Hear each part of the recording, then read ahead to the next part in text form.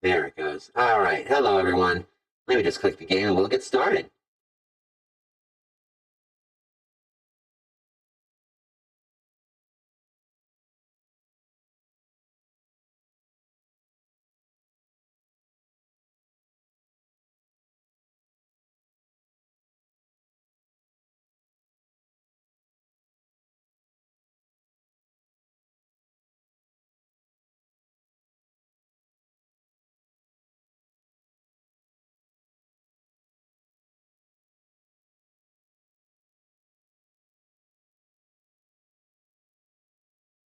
All right. Now that's set up.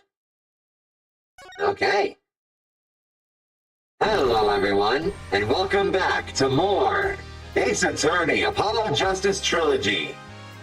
Last time, we convinced the judge to let us finally have the Founder's Orb, defeating Politician.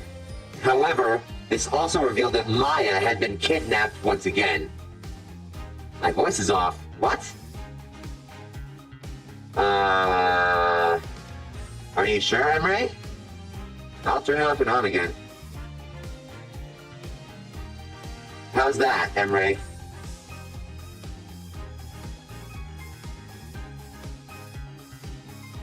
I'm not sure why the voice is off. Hold on.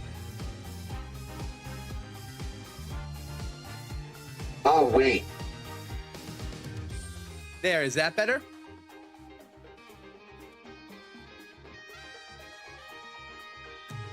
Is this what you mean? Oh, it's not meant to sound like a robot.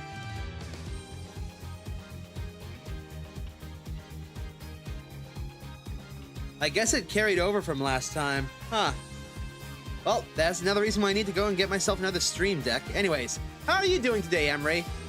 Like I was saying, we discovered that Maya had once again been kidnapped, and now we need to go all the way back to Khura'in in order to save her. And so, with that, we begin, or continue, I should say, Turnabout Revolution.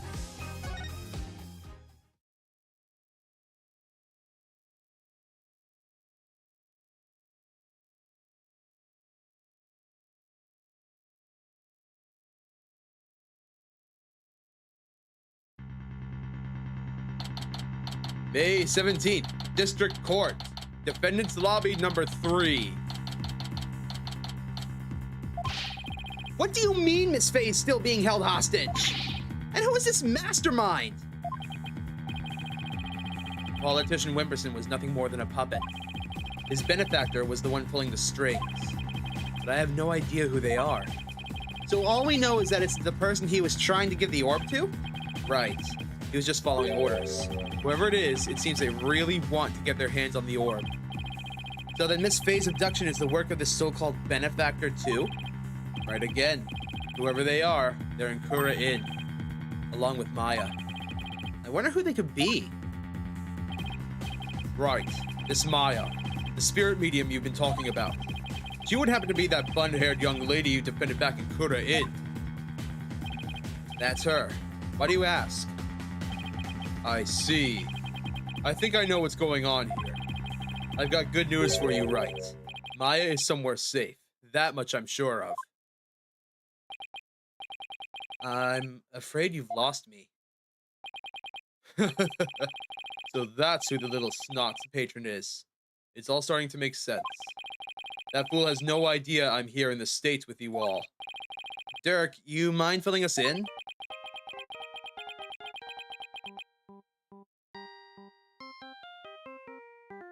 Phoenix?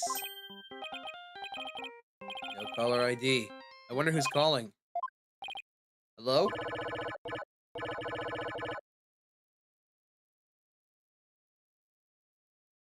I guess this one?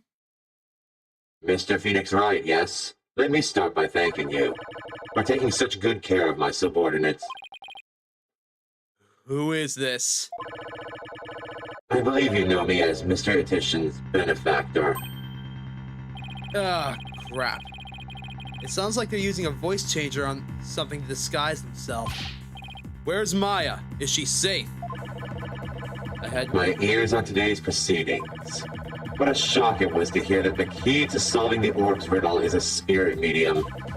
I admit, I did not see that coming. Wait, did they plant a listening device in here somehow? Never. Nevertheless, don't think for a minute that it will guarantee Maya Faye's safety. She is not the only medium within my reach, you see. You harm a hair on Maya's head and you'll have to answer to me! Right. Give it here a second. Wait! Hey there. How's it going, stranger? Who is This. Why, it's your friendly neighborhood dragon. I just happened to be in the US on a little trip. Minister of Justice, Inga Khura'in. Inga? What? Maya's kidnapper is him? Is Khura'in's Minister of Justice?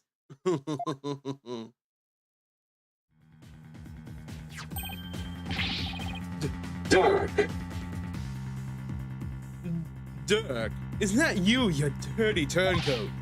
How in the... What in blazes is going on here? Oh, you know, just popped over to the States for a little R&R. But enough about me, Inga. That was a poor excuse for a bluff you pulled just now. We both know your threats are as empty as your head. You can't lay a hand on Maya Fey, and I do mean that literally. Ugh. What is he talking about? You can kiss your chances of getting the orb goodbye. Maya Fey ain't my only, how shall I say, insurance, you know, Dirk. What? I've got someone dear to you right here in the palm of my hand, too, see? Now that one, well, you can imagine what kinds of things I could do, right? Glad you're seeing things my way. Meet me at Amara's tomb tomorrow, 3 p.m. sharp. You better come alone, got it?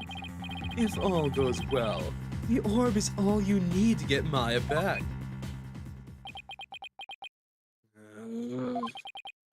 Dirk, what is going on? You heard him. I have to get back to Khura'in at once. What? Why? No time to explain. But are you going to make it? What if there are no seats left on the next flight? Plus, you're a wanted man. They're not going to just let you get on a plane. Let me worry about that, Mr. Justice. Chief Prosecutor Edgeworth! I was wondering when he would make his show up, but why are you here? What are you doing here? Taking care of the hostage situation. Oh, now that you mention it, Pearl did say that she saw you around in Khura'in village. I had him look into a few things while I was on my way back from Khura'in, including Maya's situation, of course. I was astonished to hear that she was still in Khura'in earlier, but it explained why I found no connection between her and Mr. Atishan. Sorry to interrupt, but going back to the plane situation, I've taken the liberty of chartering one for us. It's ready to take off at any time. And I will do what is necessary to hide the fact that Dirk Sadmati is on board.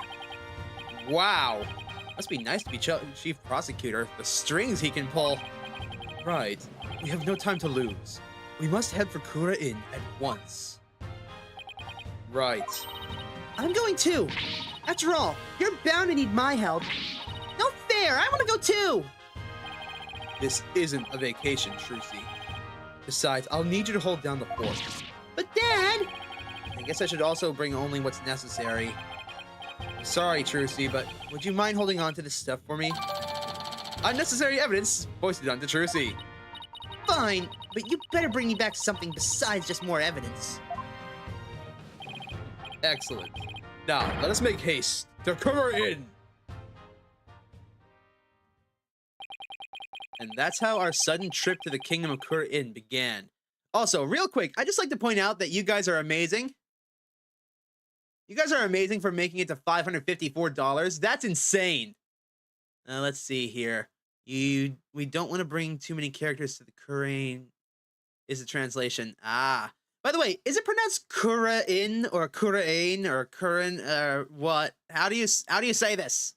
I've honestly just been bullshitting my way through. I never imagined I'd return to the country of my youth under such circumstances, though.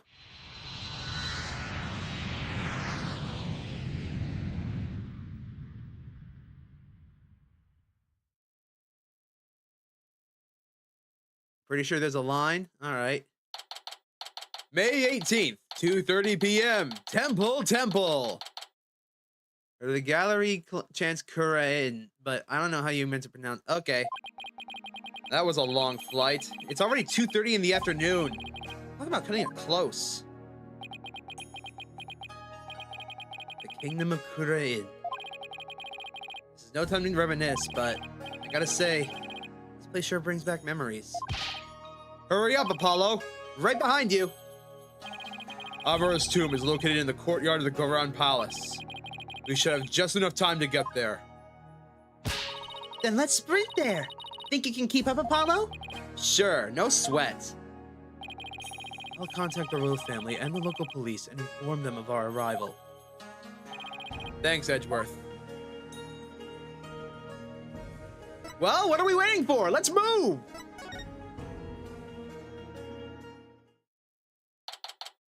May 18th, 2:45 p.m. Khura'in Palace. Royal residences. It wasn't made for all the running and climbing and near drowning I've done this week. It's 2:45. Only 15 minutes left. See that cylindrical building rising in the distance? That's Amara's tomb. Amara. Wasn't that the previous queen? The one who was assassinated? Yes, and I'm the one they pinned it on. It'll take a few minutes to get the tomb from here. So you have returned, barbed head.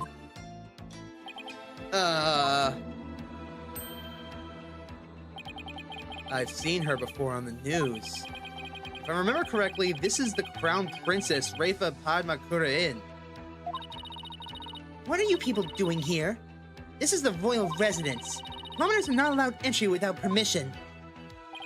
A prosecutor from the States should have already called and requested permission for us to enter. That's why we're here, Your Benevolence. Have you seen Minister Inga? If you seek my father, I just saw him heading towards Amara's tomb. Was he with anyone? You know, like some shady-looking underlings or something? No, he was alone. Why do you ask? Looks like she has no idea about Miss Faye's abduction. You hear that? I think we have company. Soldiers. Bow down before her glory! Her Eminence, Queen Khura'in, Grand Priestess of Khura'in, approaches! Khura'in? As in the Queen? Uh-oh. Ah! It's... Queen Khura'in.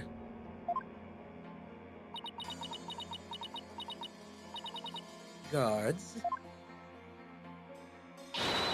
Surround Amara's tomb at once. Yes, Your Eminence!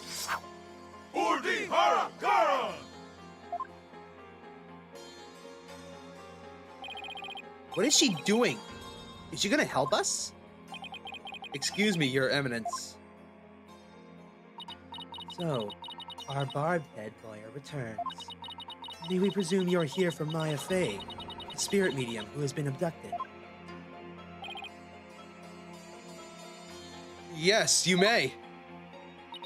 Allow us to apologize for the criminal actions of our husband. Oh, there's no need to apologize for him. Honestly, Inga, abducting a guest in our country, how could you? Father abducted someone? Your Eminence, what about those soldiers over there? They are the Khura'in Royal Guard, soldiers who serve the crown and no other. Royal Guard? They are an elite force selected from only the most loyal and outstanding of our subjects. And why have you ordered them to surround the tomb? The police will not come if it is my husband who is committing the crime. We shall have to storm the tomb and take Minister Inga into custody ourselves. What? You mean... Khura'in, no! The hostage is in there! Dirk, how dare you set foot in the palace? Have you come to turn yourself in? Listen, we need to call a truce for now. The Royal Guard, seize this traitor of the crown. As you wish, Your Eminence! Resist and you die! Wait a second. Oh, he did the thing. Slow down there, Khura'in. I'm here to conduct a hostage exchange. But if you take me in now, my Fei is as good as dead. A hostage exchange? And why would he choose to do such a thing with you? We can talk about that later. Right now, I need to get in there before it's too late. If I can't resolve this in 20 minutes, you can storm the place. Now then, if you will excuse me. Dirk, wait! Guards, allow the insurgent Dirk Sadmati to pass. Bardhead, you have some explaining to do! Right. Well, while we're waiting here, Apollo, why don't you explain the situation? What? Why me? Leave nothing out, Hornhead, or I'll dehorn you where you stand. Hornhead? She doesn't waste any time coming up with nicknames, does she? And thank you for the compliment about the Royal Guards there, Emre. And what's with the attitude? Her father is the one who abducted Miss Fei.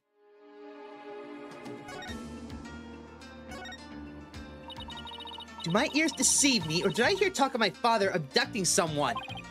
Oh, you heard right. He abducted Maya Fei and...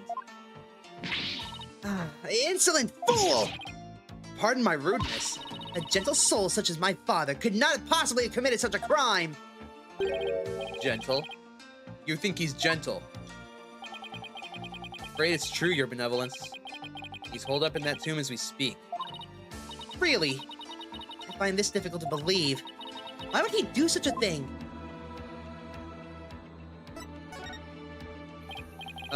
Your Benevolence? You saw your father heading towards the tomb. I did. I was over on that veranda deep in thought. When I saw him hurrying towards the tomb, I'd say it was about 10 minutes ago. How was he rushing? Maybe he was worried he'd be late? Did you see anyone else heading for the tomb? I saw no one else after he entered. So Minister Inga and Miss Fei are the only ones in there besides Dirk? Who knows? I wouldn't be surprised if he had a minion or two in there with him. Dirk. Sure hope he's alright. It's only been 5 minutes? It feels like an eternity. Patience, Apollo. Patience.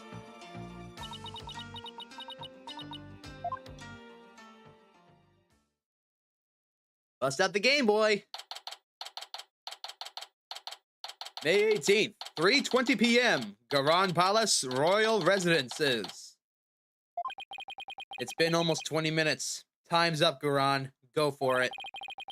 What is taking Dirk so long? The appointed time has come. Our Royal Guard shall now storm in. Can't you wait just a little longer? No, we cannot. Every second we wait puts the hostage's life in even more danger. Therefore, we see no alternative but to order our guards to storm in. But that'll put Miss Fei's life in danger too.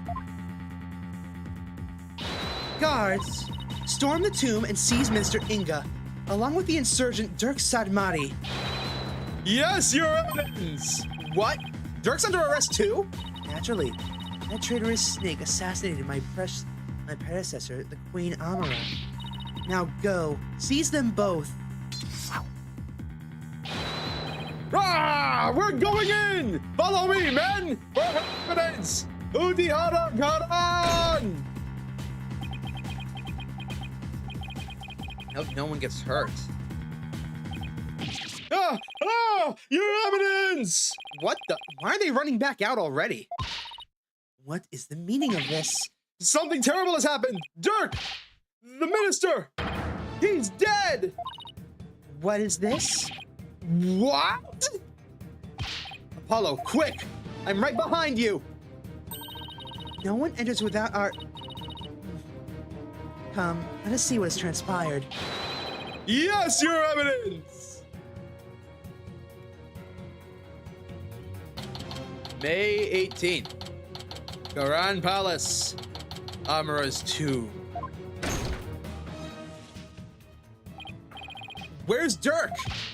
Apollo, over there. Oh, he's dead. Dirk?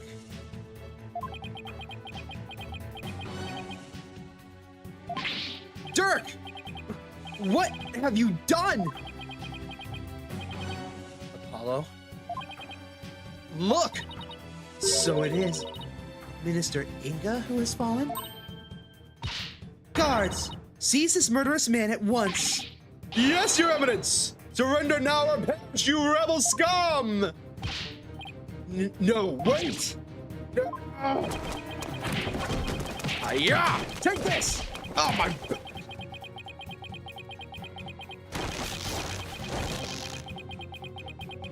That's smarts. Dirk! They're taking him away. Ooh. Ow!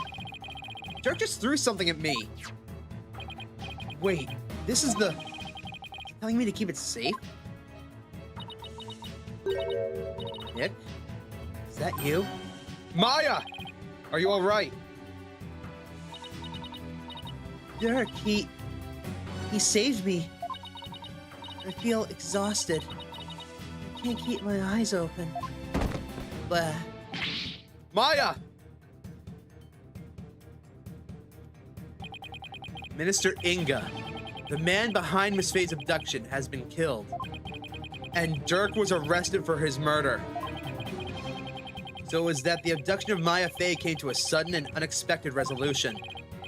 With this, the curtain fell on the minister, but things were just far from over.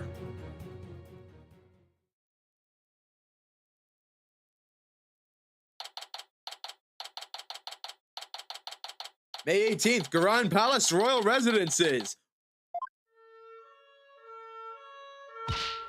Apollo, what happened? I can't say for sure, but from what I can tell, it seems Dirk has killed Minister Inga. What? You think he did it to save Miss Faye? Most likely, but who knows? I'm really confused right now. My father, this cannot be! I must see for myself! Your benevolence! We cannot allow you to pass! Fools! Stand aside! Forgive us, but we have direct orders from Her Eminence the Queen Khura'in! Father. Oh, Father. Dirk, you will pay for this! Apollo, let's go regroup somewhere. Yeah. Dirk, it wasn't really you that did it, right? What the hell's going on? I've honestly lost track. May 18th, Temple! Hello, Natalie! Welcome to the stream! Thanks for tuning in! Are you okay, Apollo? Yeah. Edgeworth's speaking with the local police. So let's sit tight until he returns. Okay. I know you must be in a state of shock right now, but I need you to stay with us, Apollo. How are you doing today, Natalie?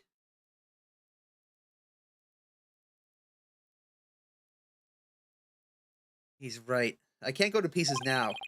Thanks, Mr. Wright. I'll be fine.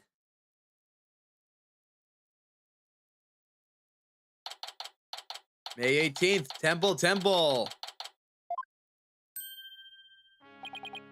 Right. Mr. Justice, I'm afraid I have some bad news. It looks like things will only get more complicated from here. Prosecutor Edgeworth, what's happening with Dirk? You're going through pain? Well, I hope it ends soon. Like, I hope it gets better really soon. I'm doing well. I just got back from a doctor's appointment. And now I'm streaming for you guys and having a blast. As I understand it, he's been officially charged with the murder of Mr. Inga. He has. However, I did manage to get his permission to investigate the crime scene, and I expect we'll be allowed to visit Mr. Sadamati shortly. Thank you. I'm sure glad Prosecutor Edgeworth is here with us. Also, it just so happens that Detective Sky is here in Khura'in, so I have asked her to assist us with our investigation. What? Okay, what is Sky doing here? Of all places in the world?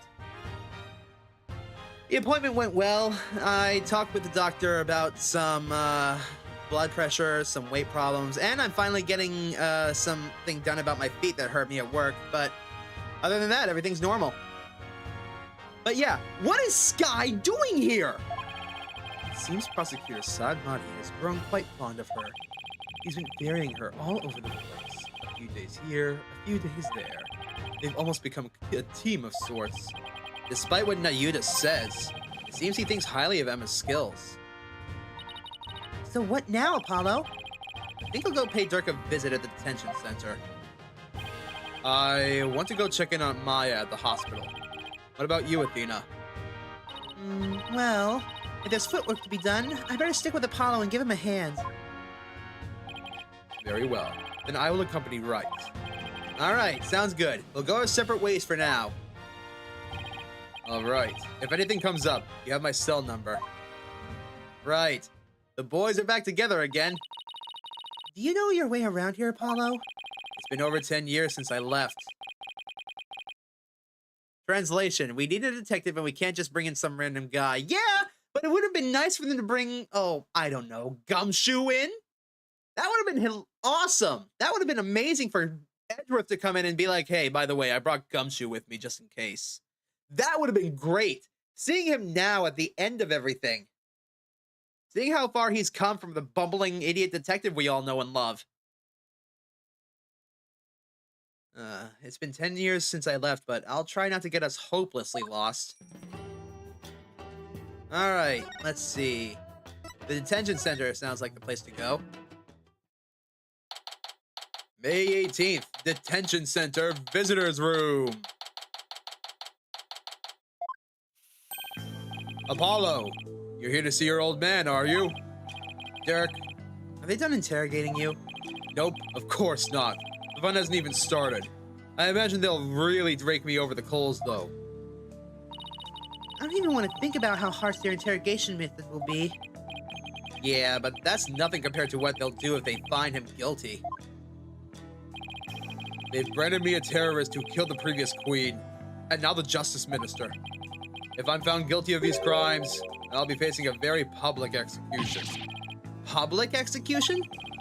This is worse than I thought. Come on, son. Turn that frown upside down. You'll jinx us. As soon as I get out of here, I'll take you to this very tasty hash house I know. I like that. I really need to focus on what's happened. It's time to switch to work mode. Dirk, can you tell me what's happened? Oh, and there's also something I want you to take a look at.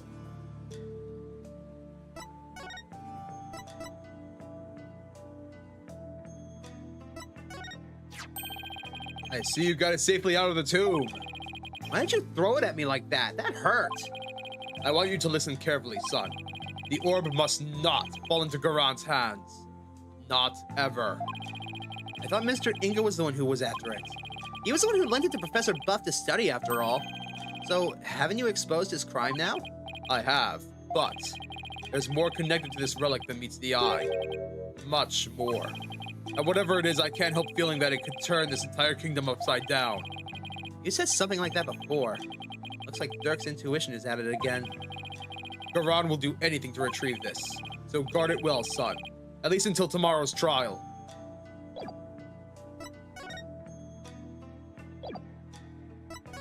Alright, so tell us about the incident. Dirk, what happened in there? You didn't really kill Minister Inga, did you? Well, the thing is, I really don't know. Huh? What do you mean you don't know? You were in there all alone. I remember seeing the mural of the founder right as I entered the tomb, but I got all dizzy immediately after that. You passed out and you found... The next thing I knew, I was standing there with a bloody knife in my hand, and covered in Inga's blood. So you don't remember meeting with him? No. The last thing I remember after entering the tomb is feeling really dizzy. There is no way he can explain what happened if he can't remember anything. Yeah. I suppose there's no getting out of this one. We can't give up yet. Ha ha ha ha ha ha! I was just messing with you, son. Well, stop. It's not funny. Sorry. Nothing ever seems to faze him. Not even being arrested for murder. This is gonna be one tough case, Apollo. Not only have I been charged with Inga's murder, but I've also been charged with Amura's assassination from 23 years ago. You're on trial for 2 charges? Khura'in is practically licking her chops just thinking about my public execution. Guess it means that we can't afford to lose our heads, huh? I don't know how you can laugh at a time like this. So, son, I take it you'll be defending me at my trial. Of course. You can count on me for that. That's my boy. It looks like your nerves are as steely as those vocal cords of yours. After all, you got the Defense Culpability Act to contend with, too. Oh, right. So if you're found guilty, we die too. I forgot about that, actually. Don't tell me you forgot about that. Oh, I'll be fine. I just have to make sure we win this one. You sure? Because you don't sound very fine. Apollo? What was that about an assassination 23 years ago? Oh, we finally get an explanation for all of this? About that 23 years ago. What was that? That was when the previous Queen Amura was assassinated, wasn't it? Yes. Someone set her private residence on fire. She lost her life in the ensuing blaze. And you were arrested for the crime. Why would they arrest you, Mr. Sadmati? Weren't you just a lawyer back then? What relation could you have had with the Queen? About that. Amura was, well, my wife.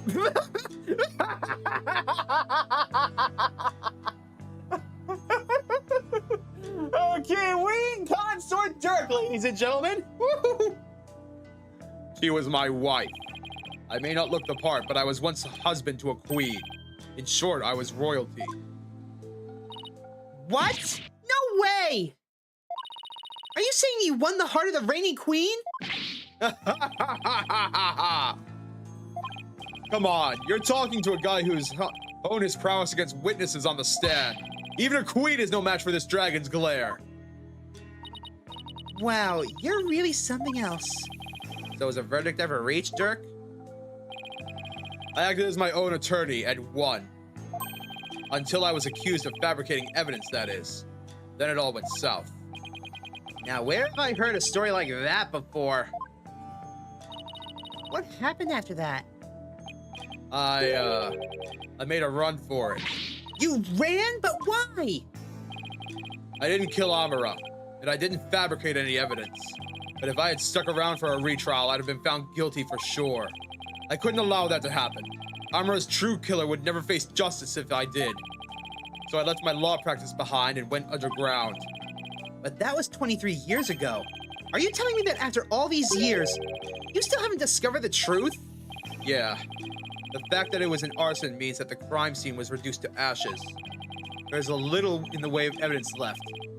That had just been a brick wall after a brick wall.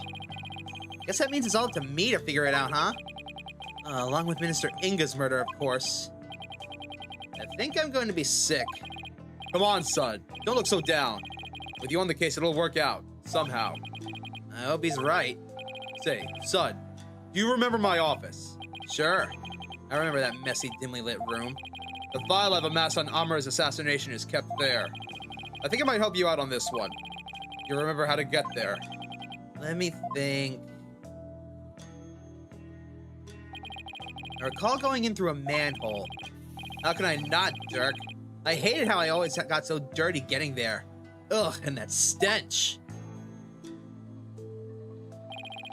That old case file is important too, but I should probably focus on the minister's murder first. I'm afraid your time is up. Nayuda! It is time for the prisoner's interrogation. So be gone, you putrid-headed, criminal-abiding lawyer. Wait! Don't tell me you're the prosecuting attorney! What? But that would mean... Is there a problem here? You bet there is. He's your father. And your point is, my relation to the accused is irrelevant. The fact remains that I am a prosecutor. No, that's not what I don't think I'm getting through to him. Hey, Yuta. Long time no see, son. How have you been?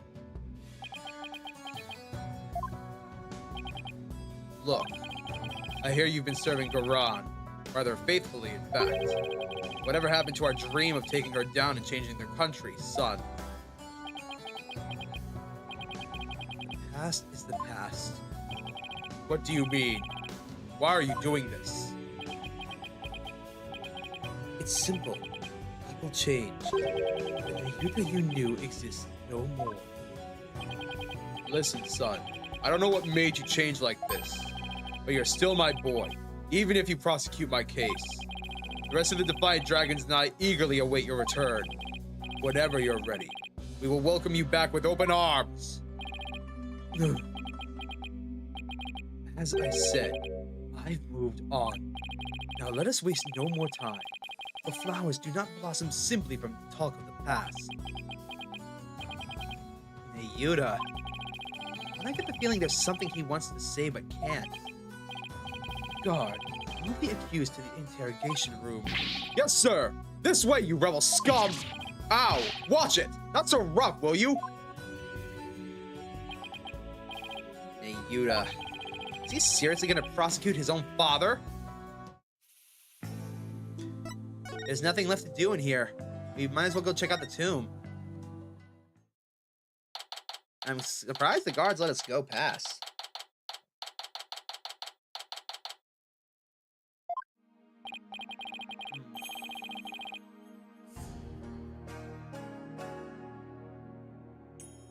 So, this is the tomb of Amara, the previous queen of Khura'in. It's really lavish. Yeah, I know Edgeworth got his permission, but I'm surprised no one gave us no lip at all. I guess you could say this place is fit for a queen. Is the faceless woman at the mural over there Amara? No, that's the Holy Mother. She's the one who brought spirit channeling to Khura'in. Oh, right, the woman in the orb. Oh, it's You two. Getting right down to business, I see. Hey, Emma. We heard you'd give us a hand if we needed it. Yep. Mr. Edgeworth asked me to help where I could. So it's been quite a while since you've been back in Khura'in, I hear. Yeah. More than 10 years, in fact. Well, you sure didn't waste any time. I mean, you're already mixed up in a murder. You're as big a trouble magnet as Mr. Wright. Please don't say that. My luck is already bad enough as it is. Emma, I hear Prosecutor Sadmati has requested your services again. He seems to have really taken a liking to you. You mean His Imperial Holiness? I don't mind that he approves of me and my abilities. It's just, his people skills need some serious work. Emma, we are protagonists. That's just what happens. Oh, God. Emery, you have the best comebacks. When he manages to smile and compliment my work, it's hard to say no. Plus, working on investigations and flying back and forth between here and... it's been tough, and the lack of sleep has been brutal on my skin.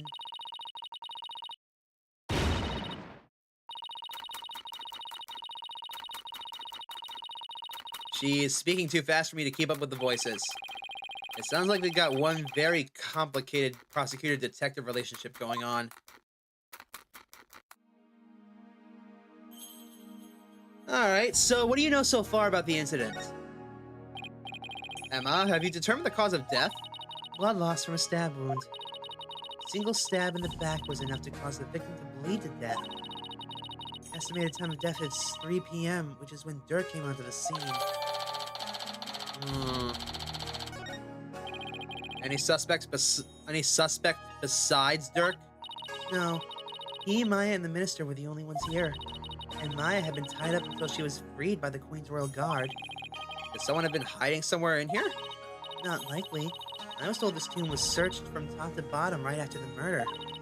And during that time, the Royal Guard set up a perimeter to prevent anyone from escaping. In other words, the crime scene was completely sealed off? It would appear so. There's no way for a third party to escape without being spotted, so... Great. It's another one of those convoluted locked room mysteries. Again! I'm getting sick of these things. Alright, what do we know about the victim besides he was a piece of shit? About the victim, Minister Inga. He was the kingdom's Minister of Justice, correct? Yes. Inga Khura'in was the second most powerful figure in Khura'in. Plus, he was married to the Queen. Seems strange that someone of his status would abduct someone. Apparently, he only told a few of his most loyal subordinates about his plan. That way, there was little chance of the police, or even the Queen finding out. Oh, is Inga hoping to gain by getting his hands on the orb? That I don't know. But I'm working on it. I wonder if it really was for what politician Wimperson said. It's delivered to my benefactor at all costs. What do they want that thing for, anyway? It's something to do with an old legend. My patron seeks the great power said to be granted to whoever solves its secret. So he's after the spiritual power? A great power that is said to be bestowed on whoever solves the orb's secrets. In Khura'in, only those who can channel spirits are said to be fit to rule. Oh! But I'm working on it means you'll have to figure that out by yourself. Oh boy, you're right. But this part makes sense. If Minister Inga were to try and play Kingmaker, he would need the orb and a spirit channeler to give him the power to do so himself. In that case, his plan was doomed to fail. Ain't no way in hell Maya was gonna channel for him.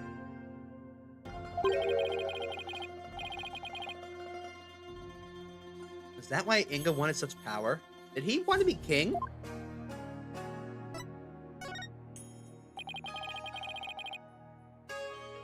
So this is the tomb of the previous queen? Mm-hmm. Queen Amara was laid to rest here. She lost her life in an arsonist blaze. What a tragic end. I heard this tomb sits on the actual site of her residence before it was burned down. They built it on the same spot so her soul could rest in peace. So this is where the fire happened, huh? Why do you think Minister Inga was holding Miss Faye captive here? It's the perfect spot if you think about it. It's close to the private quarters, which made it easy to keep an eye on his prisoner. And the courtyard is only open to the royal family, so he had little fear of prying eyes. Plus, the tomb is normally locked, and only the royal family is allowed access. So that's why he picked this place. How long had Miss Faye been held captive? About 6 days. Really? That long? It appears that she was severely weakened by her prolonged confinement. She passed out as soon as she was freed, and is now on an IV drip in the hospital. She's been asleep ever since. Poor Miss Faye. I hope she gets better soon. Emma, do you mind if we start looking around? Sure, I've already got the okay. Knock yourselves out. Oh, and here. It's a diagram of the police drew of the tomb. I thought I'd give you a copy to help your investigation along. Thank you.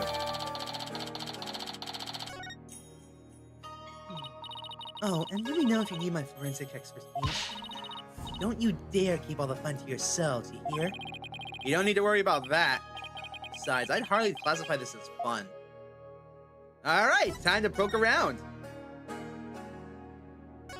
Obviously, we're gonna check out this sarcophagus.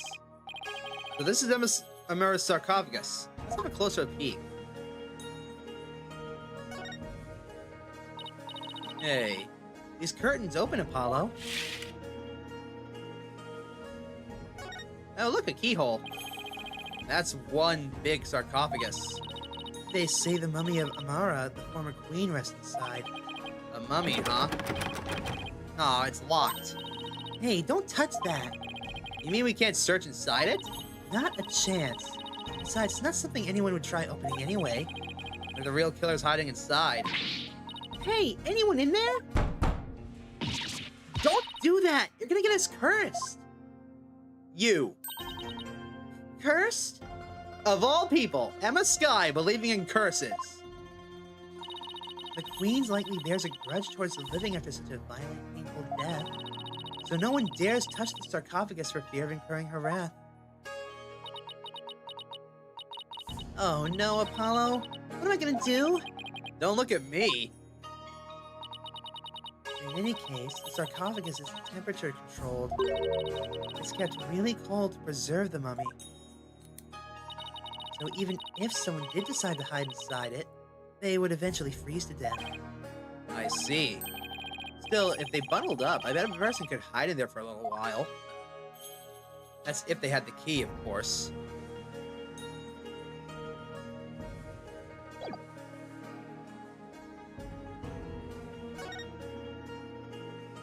You will be cursed scientifically, of course. Looks like the Holy Mother was painted here to watch over the Amra's sarcophagus. So it's like this tomb is protected by the founder? That must be so reassuring to those she left behind. Only one problem. They didn't paint the eyes. She needs to do so to said watching. She needs to do said watching. What the hell was that, Brain? Come to think of it, she doesn't have a mouth to smile down on the tomb with either. It's actually kind of creepy. I wonder if being watched over by someone like that gives the Queen nightmares. Hey, keep that up and the founder might just come and watch over you too. We know the reason why there's no face on her. What's this? It's full of ash. My guess would be that this is an incense burner. Hey, look, Apollo. There's something in the ashes. Let's see what it is. Ooh, sparkles! Is that a gemstone? I wonder what it's doing here. I got this one covered, Apollo. Would you like to hear my brilliant theory? Well, I guess it wouldn't hurt. You know how people make wishes by throwing coins into a fountain, right? Well, you know, on second thought, I'm good. What? You sure you don't want to hear my theory? I was just about to get to the good part. Let's just ask Emma. That'll be much faster.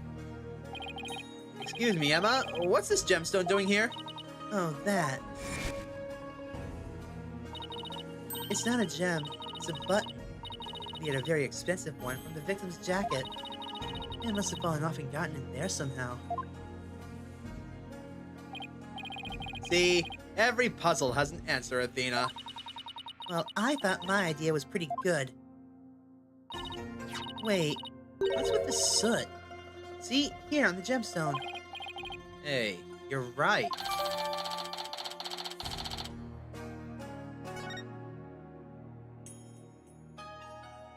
Oh, there's no other sparkles. Boo. Boo, I say. I was wondering, Apollo, did the ash come from the incense sticks that were burned in this? Or did people put their incense in after there was already ash in here to hold them up? Don't be silly, Athena. The answer's simple. The ash is the product of the prayers from the countless visitors who came here. It's not a chicken or the egg kind of thing. Oh, that's an interesting take on it. So much more poetic than mine. Let's check this one. Aww, empty. Boo. Boo. There's a painting up there, but I can't see it very well from here. Look, one of the statues is broken. Yeah, but it's kind of hard to see from here. Fine. I'll do the stupid turny thing. There, are you happy? Is that blood? That looks like blood. One of the statues is broken. Let's take a closer look.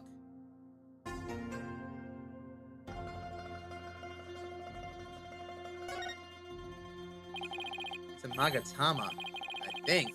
Did it come from the broken statue? Look, Apollo, there's another one.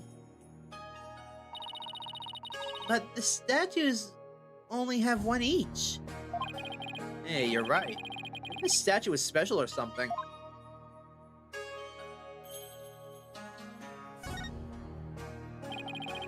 This thing's more splintered than a statue now. The bullet from the victim's gun did a real number on it. Seems like something you get cursed for, you know? In Minister Inga's case, I say getting her ticket punched is curse enough. Yeah, but don't curses extend to the afterlife? You need to stop talking about what Nayuta says so seriously. I'm perfectly capable of thinking for myself.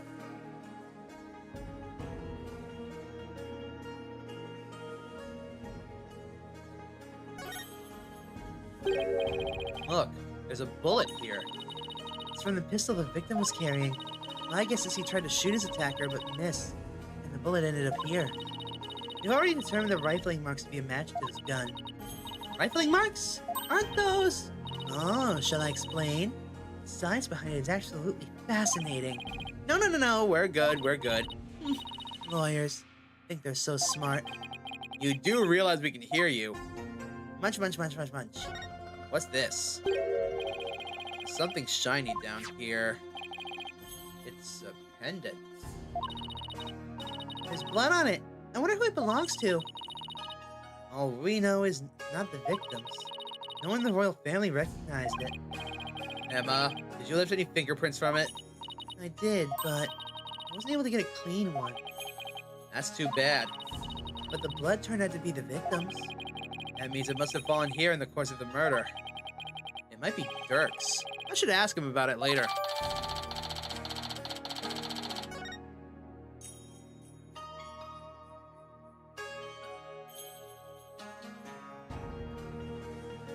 Okay. Let's check out the blood here. Wow, it's covered in blood. With a blood splatter this large, it must have been gotten all over the killer, too. Come to think of it. There was blood on Dirk's clothes.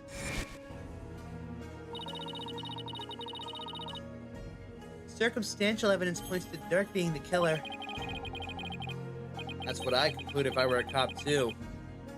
Why are things always so bleak for us?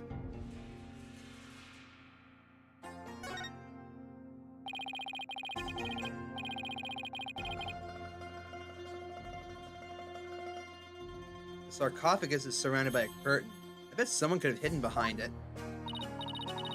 True, but that's one of the many places the royal guards checked after storming in. Wow, they were really thorough. Well, apparently, one of their members loves mystery novels. He peered into every nook and cranny with an almost frightening amount of gusto. And when he was done, he said, "Very interesting. It's like one of those locked room mysteries." Sounds like he's in the wrong line of work.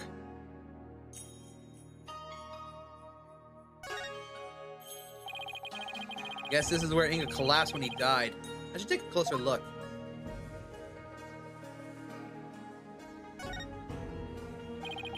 I wonder if this is Inga's cell phone. It should be. His fingerprints are all over it. You know if he talked with anyone recently? There were a few calls logged between him and his underlings. They're all members of the secret police who were directly under the minister's control. You mean like spies? I don't think that's quite it. So there really is a secret police force. They've already taken the body away. It's kind of sad how familiar I've become with these body outlines. I have a photo of the body if you're interested. He was stabbed right in the back.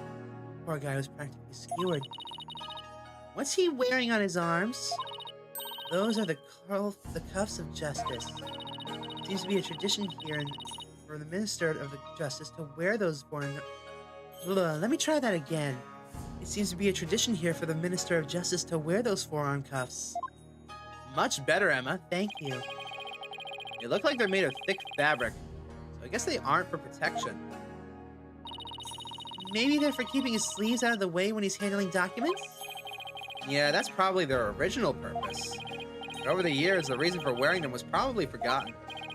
So now they're just one of the many traditional things that people do without knowing why. Oh, I get it. I like the way you roll up your sleeves, huh? Or your psychology, or we're going there.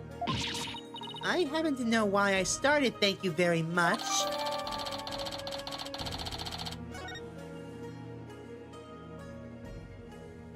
The knife. So this is the murder weapon, huh? Emma, did you find any prints on it? Yep, and they were super clear. They belonged to Dirk Sadmati. That's not good. Were there any others? There was one more print from another individual. It was too smudged to identify. Probably an old print from someone else who had handled the knife. Oh. It's another piece of unhelpful info to add to our ever-growing pile. Ah. Let's look at the gun. So the minister was armed, huh? Mm-hmm. That's a 4-shot pistol. He had it for self-defense, apparently. But it won't be firing anything anytime soon. Huh? He was carrying a broken gun around for show?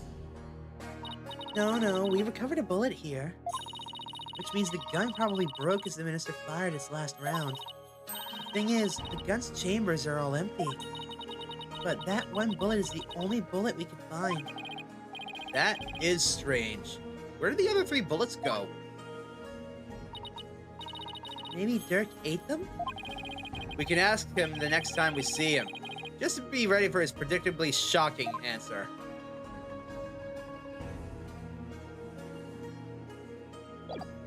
Maybe Dirk did eat them. Not literally. I mean, like, maybe he got shot. Who knows? Anyways, let's look at this thing. A baby on a lotus blossom? That is one strange painting. Apparently, that's part of the mural depicting the life and the times of Queen Amara. You know, like a storyboard or something. Is that baby supposed to be the queen? This one depicts Amara preaching to the faithful. It's hard to put into words, but I've never seen anything like it. Let's see, the next one is... Is that Dirk? Why does he have horns? My best guess is it depicts the first time Amara and Dirk met. So he's supposed to be some kind of a demon who's seducing her? Well, he was successful. They got married after that. The mural continues on the opposite wall.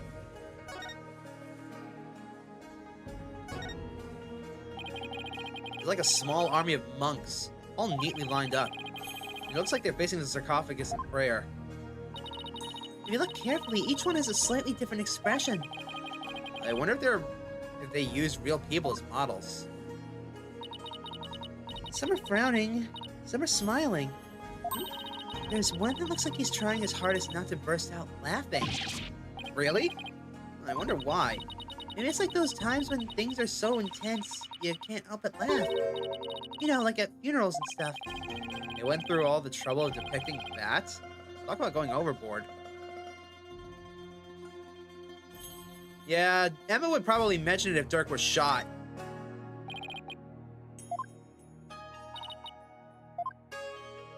Yeah, blah, blah, blah.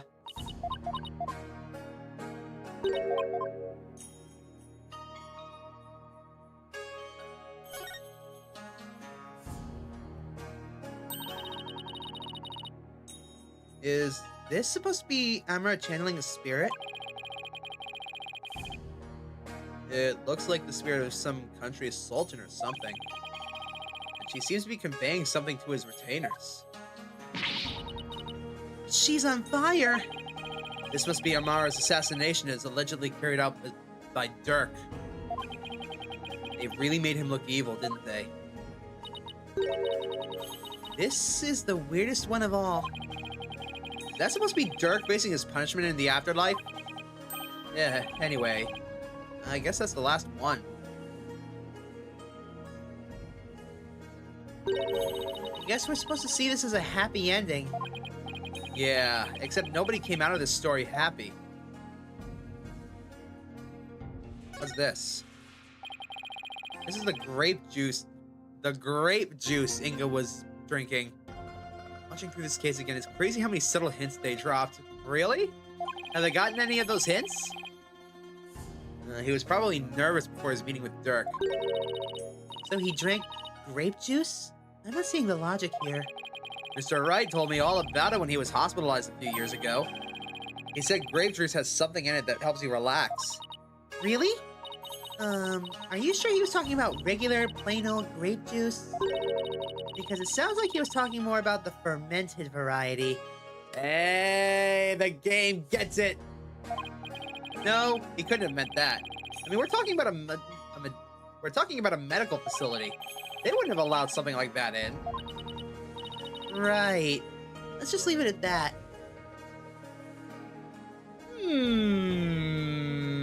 I see what you did there. Nice job, developers. Alright, let's see. What am I missing now? Oh, a chair. Miss Faye was apparently tied to this chair. Let's have a little closer look at it. We should try to cover every angle possible. Let's use these to change our perspective and take a careful look around.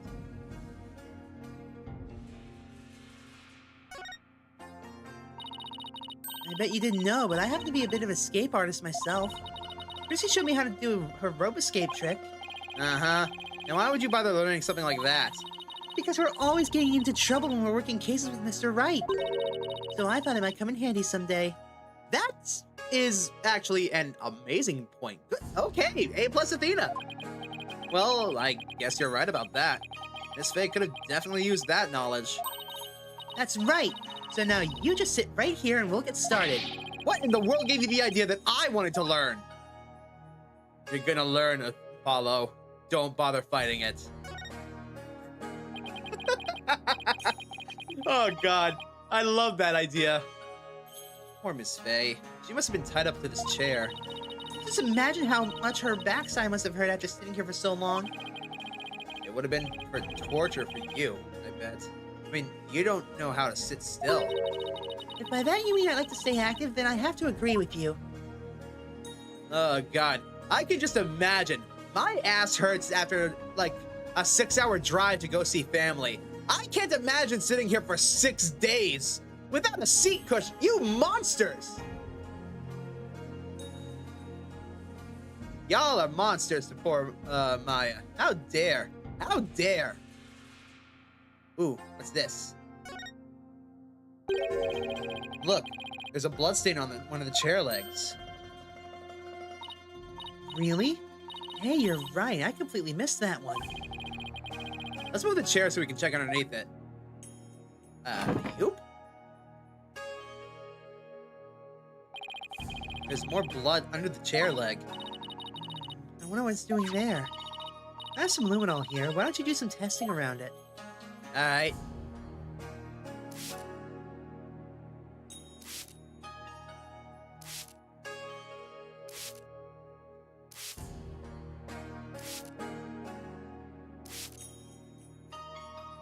Ah, here we go. Look. A blood trail? Leading right to the sarcophagus. There is no freaking way. The bloodstain leads all the way back to the sarcophagus. Emma, Is this Mr. Minister Inga's blood? Hold on a second. Huh? That's weird. I didn't get a match. So then, whose blood is it? Dirk and Miss Faye weren't wounded as far as we know. The blood's been wiped away by someone for some reason. Yeah, that's strange too.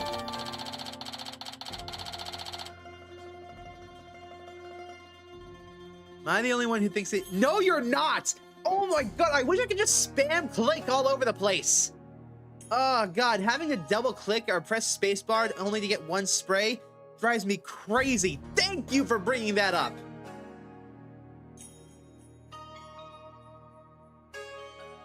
Oh, great googly moogly.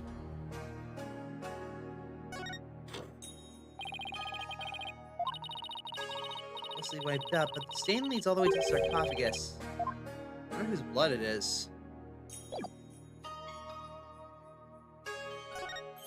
Well, since there was blood here...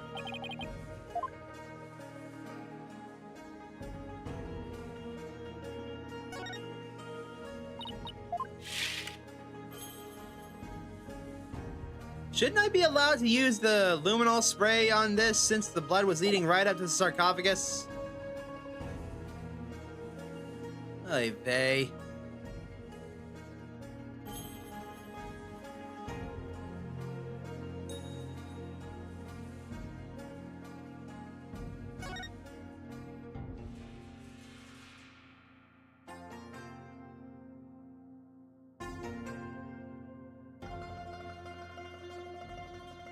Okay, so what am I not understanding here?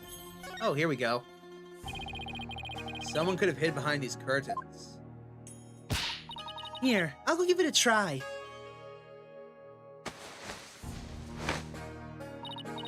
Well, can you tell that I'm hiding here? No, I can't tell at all. That's it. That's the perfect hiding spot. We did it, Apollo! We solved the case! Sorry to burst your bubble, but the royal guards searched the tomb high and low after they stormed in. They said no one else was here besides Minister Inga, Dirk, and Miss Faye. Well, back to the drawing board, I guess. My brilliant deduction! Destroyed in 3 sentences!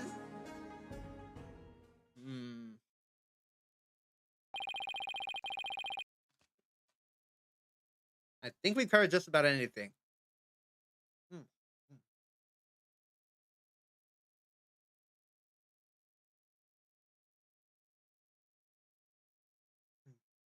Apollo?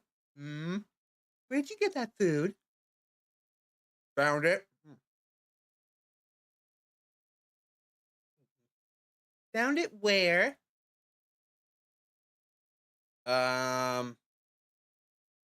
In the statues. And you're eating it because I'm hungry! Maybe we should go over what we've learned so far. Okay, for starters, we're dealing with a locked room murder. But instead of the tomb being locked, it was being cordoned off by the royal guard. And after the murder, no one was found to be hiding inside. Right.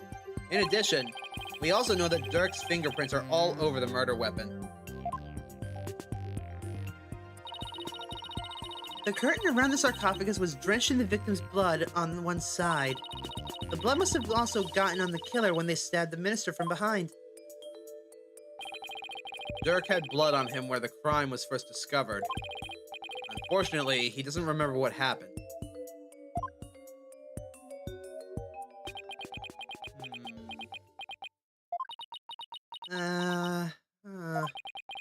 This is not good.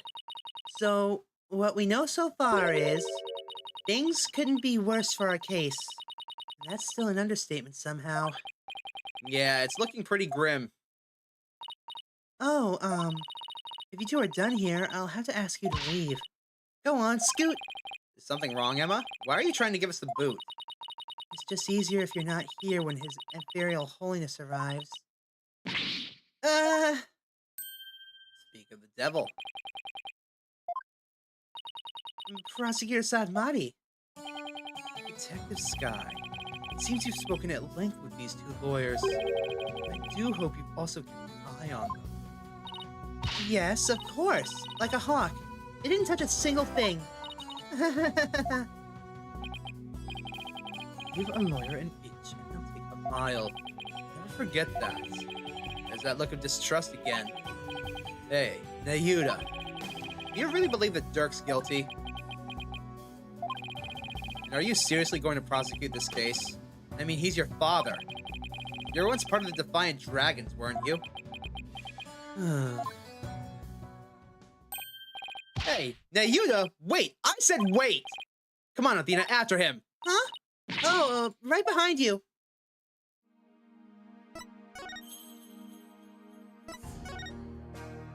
Where the hell do you think you're going? Yeah, except for the pendant they pocketed, but shh! Don't say anything about it! Nayuda, would you stop already?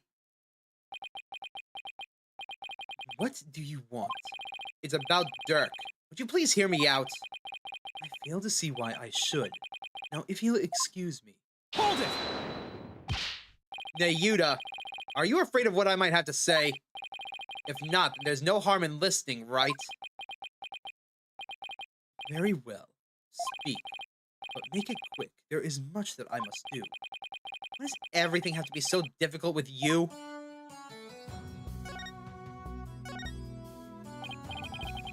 So, I know you'll be prosecuting Dirk's case, but aren't there any other prosecutors in this country? Why does it have to be you? Her Eminence, Queen Khura'in, personally requested that I serve as prosecutor. She did. Now that would make it hard to say no. Her Eminence thinks highly of my prosecutorial skills. Still, she didn't have to ask you to handle a case against your own father. Be honest. You really don't want to do this, do you? You speak of love and sentiment. I guess so. I cannot deny such human emotions. But the law is the law, and placing personal feelings above it is beyond reprieve. Do you disagree? Well, no, I don't disagree, but civilizations only exist due to the confines of the law. Without them, love and sentiment would lack the fertile soil they need to flourish. Do you disagree? No, but the law must be obeyed. This truth sits above all else, including personal feelings. That's not true. That is very much not true. Therefore, whether or not I am the son of the accused is of no consequence. It is that simple. Or would you say otherwise? But, come on, Apollo. Tell him how wrong he is. But don't you wish it wasn't that way?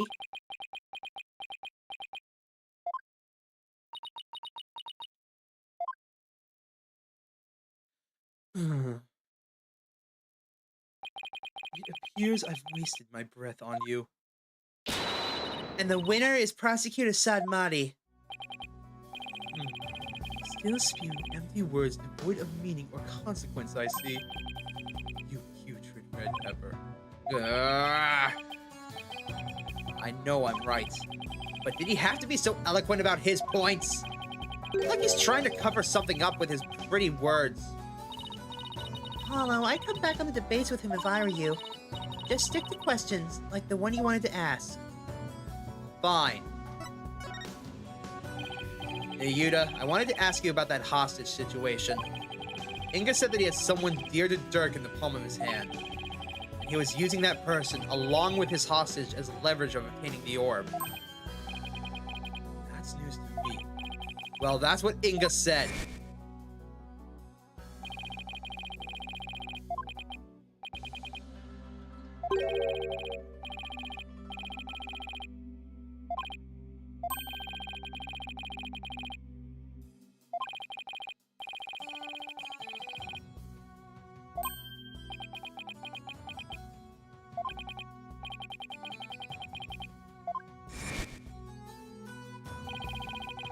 I get the impression that Dirk had no choice but to follow Inga's demands after he heard that.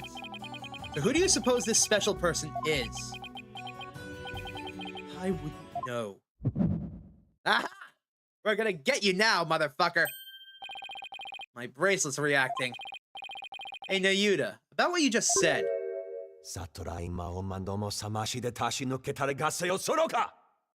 What? Ah, ow, ow, ow, ow! My bracelet's crushing my wrist!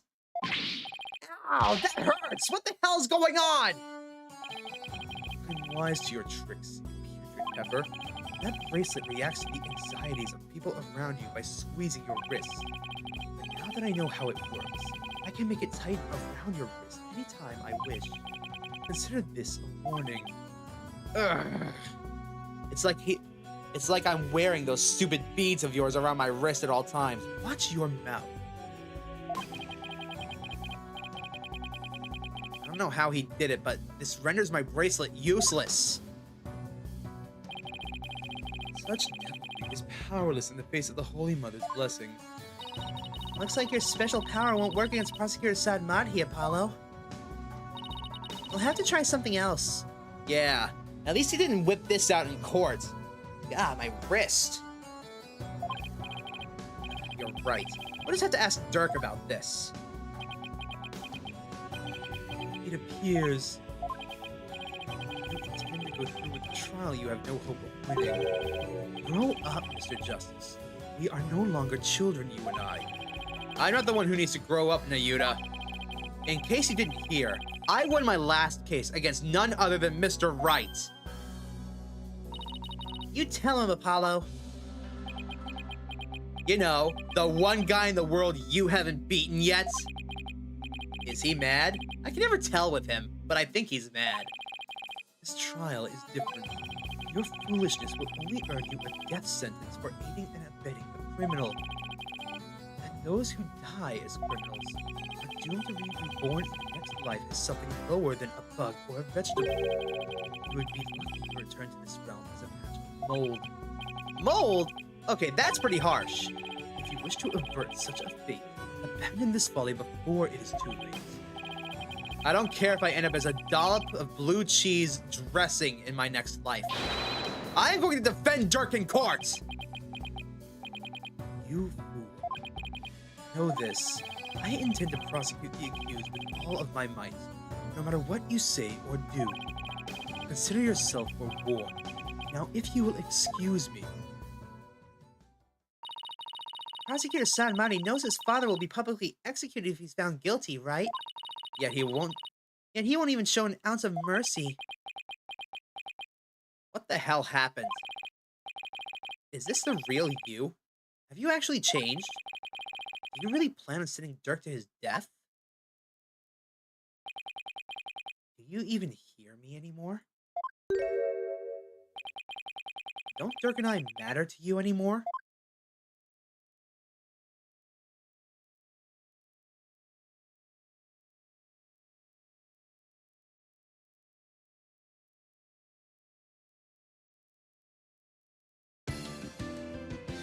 Wow, that was short. It's only been an hour and 15 minutes. Okay. Yay.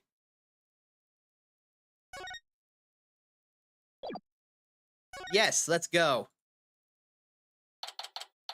You're gonna get you now, aged like fine wine, huh? Temple, May 18th. I passed out right after we found her in the tomb. Oh, are we playing as Phoenix and the boys now?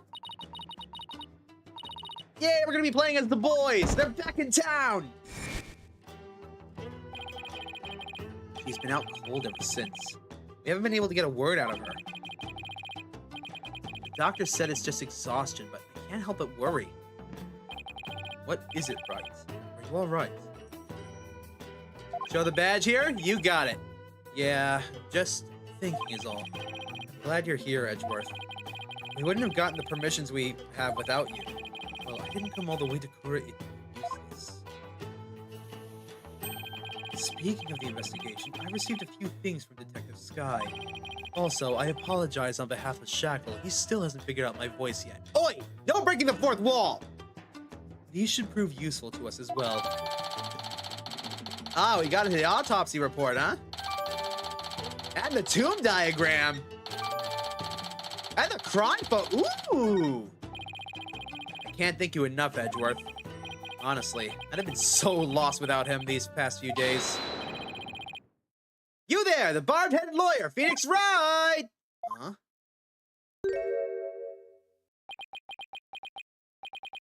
You're from the Khura'in Royal Guard, right? I am Lockheed, Royal Guard member, and Her Eminence's shoulder rubber! That's very specific. And what does a Royal shoulder rubber want with me? Wait, come to think of it, my shoulders are a bit stiff. Don't be absurd! I'm here for one purpose only! I'm to bring you before Her Eminence, Queen Khura'in, Grand Priestess of Khura'in! Will you comply? The Queen? What could she want with me? Why does he have to shout like that? I can't fathom why Queen Khura'in would summon you, but I advise you to accept Her Eminence's gracious invitation. Royal shoulder rubber, Lackey, was it? Lackey? Lackey? Oh my god, his name is Lackey! May I join Mr. Wright in his audience with the Queen? The name's La Key. La apostrophe Key. And all praise the omnipotent Queen Khura'in, for she has already foreseen and approved your request, Chief Prosecutor Edgeworth. You are both to come with me. You mean to say Queen Khura'in sees our every move? Yes, indeed! Her eminent spiritual power is immense! She can even see what's going on thousands of miles away! Right. I fear I'll lose my hearing next if we don't hurry. Yeah, me too. Why would the Queen herself summon me personally? What could she possibly be up to? Alright, so I got a request from chat to present the badge to Edgeworth. Still at it, I see. I guess borders mean little in the face of your incurable habits. Well, I heard you used to present evidence left and right during your investigations, too. That was a long time ago. Besides, who did you hear that from? Oh, I have my sources. Oh, well, tell your source that I look forward to his next salary review. It's not a him, Edgeworth. What? A certain key says hi. How did you... Let's get moving. I don't want to lose my hearing.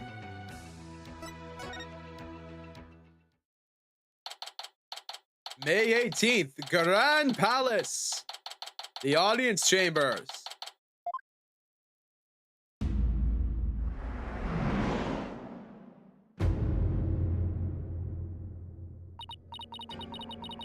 Ah, the barbed-head lawyer has returned.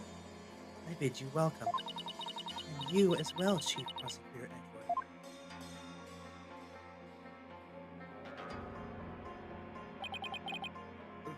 Thank you.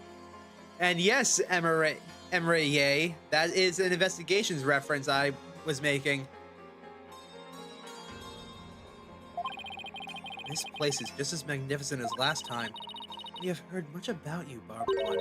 It seems your bluffs and tomfoolery tend to leave our court devastated in their wake. Is that what people have been saying about me? Right. Where are your manners? Your Eminence. I am both humbled and delighted to be in your presence. Oh, Your Eminence. I'm glad to be here. It appears that you're doing well. It is all right. There's no need to keep your head bowed all day. Yes, Your Eminence. Rafa's not looking too good. Guess even she can't just bounce back from her father's murder. So what can I do for your Eminence? We wish to question you about something related to the case at hand. Perfect, because I have a few questions of my own. Are we we're interrogating the Queen. This should be good. We fear we do not fully comprehend what has transpired, so it is that we summoned you here to further elucidate the situation. Is it true that our husband Inga had been seeking the Founder's Orb? That is correct. He wanted to trade a hostage for it. That's why he abducted Maya Fey. Insolent fool! Ka-tung! Ow! That hurt. That is a lie! A lie, I say! Father would never have done such a thing! But he did abduct Maya. That much is... I will not stand here and listen to this nonsense! You will pay for this, you... Ow! Ow, ow, ow! Please, your benevolence! That is quite enough, Rafa. We understand your feelings, but we fear he speaks the truth. I just realized Phoenix is just like Fulbright, presenting his badge to everyone. Oh! Oh no! Why did I not see that? Damn it! For we believe we know why your father would do such a thing. Huh? We believe he was seeking the orb as a means of obtaining spiritual power, and with it, he intended to usurp the throne. Mother? What do you mean, Your Eminence? Inga was planning a coup, for he was dissatisfied with the current administration, and his secret police was the primary instrument of his treason. The secret police. They came up during the High Priest's murder trial as well. An elite force under the direct command of the Minister of Justice. this case, Inga. The man who was hunting down the rebels as Lady Kira was a member of that group. Indeed, Inga turned that once proud force into his own private army. And he intended on using them to launch a coup and assassinate us. So your eminence had no control over them? As much as it shames us to admit it, Khura'in is not the unified realm it would appear to be. We are truly sorry that you have had to witness the dirty underbelly of our kingdom. How could, Father? But know that Inga could not have become king simply through our assassination. For in Khura'in, only those who possess spiritual power may sit upon the throne. I see. That explains why Minister Inga was seeking the Founder's Orb. Barbed one, do you recall the man known as Elise and Peace, Love, and Understanding? What about it? He too was involved in Inga's machinations. Inga had bought his loyalty, ordered the man to steal the orb, and covered up the theft. And then he sent the orb to the United States for Dr. Buff to study. Now it's all coming together. That explains why we never found the orb in the first case. It really is all being tied together in one neat bow, isn't it? Though there are still some things left unwrapped. The capture of the infamous villain Dirk Sadmati, and it proved to be the crowning achievement of our reign. Now perhaps the kingdom may return to the peace it once knew. Oh, what a joyous day. Hail to Her Eminence, Queen Khura'in, Grand Priestess of Khura'in. Her Eminence's spiritual power invoked a blessing straight from the Holy Mother! I could see how her cronies would be elated at the prospect. The Queen herself seems almost giddy for someone whose husband was just murdered. Father. Rafa, on the other hand, doesn't appear to be taking it so well.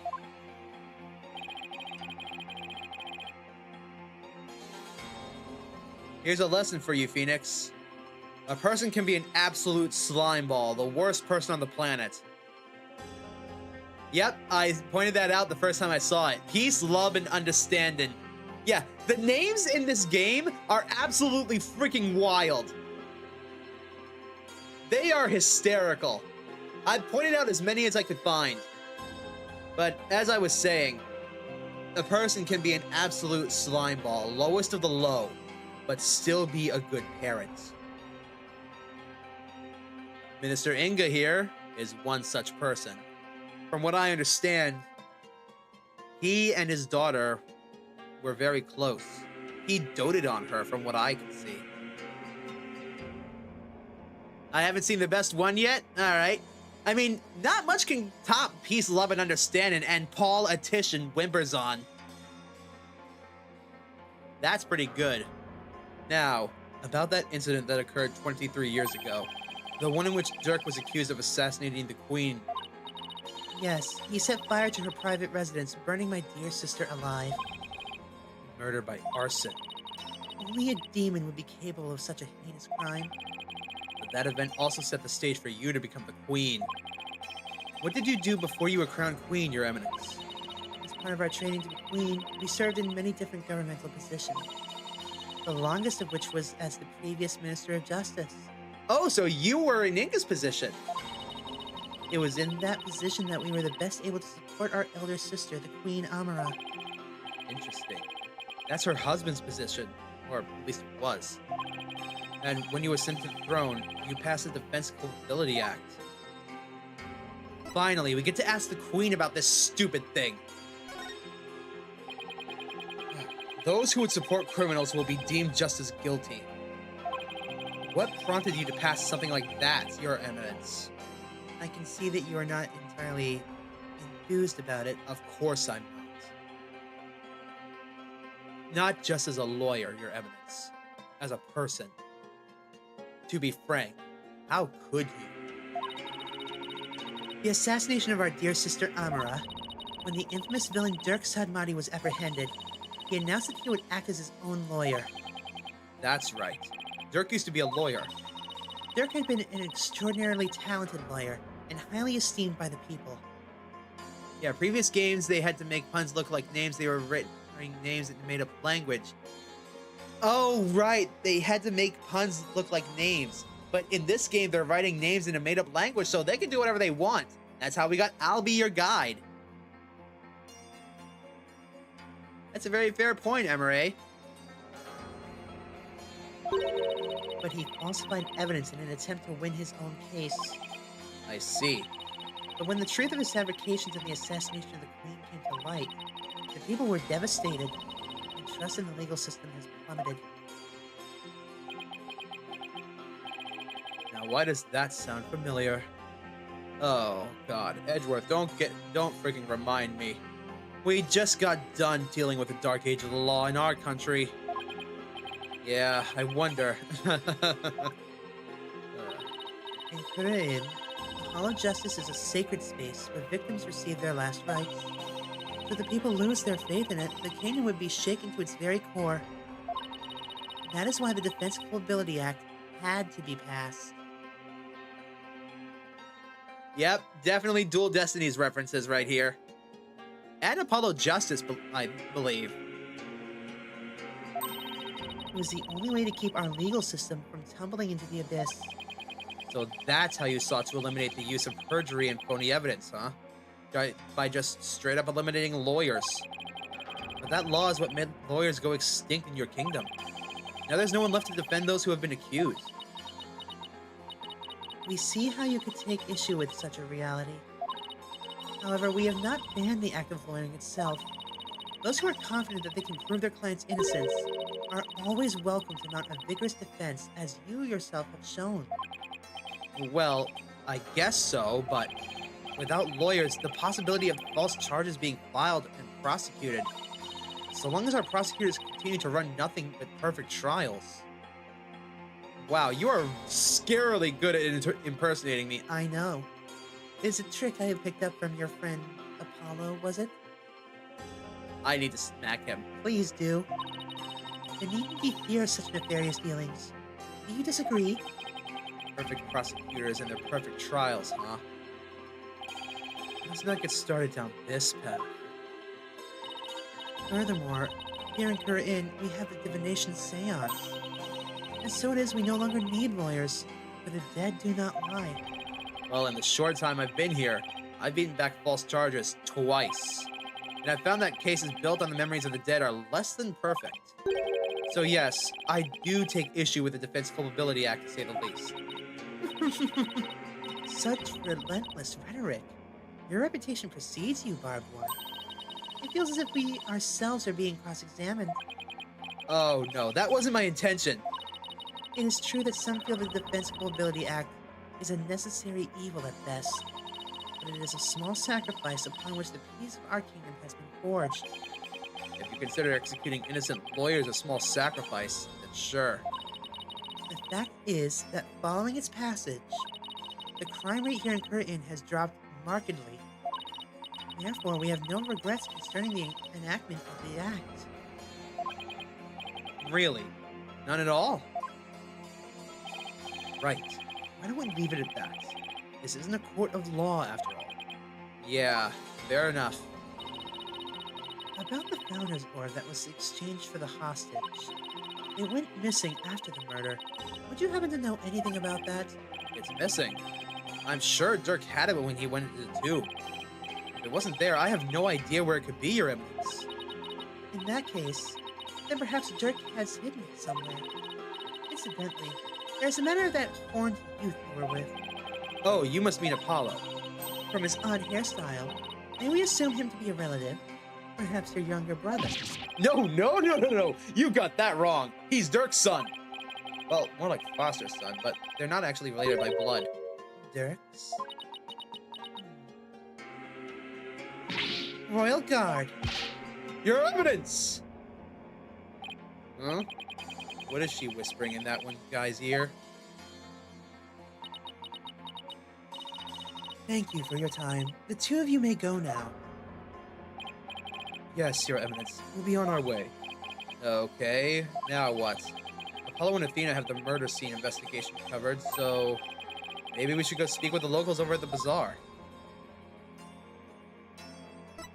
Right, I think you've just made a horrible mistake. This should be good.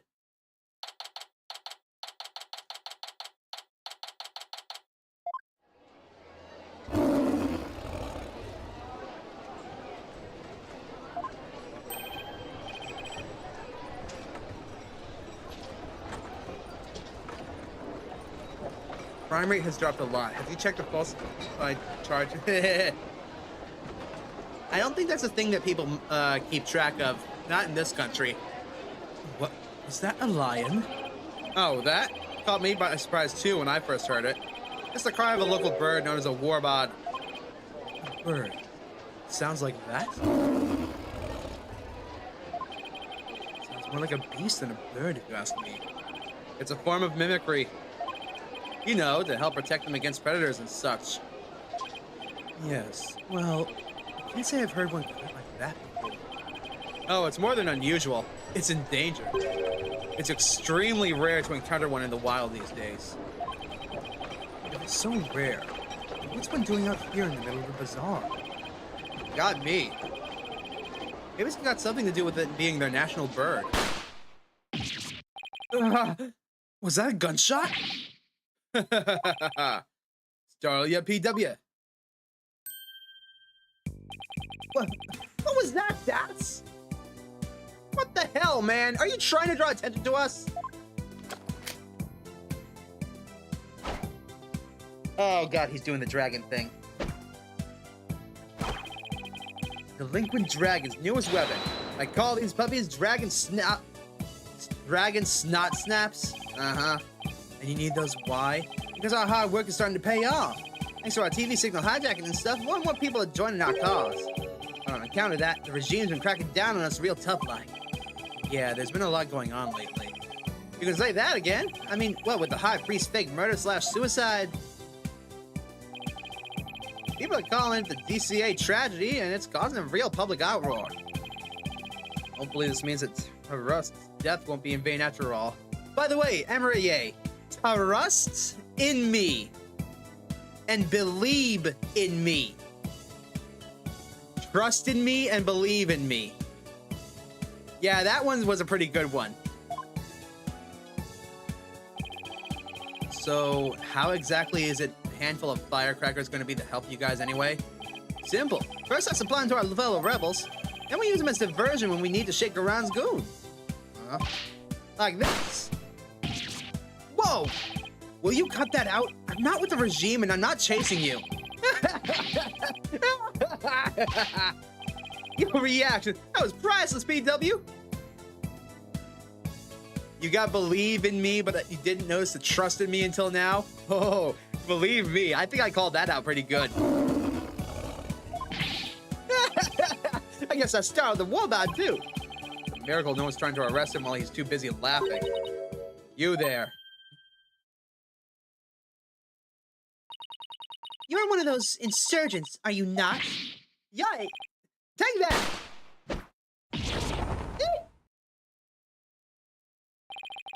And he's gone. Those firecrackers are more useful than I thought. Bardhead. Fun fact, did you know that firecrackers were actually used by ninjas? Your benevolence. What can I do for you? I wanted to speak with you. About what my mother said. I do not believe a word of it. My father could not have been planning a coup. Well, I can understand why you feel like that, but... It was a setup. Someone must have been plotting against him. And how do you know that? I just do. Because the Holy Mother guides me. And as a royal priestess, I must uncover the truth for all to see. Maybe this is just how Rafa expresses her sense of duty. You're investigating this matter, are you not? Then rejoice, for I shall accompany you and bestow upon you the royal priestess's wisdoms. That's the best news I've heard all day, your benevolence. No one would dare get in our way with Rafa by our side. We humbly accept your offer. Don't we, Edgeworth? As you wish, Wright. Excellent. Then let's begin with my father's private quarters. We should be able to find some clues in there. I shall expose this false charge for what it is. If it is the last thing I do. Could it be? The reason she's so defensive about Inga is because she's a daddy's girl. Barbhead, let's not waste any time. My father's private quarters are located within the royal residence. Now follow me. Wait! She's sure in a hurry. Right. The minister's private quarters may hold evidence related to the murder as well. Yeah. Maybe we can kill two birds with one stone here. Rafa's awfully fired up. I just hope she'll be ready for the truth that we find. After all, it's hard to believe that Inga was not in full control of the whole affair. Anyways, let's move on. Royal residence, right?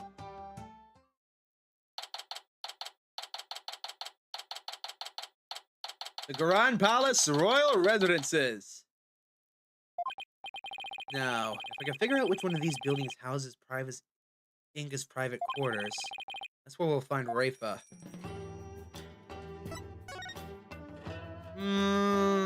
Methinks it would be here. There are footprints coming in from this residence. Too bad they're just kind of end. I wonder who made them and where they went. This overturned urn spilled its water all over the place. It was already knocked over when we got here earlier in the afternoon, so we can rule out Athena at least. Right. What does it say about you if your first suspect is your own subordinates? Ow, Edgeworth. That's what I call an extravagant... Let me try that again. Now that's what I call an extravagant... Fuck! An extravagant exterior! So, is this where Inga's private quarters are? Watch your step, Wright. That urn's been knocked over, spilling water everywhere. Yeah, the ground's soaked. I wonder who did this. I think someone's in there. Father? Is that Princess Rafa? There's still so many things I wish to tell you. She always puts on such a brave face. But hearing her crying all alone, I can't help but think of Trucy. Father? Princess Rafa, are you in there? Just a moment. I'll be right out.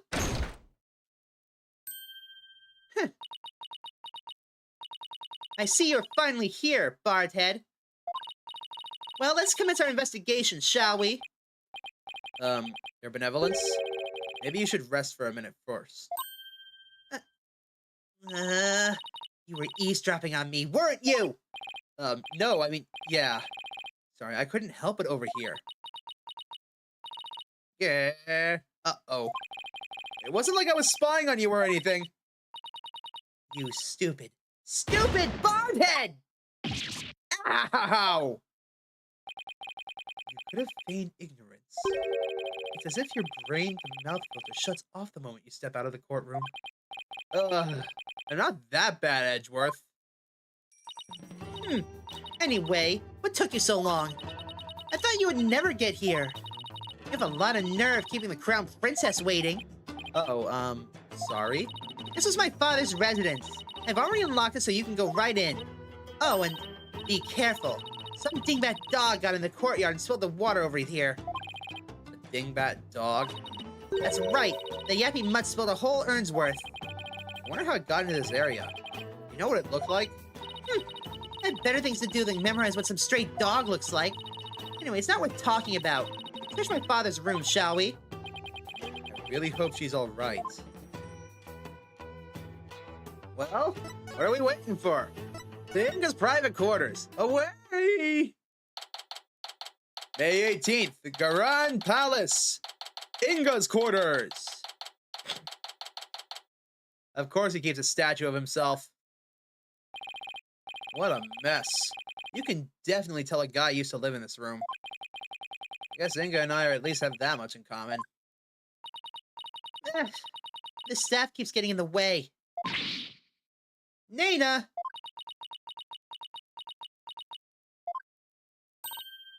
Oh. Where's Nana? Normally...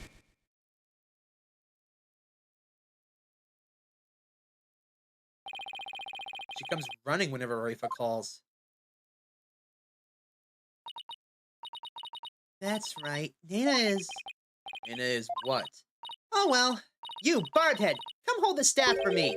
Why me? Just take it. It's too heavy, and I'm tired of holding it. How does Nana put up with this day in and day out? I'll just set it over here for now.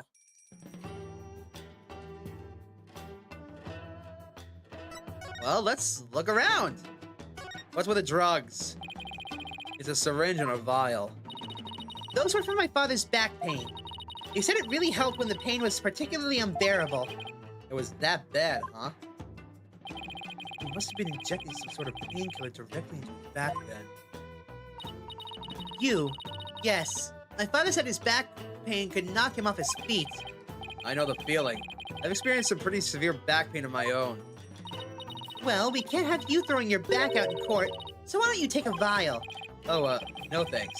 I hear your body builds up a tolerance to that sort of thing. I thought you didn't want them. I'm going straight to a chiropractor as soon as I get home.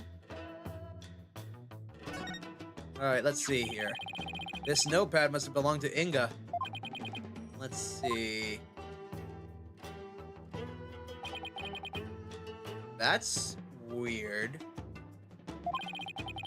These appear to be notes detailing people's most prominent characteristics. Hey, there's even some stuff about me in here. Why would he bother doing this? I'm afraid even I can't answer that. Whatever the reason, it's giving me a case of the heebie-jeebies. Ugh. It's as though he was taking down descriptions of people over the phone. That's what it reminds me of, anyway. What a brilliant deduction! One fitting of a chief prosecutor such as yourself. I commend you. That's high praise coming from you, your benevolence. Edgeworth's right. They do look like dictation notes, but I don't know. I mean, why bother describing Nana? We must have seen every day. That is weird, actually, now that you pointed it out, Phoenix. He must have seen Nana all over the place. This chair looks like it was modeled after the Inga suit jacket. The backrest even has those fancy buttons of his. Imagine they make the chair awfully uncomfortable to sit on. Actually, they serve to massage the pressure points on his back. My father suffered from terrible back pain, you see. I wonder if it really works. Permission to sit down, Your Eminence. Denied. Oh, goody, the important stuff. His desk is crammed full of documents. They appear to be paperwork for executions. But for this many cases? Indeed, something is rotten in the King of Khura'in. This one dates back to 5 years ago. Something tells me he simply kept putting them off because he hated doing paperwork.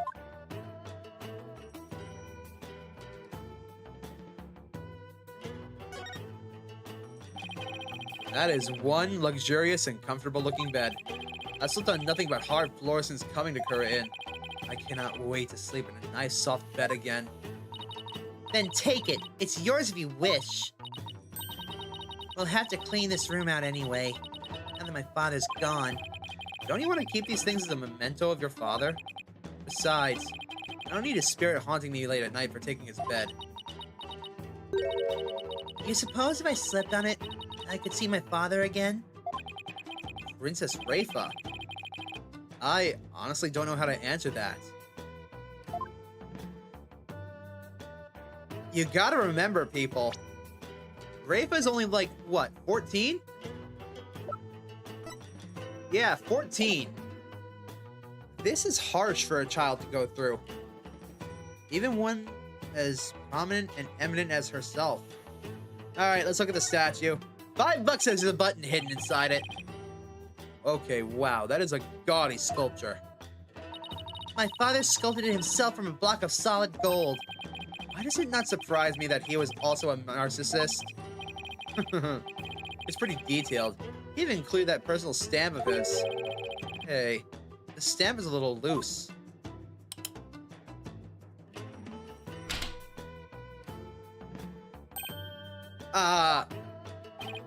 Look, there's a secret safe inside. Oh my! To think such a thing was here all this time! Rats. Looks like we'll need the combination to get in.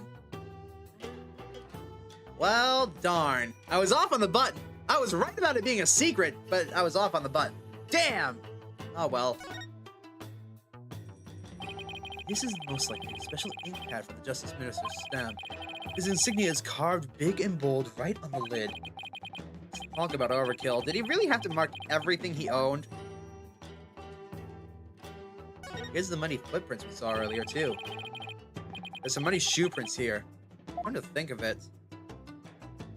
There was some spilled water by the entrance. Somebody must have stepped in it before coming in here.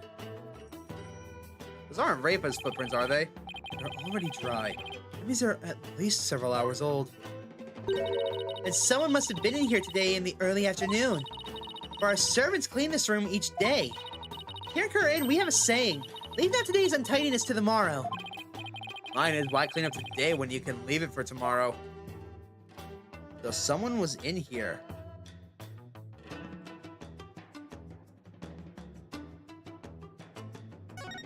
Alright.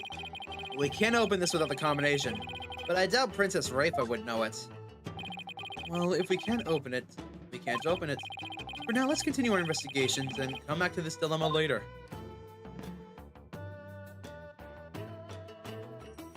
I can try opening it. The hell is this? What's this? Je suis la belle. La Belle? What are you doing here? Of course it's me. Never thought I'd see this brand again. It appears to be a sample of some sort of spray-on hair color. Color, jet black. I wonder if Inga was going gray. Here, Edgeworth, maybe you can use it. I like my natural hair color just fine, thank you very much.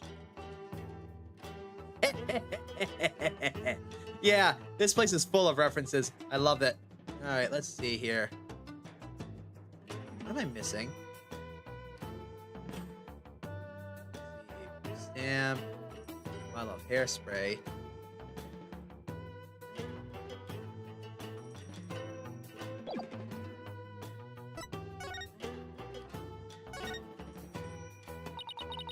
Barbed head.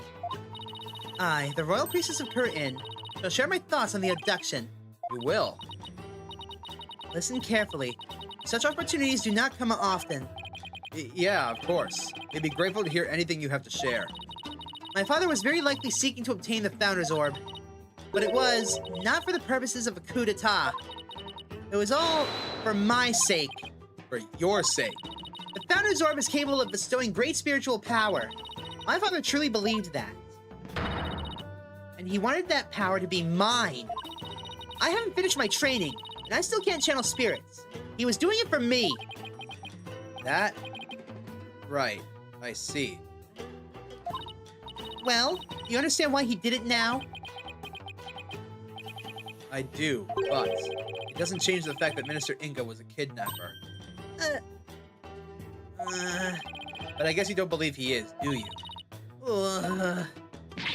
New information is sure to surface upon further investigation. Suffice to say, he did this all for me. End of story. Really trying to obtain the orb for Rafa? Somehow, I doubt that. Speaking of powers, I wonder if Rafa will be performing the divination seance tomorrow. I should probably ask her about that, too. Your benevolence, I noticed Nana isn't with us today. I know not where she has gone. I've not spoken with her since this morning, so I assume she must be quite busy today. I did catch a glimpse of her a little after 2 o'clock. I tried to call out to her, but she went off somewhere again. A little after 2? It's about an hour before the murder. Indeed. Of all the times for this to happen, she normally comes to me the moment I call her name. I know it's hard to believe, but even nannies have lives, you know. Her inability to find her after the murder is slightly alarming. I wonder if her absence is related to today's incident somehow. Do you think she was unwittingly caught up in them? Who knows? At the very least, I don't think she was at the scene of the crime. Nana, I hope she is all right. Rafa seems really worried for Nana. Anyways, will you be doing the seance? I take it you'll be conducting tomorrow's divination seance? Who else if not I? Good point. Thing is, divination seances are all about what the victims experience in their final moments. So tomorrow, Rafa will be experiencing her own father's death just as it happened. That's more than anyone should ever have to deal with. Let alone a 14-year-old brat! Do you really have to go through with the seance tomorrow? There's really no one else. What about just calling the whole thing off? It's not as if I'm doing this because I want to. No? Never mind. I misspoke. Divination seance is a very important duty of the royal priestess, and it is one that I intend to fulfill. That's a good point, Emery. Why doesn't the queen just do the seance then? There's that word. Duty.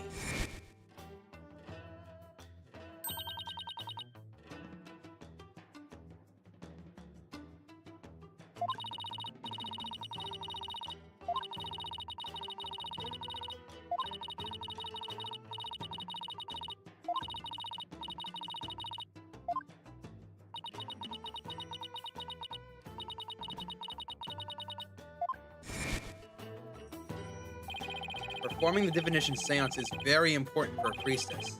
But duty or not, it's a heavy burden for someone so young. Even worse, she'll be forced to watch her father's murder. Will it be a weight too heavy for her to bear? Your benevolence, has Nana served you long? Yes. She has been at my beck and call for as long as I can remember. I have heard she even cared for me as an infant, right down to changing my diapers. Your diapers? It almost sounds like she would be your mother. Indeed, but that is a simple fact of life when your mother is busy being a queen. Nana takes care of my every need. She is my teacher in all things as well. Rafa's pool of knowledge seems rather lopsided in some respects. Could that be the result of Nana's teachings? Nana. Could it be that my trusted attendant has come to dislike me? Now that I think about it, perhaps I've been acting rather spoiled as of late. Oh my god, she said it!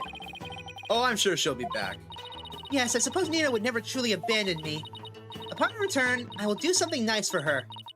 Perhaps she'd like a shoulder massage. My god. She's not being a brat towards someone who's taking care of her. And yet, I can't shake the feeling that Nana's connected to this case in some way. I'm really beginning to wonder what's inside that safe. Any ideas what the combination might be, Your Benevolence?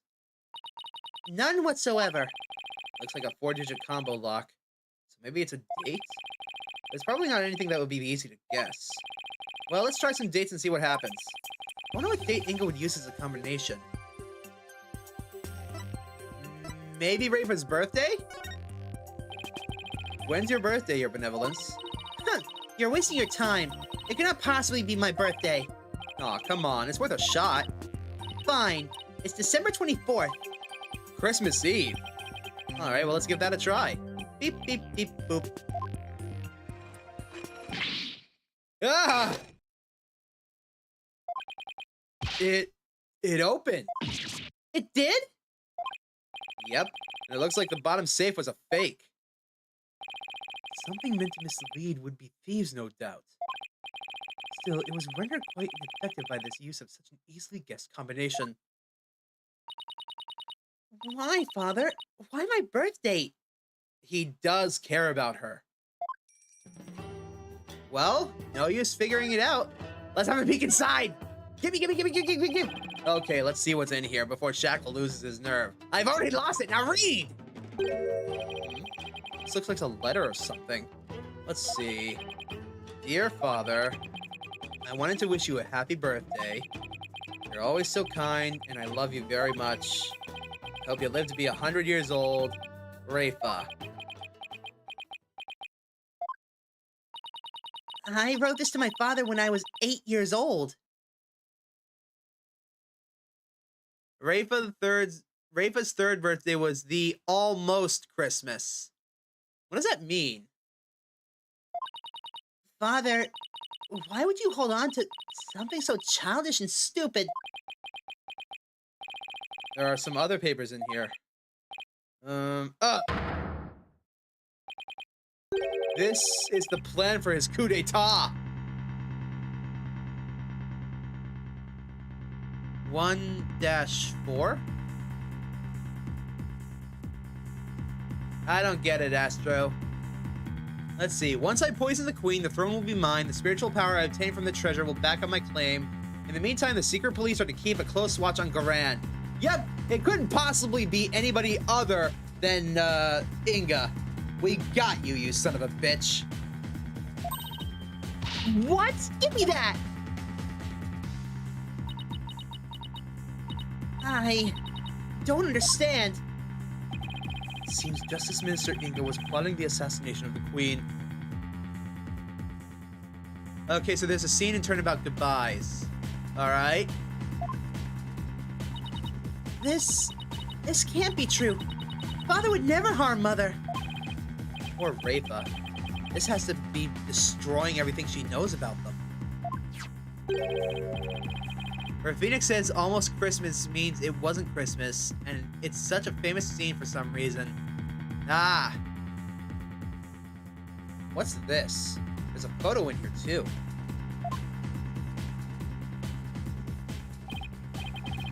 It's of a woman and a baby. I wonder who they are. On the far left, there's a law book with the mark of the Defiant Dragons branded on it. Wait, that's Dirk's book! What is that doing here? Wait! That's... Your benevolence? How can this be? Oh shit, she passed out! And Raven's third birthday happens to be that day that Phoenix was talking about. Oh! Yeah, I played the Phoenix Trilogy. It's just been like 2 years since I played it.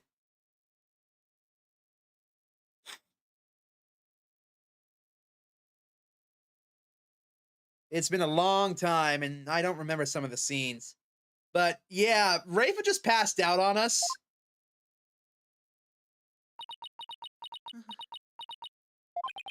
She's looking incredibly pale.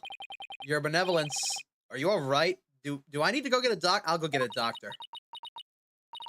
All right. How can I be all right? Um, All that I have believed. It was all lies. I'm afraid I don't follow. What the hell's going on? Can I ask who the woman is in this picture? How should I know? It seems I didn't know anything that was going on. Doesn't look like I'm gonna get get much more out of her when she's like this. I wish I had Athena right here with me right now.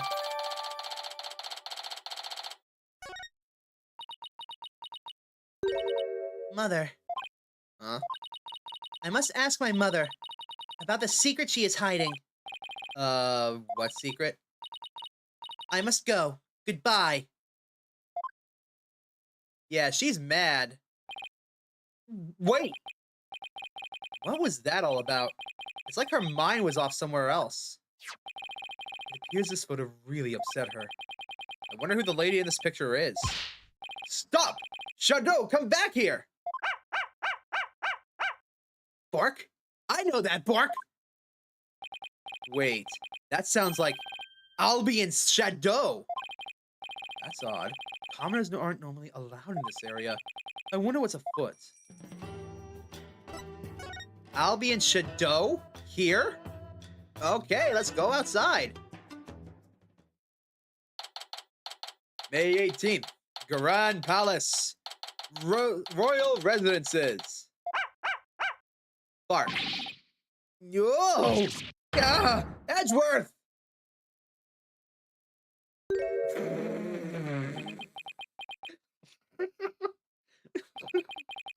hope one of you has a good explanation for this. And Shackle, not a word. Shackle. Shackle, I swear to God, if you laugh, I will make sure that when you play my games... Where it is, then. This is hysterical. Hold on, I gotta take a screenshot. Don't you dare. Too late. I am so sorry. Hi, Albie. No, Shadow, bad dog. Leave the man's thingamajig alone. If you would kindly detach your dog from my cravat. Right away, sir. Just hold still, and...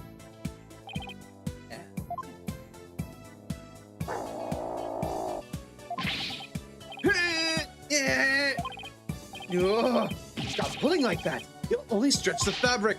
Come on, Shadow. Let go of his cravat. This isn't working. I'll just have to pull harder then. 1, 2... Wait, what are you?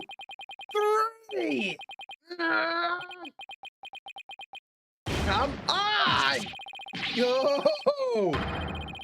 Ah! I need air!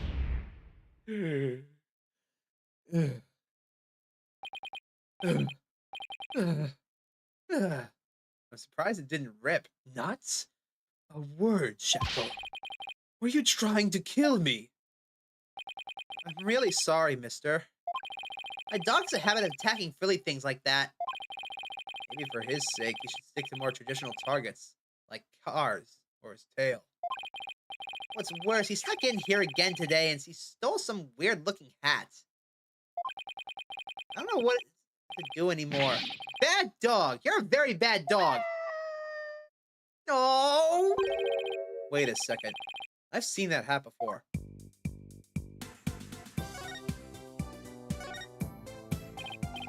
Albie, can I see that hat again? Sure. Wait, isn't this Nana's hat?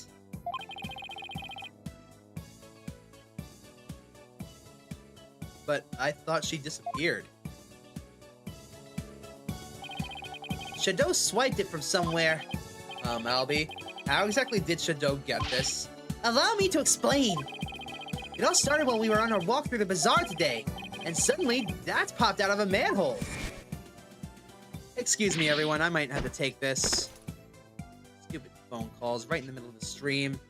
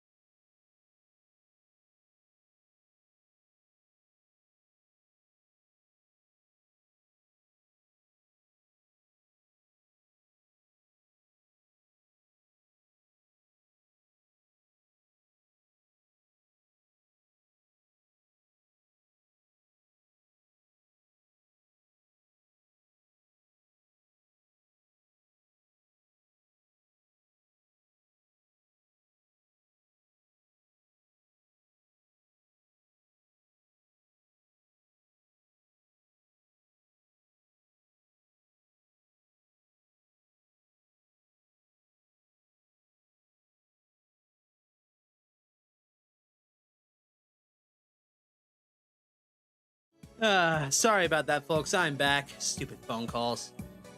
Ha! Whoa! The fangs of the Defiant Dragons.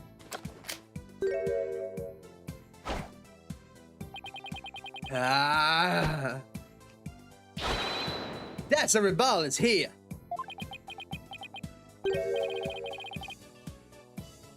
Say, you want to join our cause, kid? Huh? Naturally, I was super startled by that weirdo's sudden appearance.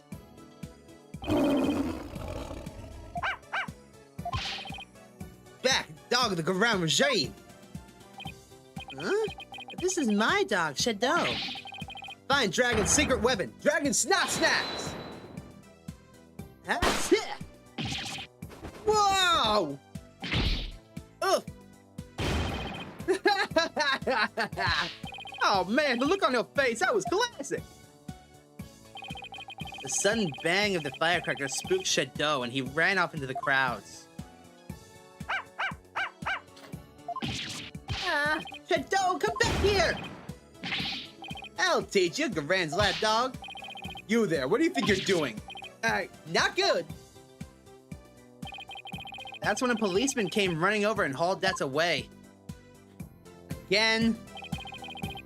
That happened right around 2 p.m., if I remember correctly. I'm not even gonna pretend I know what Dats was trying to do. I chased right after Shadow, and when I finally caught up to him, here in the palace courtyard, he had this in his mouth. 2 p.m. That's about an hour before the minister's death. Aina supposedly went missing after the murder. This would place her here at the palace around 2. Actually, I just remembered I saw something pretty amazing around that time, too. Something amazing? Like what? Allow me to explain. I saw Her Eminence Queen Khura'in channeling a spirit. Is it really that big a deal to see her channeling someone? You bet it is. Commoners are never allowed to behold the sacred rite. Oh. Well, can you tell me more? Of course. I'm always happy to explain. I believe it was about 2:10 p.m. today. Got lost on the palace grounds while working. Well, let me try that again. I got lost on the palace grounds while looking for Shadow. Oh, what is this place? Gives me the creeps. Where could Shadow have gone? In my search, I took a peek into a small room, and that's when I saw Queen Khura'in. He was channeling a spirit for a neighboring kingdom's king. I saw her transform right before my eyes. I was so excited, I had to take a picture of it. You took a picture. I know I shouldn't have, but I just couldn't help myself. Between this and the treasure room, Albie's not exactly the picture of self-restraint. My channeling rite ended right after that, so I ran off before anybody could spot me. You could have been arrested again, you know. Yeah, I know. Anyway, here's a copy of the picture. Just don't tell anyone I was the one who took it. I worry about his future sometimes. Come to think of it, how did you and Shadow get into the royal residences anyway? It's not open to commoners after all. Allow me to explain. Yeah, Albie is like 9. Hold on. Court record, people. Yeah, he's 9. Allow me to explain. There's a way to get into the palace from the bazaar. It's a bit of a tight squeeze, though. Shadow can easily fit, but anyone bigger than me is out of luck. You don't say. Yeah, part of the palace wall is damaged, and there's a hole I can just make it through. Go on. Bet you didn't know they have some really tasty food here. Oh? And this isn't your first time in here, huh? Trespassing's illegal, you know. No, it's not like that. I didn't mean any harm. It's just, I want to help change this kingdom. What do you mean? Well, after Miss Faye's trial, I started thinking, like, maybe there was something I could do to help the revolution, too. Lias trial, huh? That tragedy only happened because of how twisted Khura'in's legal system has become. How utterly foolish to cast away one's life for such a reason. There must have been other ways to cover up the crime. Hell yeah, 9-year-old revolutionary. Had I done so, my wife would rush to my defense. And when the case went to trial, she would suffer the same fate as I under the Defense Culpability Act. I could not have lived with myself had she been convicted because of that fiendish man. This cannot be. All I've done under the laws of our kingdom, it has all been... Again, 14 years old with this kind of pressure on her shoulders. I should stop calling her a brat. She's behaving quite well given the circumstances.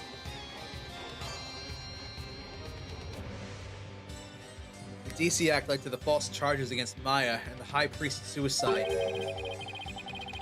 But that trial also caused the public to start questioning the current state of things. And it seems even Albie has had some pretty strong feelings on the matter. I know there's had to be something I could do to help. That's when I remembered the hole in the palace wall. I started to think, maybe I could sneak in and take a picture of one of the royals up to no good. I just wanted to do my part. The spirit of revolution seems to be catching, even with one so young. Right, the momentum is steadily building. Its tipping point is fast approaching.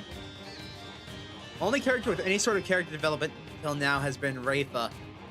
I wouldn't say that. I noticed something a while ago about Trucy. I couldn't put my finger on it until I saw something on YouTube. You notice that in the first game, she doesn't break. No matter what happens, even though her father is dead, even though everything around her is falling apart, she doesn't break down. It's not until this game that she's finally in real big trouble, that she finally breaks down and cries. Even after everything that's happened, her father dying because of someone else, her adopted father getting in a car accident, everything that's happened because of what's going on around her, all of it didn't break her. And only at that point, only when she was arrested, charged for murder, and only when she realized that Apollo wasn't going to abandon her, did she finally break down. Trucy went from someone who didn't have any emotions to having a promise not to break her smile. And we've only ever seen her break once. That's character development. It's just a matter of time when... I agree, and the public's perception of the Defiant Dragon seems to be changing too. But Albie, you can't go trespassing like that. Even if it's for a good cause, it's not right. They didn't notice that. Yeah, they sidelined Trucy so much that you forgot she existed. Yeah, that's fair. But when she came back, oh boy, they did her justice. It's not right. Okay, I won't do it again. Albie, is it really all you have to confess? You haven't been up to any other mischief, have you? And when I say you, I mean Shadow. Huh? Oh, I don't know what you're talking about. Nice try, Albie. But the proof is literally right in front of us.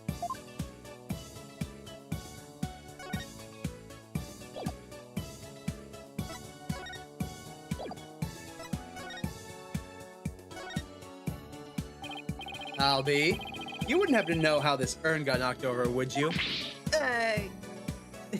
Even the dog's like, oh shit, we've been had! Run for it, man! Because her benevolence told me something rather interesting. Be careful. Some dingbat dog got in the courtyard and spilled water over here.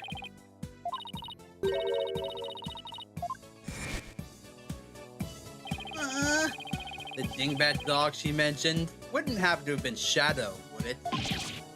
Oh. I guess the dog's out of the bag. Sorry I lied, but I was worried I'd get in trouble. I know I shouldn't lie to a lawyer like that. No, it's not good to lie to anyone like that. So let's try only to tell the truth, alright, Albie? Oh, Mr. Wright, I almost forgot. I saw a couple of Americans a moment ago. They had really weird haircuts, so I thought they might be friends of yours. Really now? It seems your little friend thinks all of us Americans have strange hairstyles. I suppose we have yet you to thank for that, right? So what exactly did their hair look like? There was a guy with 2 crops of hair sticking out of his forehead like antenna. And then there was this lady with a long bunch of hair that looked like a big old orange spider leg. Oh, that sounds like Apollo and Athena. What were they doing? They were racing through the bazaar with the Khura'in Royal Guard in hot pursuit. What? Wait, what? Why were they being pursued? I'm not so sure, but if I have my suspicions, I just hope they're all right. Sorry for not mentioning it before. It just kind of slipped my mind. God damn it! What did those 2 get up to while we were gone?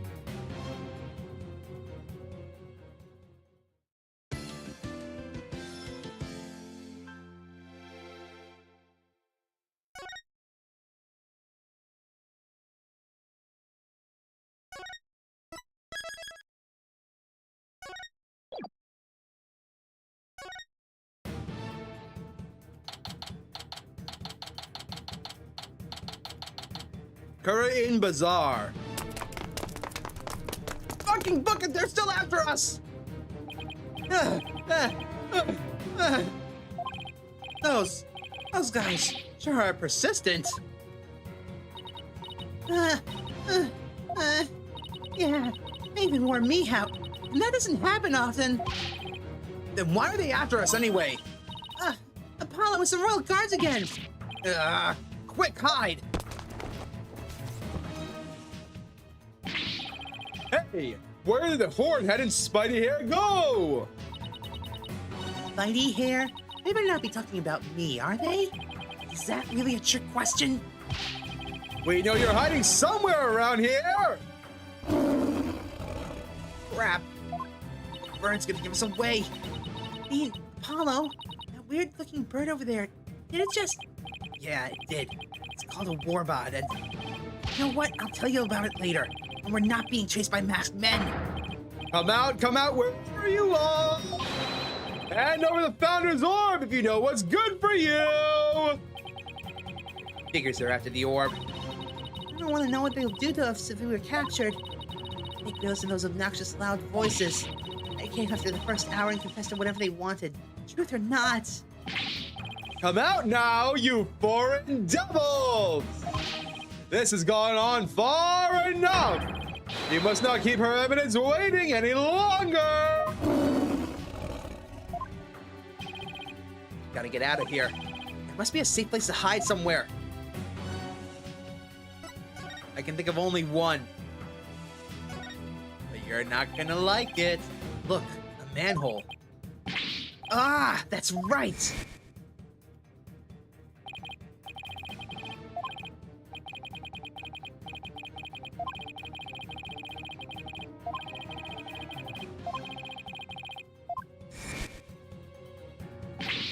Athena, I know where we can hide. Follow me!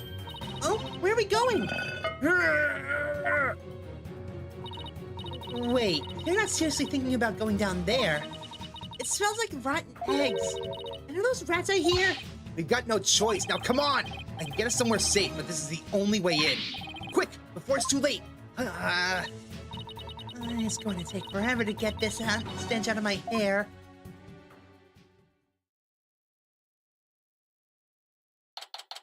Freedom!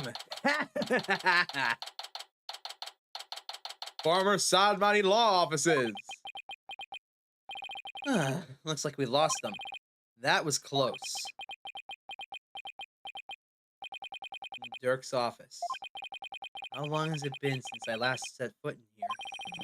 At least we're safe now, but... Why is Athena all huddled over in the corner like that? That's... MJ! What the heck are you doing here? Iran's royal guards are after us. Once a rebel, always a rebel. Don't worry, Regine doesn't know about this place, so you can relax now. Good.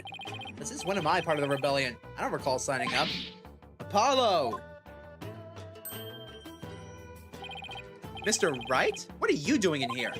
We saw you two go into the manhole. You narrowly escaped the guard's notice. It was like watching a pair of ostriches burying their heads in the sand. I guess that was a closer shave than I had thought. Anyway, you're safe and sound now, and that's what really counts. Oh, I also have some evidence for you. Thanks, Mr. Wright. Case evidence received from the boss. So, what is this dubious hovel we found ourselves in anyway? It's the Defiant Dragon's safe house, also known as the former Sadmadhi law offices. I see. Although it might just be happenstance, here I am, the chief prosecutor hiding out in a rebel base. Please don't report this place to the local police, Prosecutor Edgeworth. Might as well take a look around while we're waiting for the heat to die down out there. Come on, Athena. Stop moping over there and help me check this place out. Please tell me there's a shower here. There's a sink in the kitchen, and if you're lucky, maybe even some soap. I am sorry I even asked. Alright, let's see. Sadmari Law Offices. That's a sign that Dirk used to display out front. Hey, Dats, I heard the office used to do quite a bit of business. That it did. Dirk was a famous lawyer with countless courtroom victories after all. He was the dauntless dragon who turned trials upside down, snatching victory from the jaws of defeat. His fame as a lawyer spread far and wide across Khura'in back in the day. I hope the day comes when he can proudly display the sign again.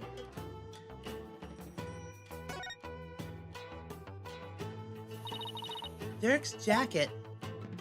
You should try it on, Apollo. It might actually suit you. Really? There's also a spare eye patch in there. Why not try that on too?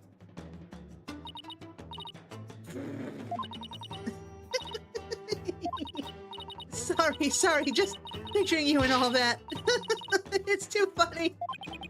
Ow, my pride.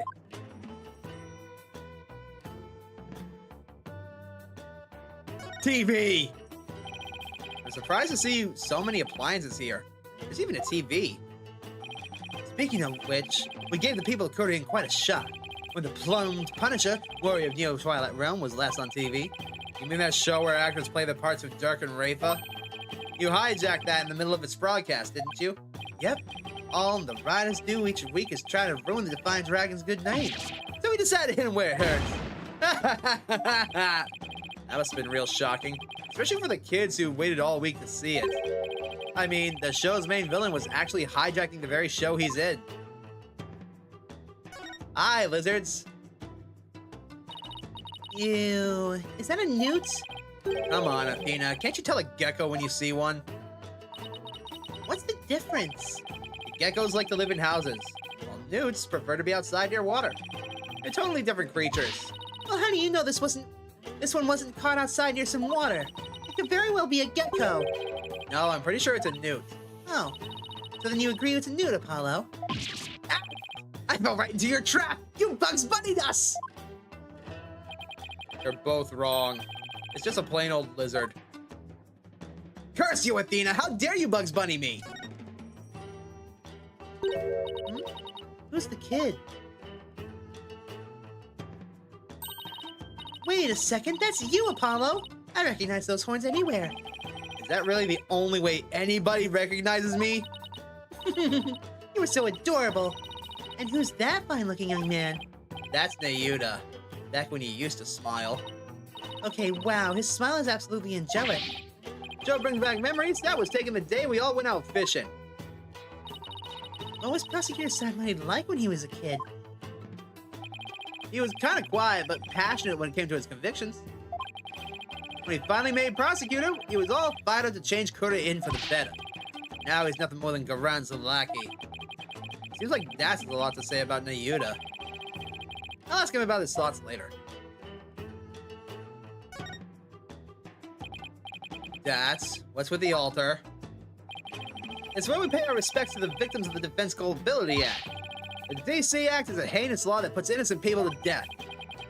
A law that's supposed to protect the people sends them to their graves instead. Talk about insane. Believe me, I know. So, there's a scary-looking knife sticking out of the Queen's picture. If anyone saw this, they'd think the Defiant Dragons were a violent group. Oh, that was actually me trying to kill a fly. I threw that knife at it, but I whipped, and the thing ended up stuck right between her eyes. You mean this wasn't on purpose? You honestly think that me, that's a rebel, could honestly do that if I intended to? Fair point. This is Dirk's old law book. Look, there's a mark on the cover. It looks like it was branded on with a hot iron. Yeah, I think it was done in protest against the DC Act. There's an entry on the DC Act right here, see?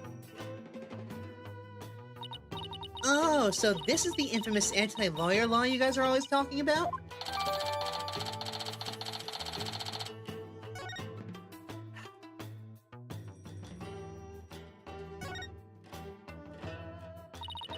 I wonder what's in this file. Oh, it's full of newspaper clippings. It seems to be a collection of documents and information about Amara's assassination. The arson incident involving Amara's private residence, Amara was slipped a sleeping pill and perished in the fire. The lighter found at the scene had Dirk's fingerprints on it. So this is what Dirk was talking about. We already know most of the stuff here on top. Let's see what else there is. Wow, where did he get all this? Anything important here? Page 20. What about this? Apollo's roving musician father got caught up in this incident and lost his life. He was struck in the head by the culprit. The victim's passport and any pictures of him were burned up in the fire. Without knowing his real name, no divination seance could be performed. Apollo's roving musician father got caught up in the incident and lost his life. What? This is about your father, Apollo! What? Give me that! Looks like it. I was never told much more than what's written here. Really? How come? Dirk always skated around the subject. Maybe he thought I was still too young? Plus, I always thought of Dirk as my dad, so I never really brought it up. Oh, I see. Still, I feel kind of sorry for your real dad. My real dad. I was never really interested in learning about him. And after seeing his picture, I can't help but feel a little curious. I wonder if Dots could tell me anything about him.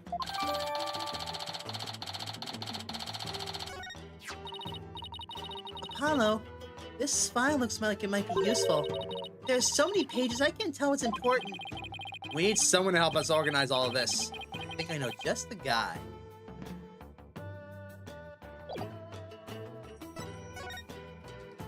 Alright, this is the law offices. So, Dats, you guys are still using this office, I see. Yep, except now it's the official HQ of the Defiant Dragons. But, as Dirk said, and I quote, "We must keep it for the day when Khura'in needs lawyers once more." Restoring the legal system to its rightful form through popular uprising. You can tell how much Dirk believes in his cause. Also, you do a pretty good impression of him. Thank you. Oh, and AJ, Dirk said something else that might interest you. He said he hopes you'll come back and take over this office someday. Take over? Me? Those are his words? He may have been half joking, though. I'm not sure. Dirk, guess what I heard from PW? AJ's become a lawyer! Yes, I've been meaning to tell him. Must have been because of you, Dirk! I'm not so sure about that.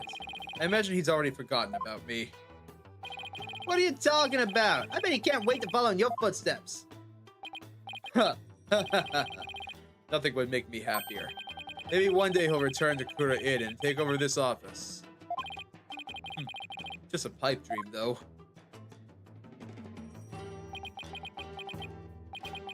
Dirk really said that. Dirk was never a hands-on kind of dad. Not a day went by that he wasn't thinking of you. That much I'm sure of. Doesn't get more paternal than that. Dirk, to think, I really did spend my days trying to forget you.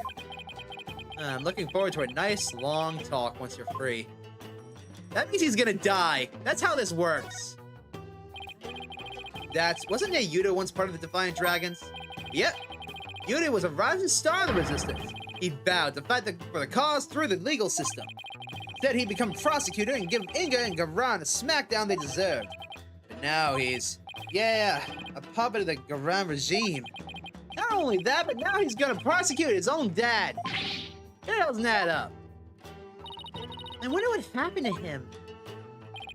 Me too, man. But if I had to guess, I'd say Khura'in had some serious leverage over him. Leverage? Like what? Wish I knew! It seemed like Dirk knows. I tried to press him about it, but he wouldn't say. Come to think of it, Dirk did say.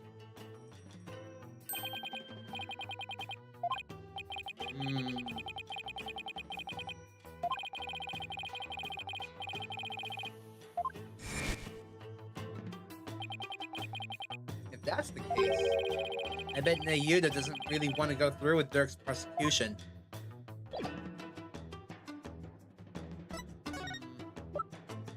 By the way, we need your help with this. Dads, about this file. Bonjour, Lord X. Welcome to the stream. Thank you for tuning in. Can you help me figure out which pages are the most relevant ones? Yep, I sure can. I got the whole thing memorized. See this page? Definitely worth a look. Oh, that's right. Prosecutor Sadmani was part of the royal family, wasn't he? As the son of the terrorist Dirk, Nayuda was expelled from the royal family. The idea that the sins of the father are visited upon his children is deeply rooted in the minds of Khura'in's people.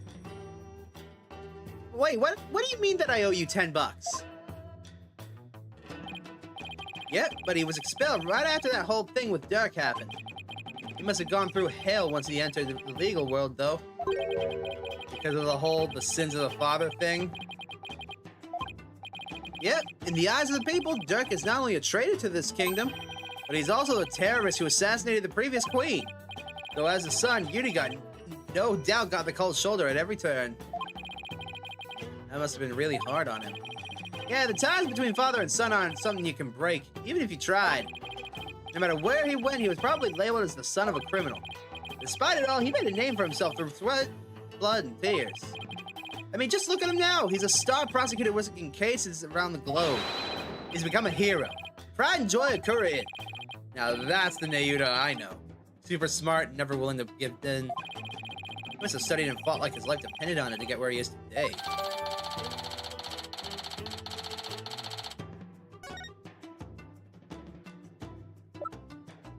Okay. What happens if I do this? Yeah! What? You know something about this? Nope, just felt like shouting is all. Yeah, I've been going there for a second. The Mark of the Dragon. That's a symbol of our group, the Defiant Dragons. Alright, see you soon, Lord X. Thanks for popping in. Dirk has the same mark tattooed on the palm of his hand, right? Yep, and I've got one too. Really? Where? On my heart. Oh, you mean the metaphorically. Like you're ready to die at any time for the cause or something like that? You got that right. Dead or alive, I'll always be a Defiant Dragon.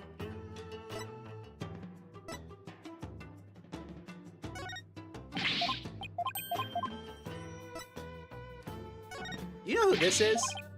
No, didn't think so. Damn.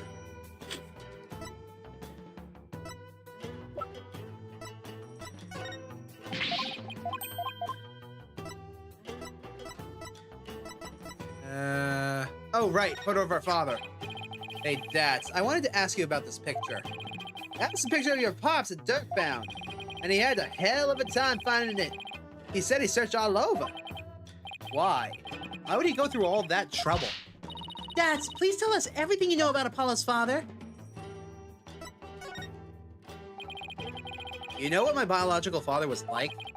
Dirk once told me about him. He was a modern minstrel, walking the world, making music in his travels. This file also has some information on your real dad.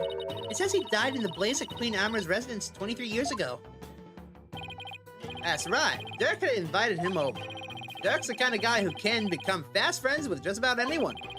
And it seems your pops was like that too, AJ. They hit it off at a bar. And the next thing you know, Dirk's asked him over to play some tunes.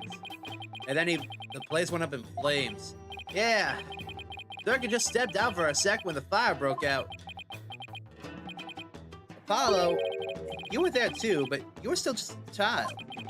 I remember hearing about that when I was little. Yeah, it was a crying shame. Your pops just happened to take you along that day. So you were there with him when the fire broke out, but Dirk risked his life to save you. if it's like Dirk has done nothing but save me all my life. All your pop's stuff got burned up, including anything that could have helped us identify him. All we knew about him was at first his stage name, Dangling Justice, or something like that. Dirk did everything he could just to dig up what little we know now. What about my mother? Know anything about her? All we know is that she was traveling with your pops. But that day, she was off doing something on her own. So that she probably didn't even know my father had been with Dirk, huh? But she must have been desperate to find you and your father once you've gone missing. No doubt, but the Queen's assassination threw the kingdom into chaos. The police were so overwhelmed, they probably hardly had any time to help her. We searched and searched till our legs gave out too, but we never found her. With your father's stuff all burned up, we had 0 leads, not even a photo. So that's how I became an orphan. Yeah, who knows? Maybe your mom read you about the details of the fire in the newspaper. Maybe she figured you died along with your pops. Wow, I had no idea you've been through all of that, Apollo. So then you'll believe me? You believe in my son's innocence? Your poor son, imprisoned for a crime he didn't commit. Yeah, or maybe she got shot and went blind and amnesiac. Who knows? Could happen to anyone. I believe. Let's petition the government for his release and a declaration of innocence. Oh, thank you. Thank you. I'm forever in your debt. Huh? Who's that? Hey there, Miss Inme. Hard at work, I see.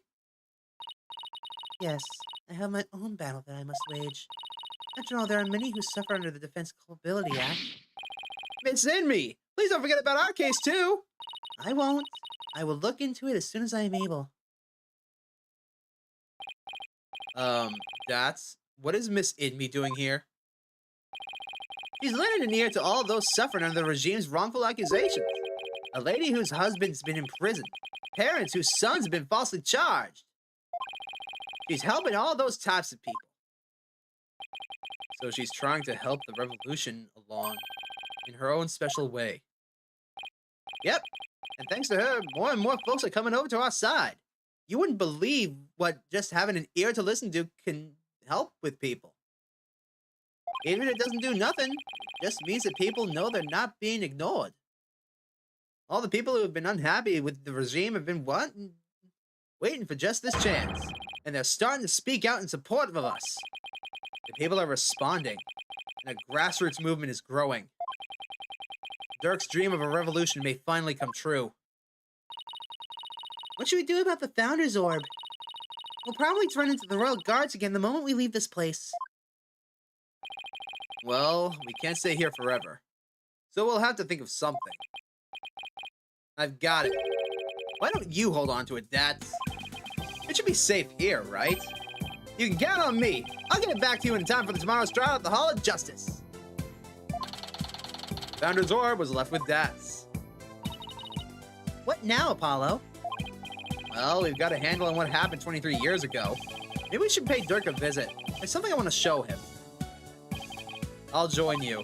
I want to talk to him before tomorrow's trial. Maybe I should wait here then. We'll attract undue attention if we go in too large of a group.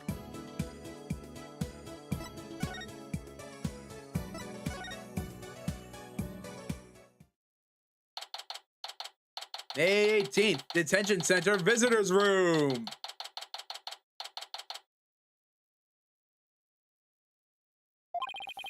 Hey there, son. You came to see your old man again. Hi, Dirk. I guess you're done questioning you? Yeah. You'd think Nayuda might cut this old man some slack, but no. No, he really laid into me. It seems they're really keen on recovering the Founder's Orb. When I wouldn't tell them where it was, he confiscated what few possessions I had left. Wait, Dirk's not wearing his attorney's badge. They even took that from him? Nayuda.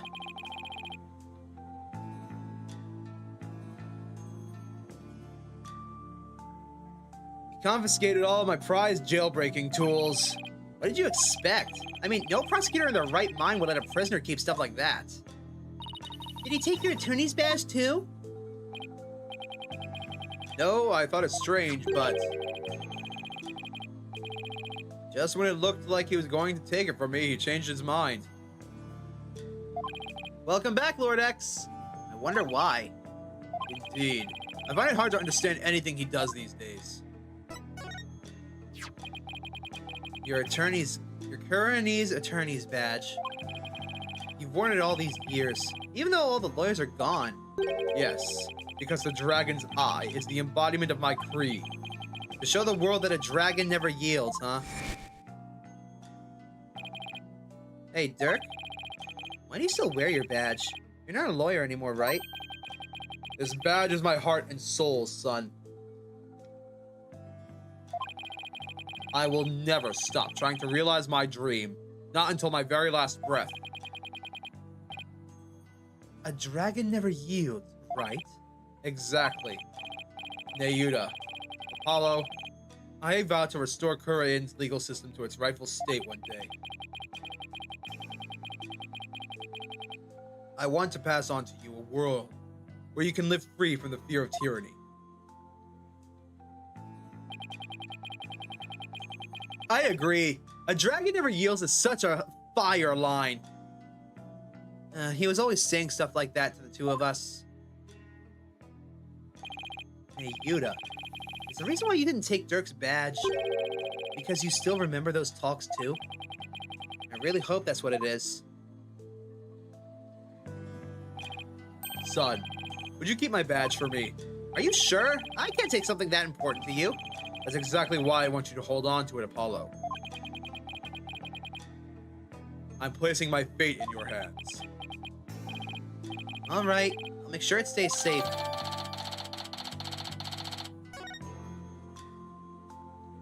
Now then, there's something I want to ask you about. First things first. Let's show him this.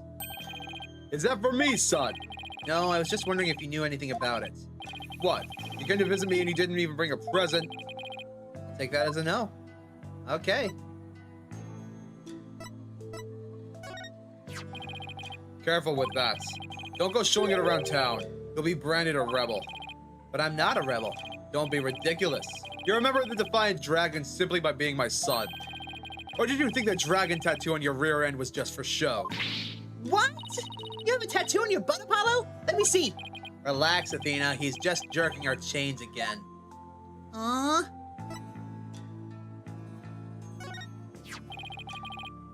prepared that myself. Use it well.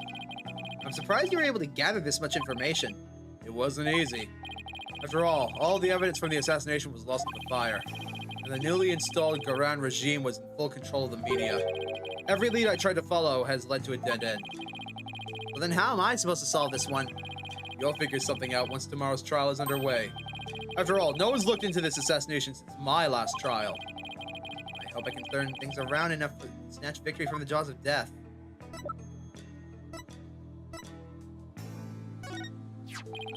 I'm proud of you, son.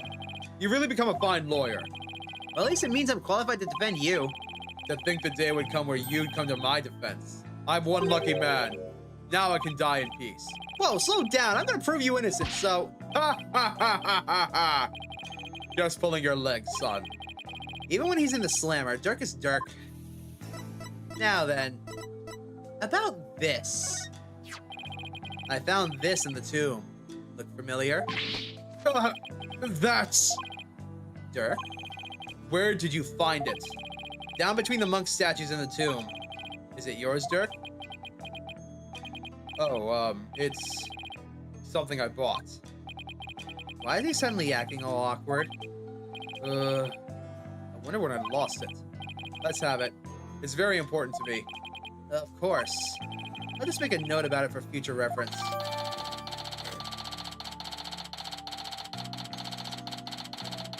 Pink butterfly pendant returned to Dirk, but a record of it remains in the court record. Apollo, Remember how Inga said that he had someone dear to Dirk? Why don't you ask about that? Oh, right. I'll give that a try.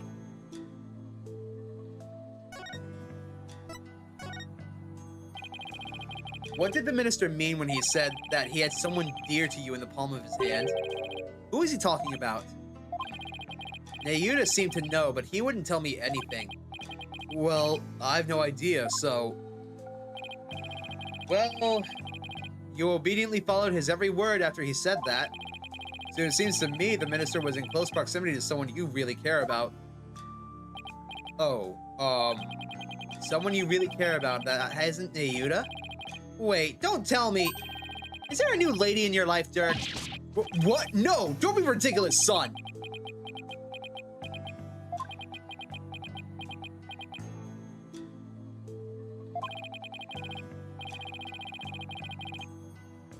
The love of my life was Amara, but she's gone now and there will never be another. My bracelet. Wait, does this mean... Dirk, have you really not met somebody new?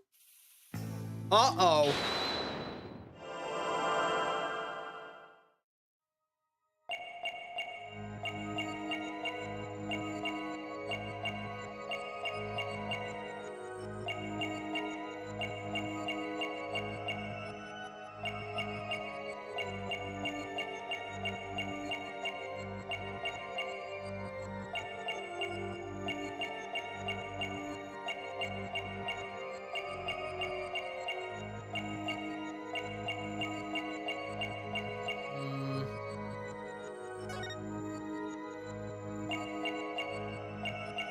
I bet it's this arm here. That's my bet, at least.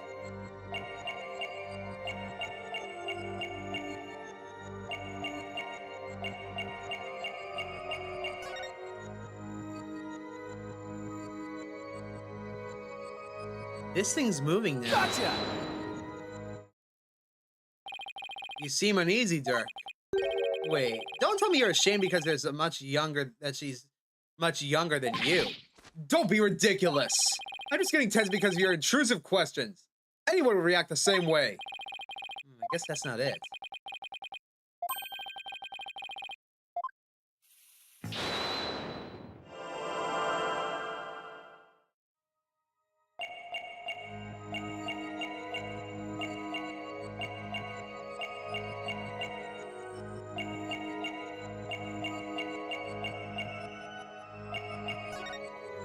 Ah, there it is. Gotcha! Well, I was mostly right. Dirk, you can't fool me. You tensed up when you said, but she's gone now.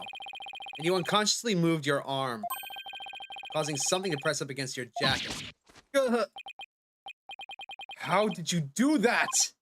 Oh, so that's it. You're hiding a woman's photo up your sleeve. You don't have to keep secrets like that from me, Dirk. You're an eligible bachelor now, but you'll introduce her to me at some point, right? I keep telling you, there is no other woman. Fine, then let's see it. What are you hiding up your sleeve? Just this. Satisfied? Huh? That's a pendant we found in Amara's tomb. See, I wasn't trying to hide anything. Then why did he tense up? Dirk, let me take a look at that. Ah! Hey, what's this button for? Whoa! It's a picture of Dirk and some lady. And she's really young looking too. Mon Dieu. Are you into younger women, Dirk? Dirk, you old dog, you. You got yourself a younger lover. Will you stop with this nonsense? This is Amara before she died. If you look closer, you'll see that I was younger too. Hey, you're right. Aw, that's no fun. Wait a minute. Haven't we seen this woman before? Now that you mention it, isn't this woman the same as the one in this pendant's photo? What is going on here? Why is this woman in the picture that was in Inga's safe?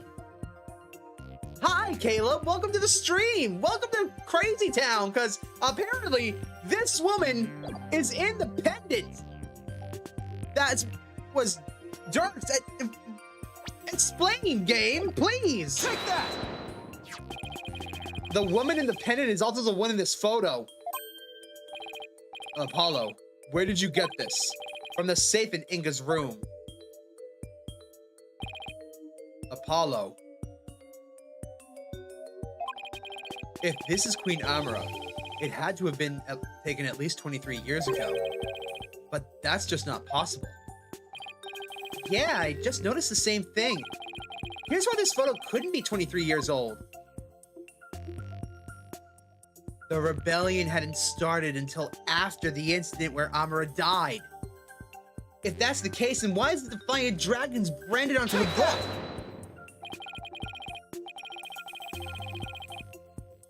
Yeah, Dirk was completely nonchalant when you presented this picture. I don't know why he's acting all suspicious now.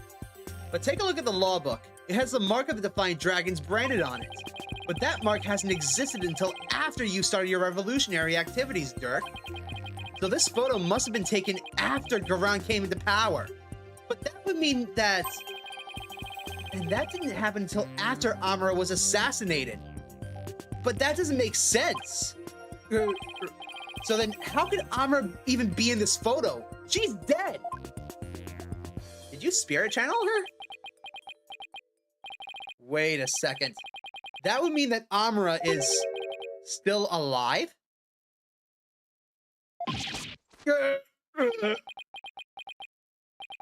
Looks like you found me out, son. Wait, so it's actually true? The Queen's alive? I was wondering how crazy this case would go. It seems we've just hit the bottom of Looney Town! I need a drink.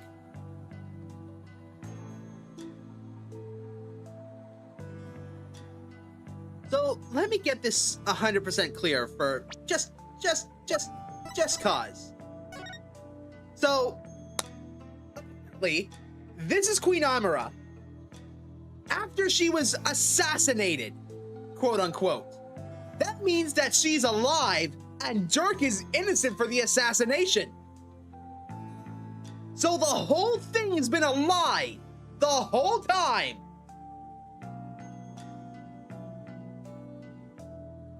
Oh, my head. Oh, God, my head hurts. I think I popped a vessel up there. What do you mean this is nowhere near the bottom? Amara, you better be lying to me. This better be the bottom of Looney Town. Yeah, they can still charge him for attempted murder, but still.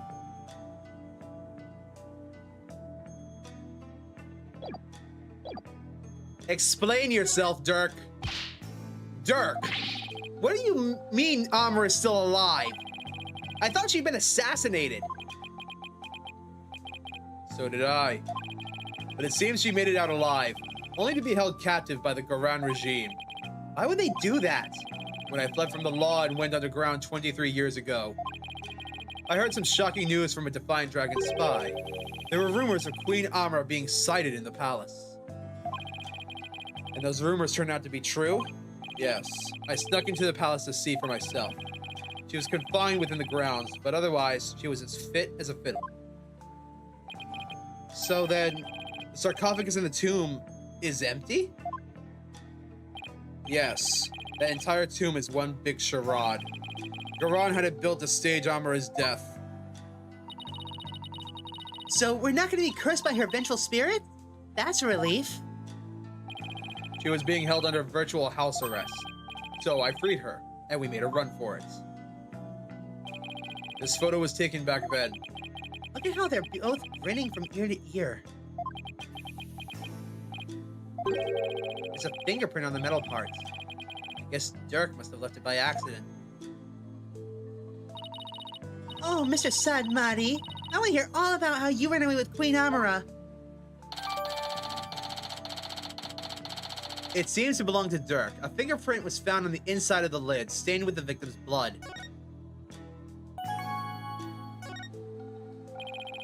I'm surprised that Amara agreed to run away with you. I mean, Khura'in must have told her that you tried to kill her. I tried to convince her that I wasn't the one who set the blaze. And she believed you? She said, and I quote, I shall accompany you so that I may ascertain the truth myself. Huh. She was always a tough one to read. I bet she was thrilled you came to her rescue, Mr. Sadmati. To be set free by your beloved. It's like something out of a fairy tale. Yeah, well, there was no happily ever after once Khura'in's people caught up with us. They took Amara away to who knows where. I snuck back into the palace and searched high and low for her, but to no avail. They probably moved her to some remote mountain prison or the like. Dirk, does Nayuta know about this? He knows she's still his true mother. I told him as much. Wait, is that why Nayuta is following Garan's orders? Most likely. So then, do you think that deep down, he doesn't really want to prosecute you? Well, he's not one to show his feelings. And lately, I have no idea what he's thinking. Apollo, we need to grill the queen about Amara when we have the chance. I was wondering about something. The little baby and the lady's holding. Is that Sanmari? Not necessarily. It could just as well be me. After all, we are only 1 year apart. I don't know. I mean, the kid in the picture is too cute to be you. Let's settle this by asking Dirk himself.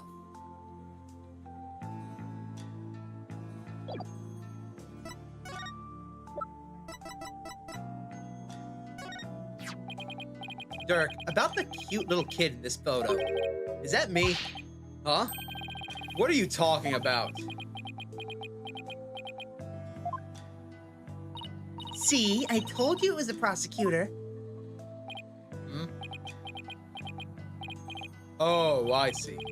Well, either way, it's not you, son. Either way.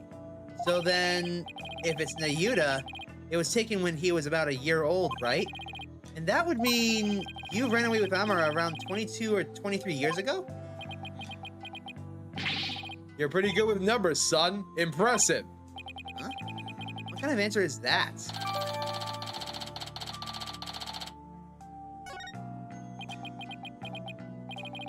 Before you go, son, there is something else I need to tell you.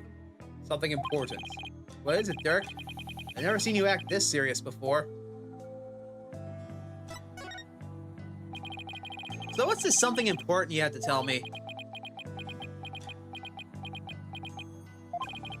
Listen, son. Even if you manage to prove me innocent tomorrow, I don't have long to live. What? What are you talking about? I called it! I called it! He was gonna die! I fucking called it! What I mean is, I can already hear the Twilight Realm calling my name. There's no escaping death now that it has set its sights on me. What? Is this another one of your jokes? I wish it was. You can't fool me, Dirk. That's strange. Why isn't my bracelet reacting? Oh, he's serious.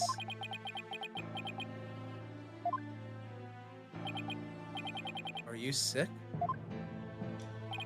It's something like that. So you're not joking? I'm afraid not, son. I'm sorry. Isn't there a cure? Or at least some sort of treatment? Unfortunately not. Not for what I've got. If you need some kind of surgery, I'll work hard until I can pay for it. So, please. It's too late. There's nothing more to be done now. But you always say a dragon never yields. Why are you giving up now? Apollo. Sorry. I really am. I don't understand. Why is this happening, Dirk? Why? We just started to like you again. Listen, Apollo. I've got a favor to ask you. Would you keep quiet about this? I don't want my fellow dragons to find out. They lose all hope if they knew that I was dying. Would you do that for me? What do you mean we're still at the tip of the iceberg, Emre? Of course. Why is this happening now? Just when I was finally starting to feel like you really are my...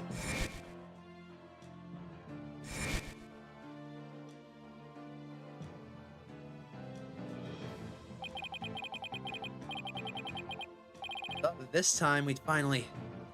But now... Damn it. Why? Apollo? Listen, son. I don't have much longer left to live, but I'll never let them execute me. Not before I finish what I need to do. I know, Dirk. There's no way I'm gonna let them prove you guilty.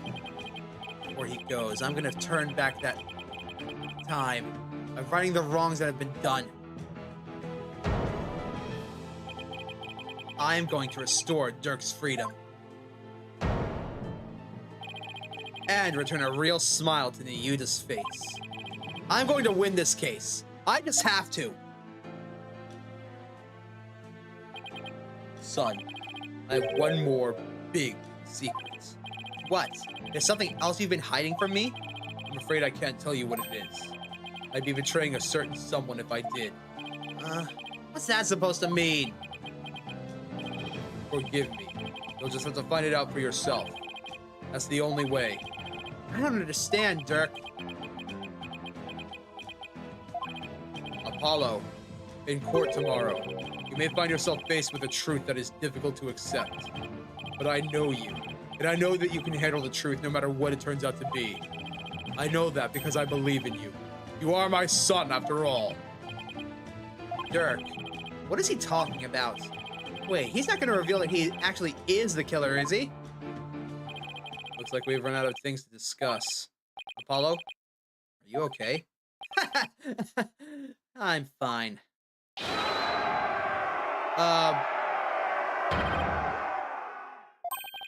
What is going on out there? Sounds like the party's getting started without me. Huh? It's coming from the temple. Let's go, Apollo. Let's go and take a look. It's already starting?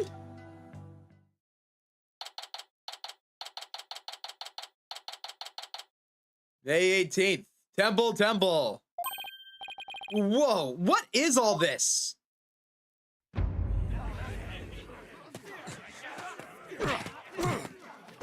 Ow, ow! Let go, will ya? What are they? Huh? Well, look at that. The people are coming to take their courts back. Don't hold back, men! Arrest them all!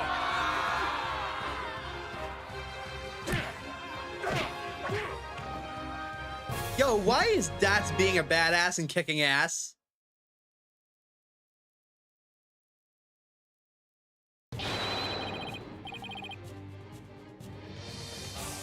Why are you excited for tomorrow and Saturday? Also, yes, anime.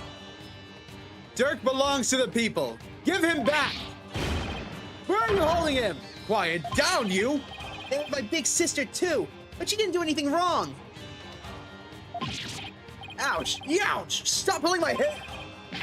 Release my son! Release him now! Ugh, stop that! No biting! This is really something. Looks like Dats and Mr. and Miss Inme are leading the charge. You unenlightened fools. You honestly think this will change anything? Beauty! Why are you serving that witch garang? Vive la revolution! Ah, it's... Hey, Nayuta! You again. What's going on here? It would appear that the insurgents are fanning the flames of rebellion. But I never thought it would grow so large. However, they will all be under arrest shortly. Reinforcements are almost here. They'll be arrested just for protesting? They are aiding and abetting a criminal by seeking his release. Her Eminence, Queen Khura'in, has ordered that they be arrested and judged en masse. But weren't you once a member of the Defiant Dragons too? How can you go along with this? I'm simply following the orders that Her Eminence has handed down. Now that can't be it. It's not as simple as that. Listen, Nayuta, there's something I want to talk to you about. Hey, you're not getting away this time! We need to talk! See, there is no reason to argue. Very well. Speak. Nayuta, you really had to serve as prosecutor on Dirk's case. I mean, prosecuting your own flesh and blood is just not right. Again, with this drivel, your ethical standards are not the be-all and end-all of the world around you. I'm not getting another debate with him about this. Nayuta, did you know that Dirk is sick? What? He apparently doesn't have that much longer to live. If found guilty, he probably wouldn't even make it to his execution day. What are you talking about? Knowing this, are you still prepared to send an already dying man to his grave? Well? Enough with the Zen monk act, Nayuta. Tell me how you really feel. Mr. Justice, each person is born with a role to fulfill, and I must fulfill mine. Well, I'm not convinced that taking Dirk to trial is a part of your lot in life. As for why you've been at Khura'in's every beck and call, I think I might have the answer. Nayuta, you know the truth about your mother, don't you? About how the former queen is still alive and being held somewhere. So Dirk told you, did he? Yes, it's true. My mother was spirited away to some remote corner of this kingdom to keep her safe from harm. Safe from harm? But Dirk said the Khura'in regime is holding her captive. No, they are keeping her safe. So you don't know where Khura'in is being held then? I only know that it is some secluded hideaway where visitors are not allowed. When am I planning on finishing the case? I hope to get it done today. I hope. It's not much longer. I really do. I've heard that she leads a simple life akin to that of monastic disciples.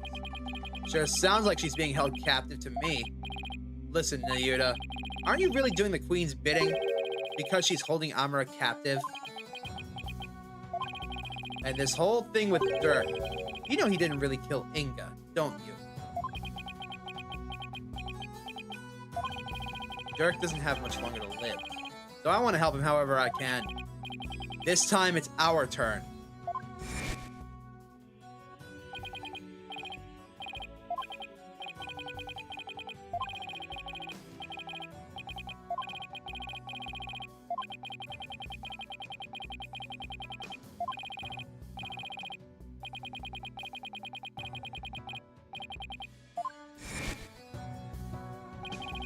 It's our turn to help Dirk however we can.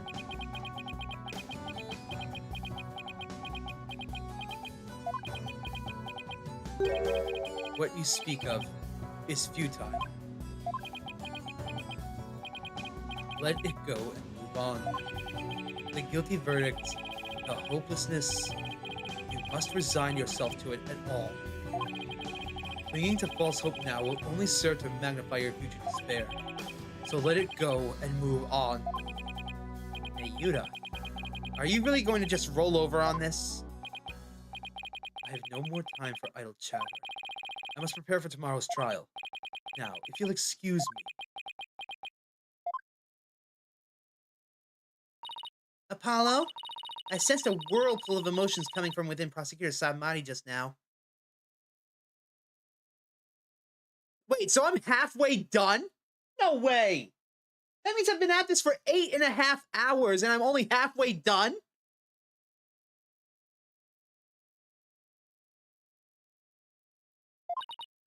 Anger, shock, bewilderment, and an icy sorrow as deep and as dark as an abyss. Yeah, I picked up on that too.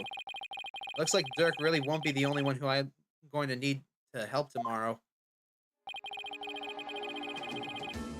I think it's about time to pay Queen Khura'in another visit and ask her about her sister Amara. Oh boy. Well, to the audience chamber! Away!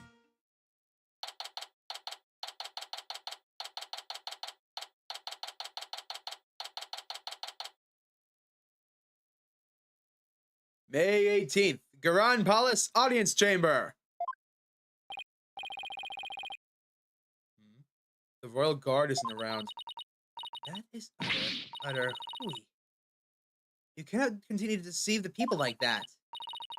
Rafa, justice is much more than simply speaking the truth. Is that Princess Rafa and Queen Khura'in over there? You deceived me too, Mother!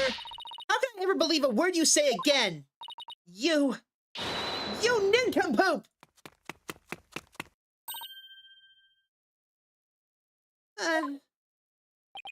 Your benevolence.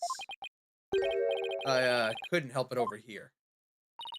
You impudent... Ow! Ow!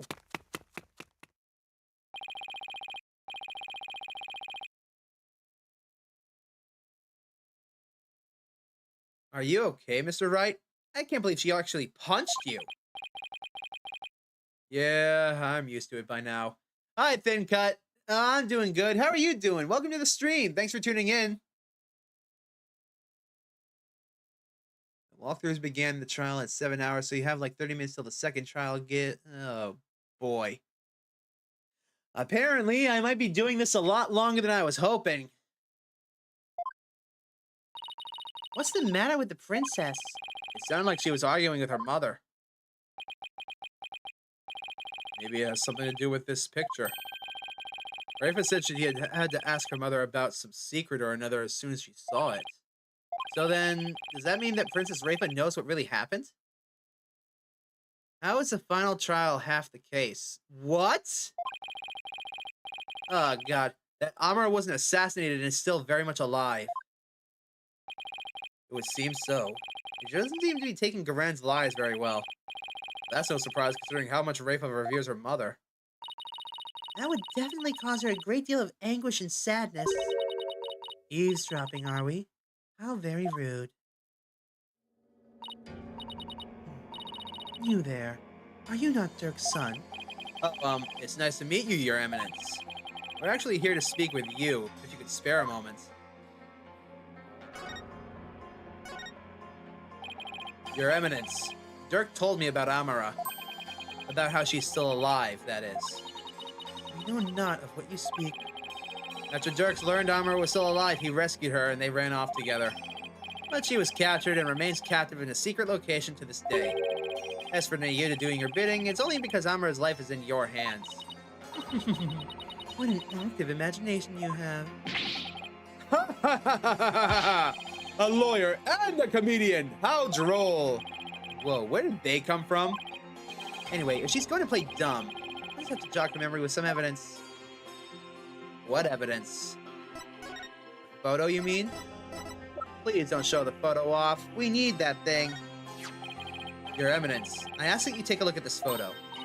Why, that's... It's a photo of Amara. And here you can see a law book bearing the mark of the Defiant Dragons. I believe you know what that means.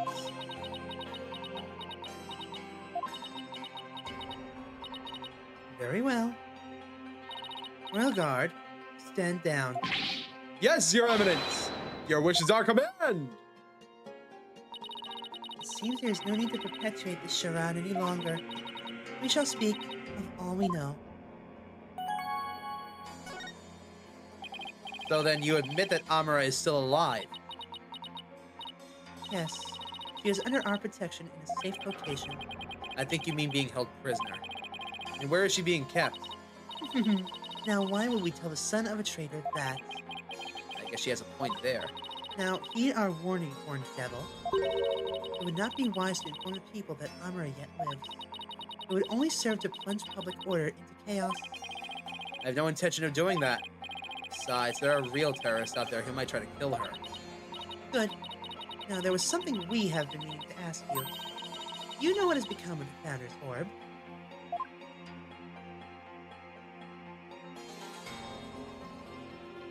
So the final trial, if it's actually 6 hours, is like 16% of the game. Jesus! The Founder's Orb went missing after Dirk took it into the tomb. As his son, we thought you might know something of its current whereabouts. I knew it. I suppose I should thank you for that free running tour of Khura'in. That was the Royal Guard's own doing.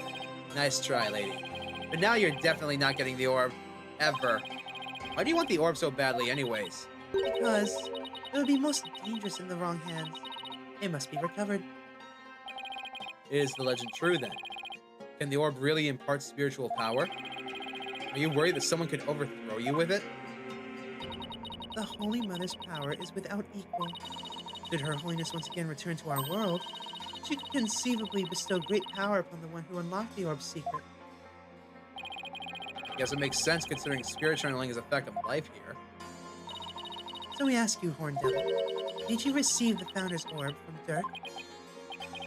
Does it look like I did? So you like to play games, do you? Royal Guard, Yes, Your Eminence. Oh God, they're everywhere. search this devil and his belongings. What? At once, Your Eminence! Don't move! You're only making this harder on yourself!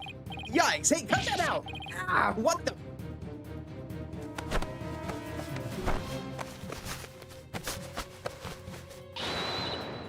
Apollo, don't strip here! Stop resisting! Just submit to our strip search already! No, wait, hey, cut that out! Ah, ha.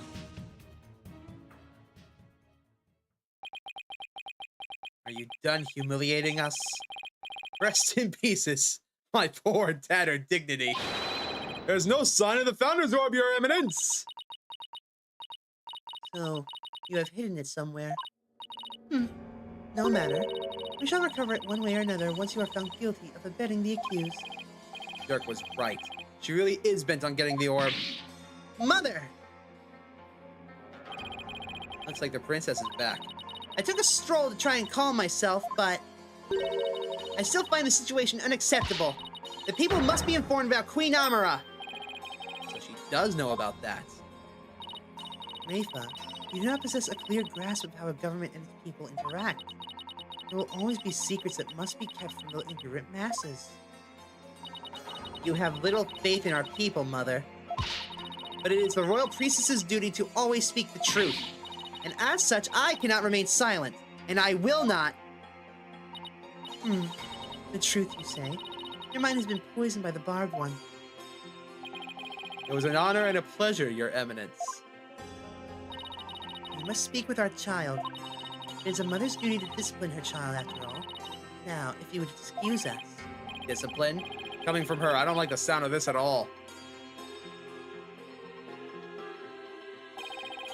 Well, Apollo, let's head back to the safe house for now.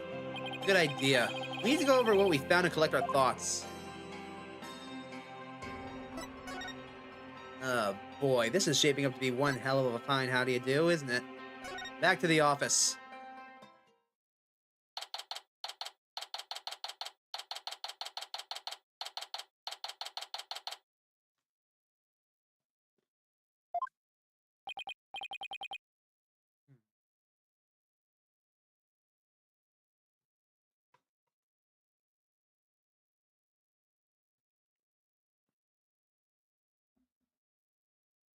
Ah, you're back.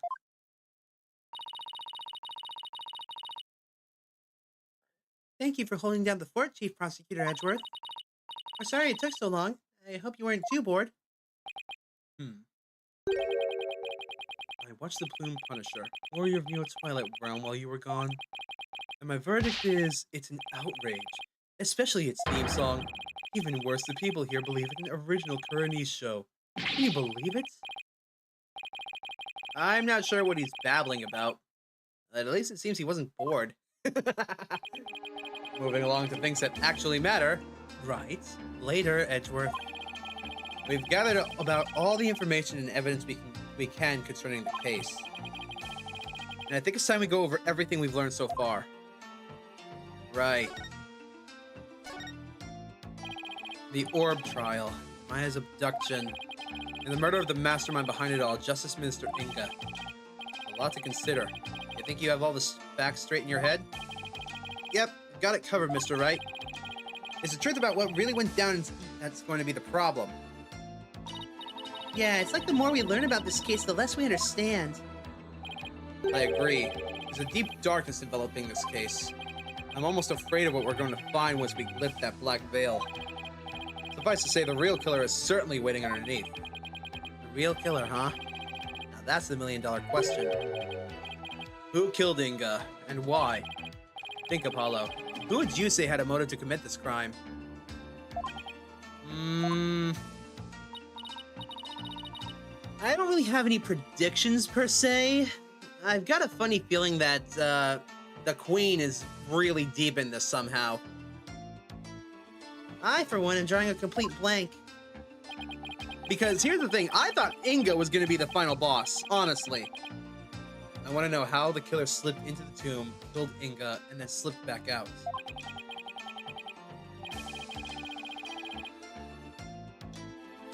Without ever being seen. That's a bona fide locked room mystery right there.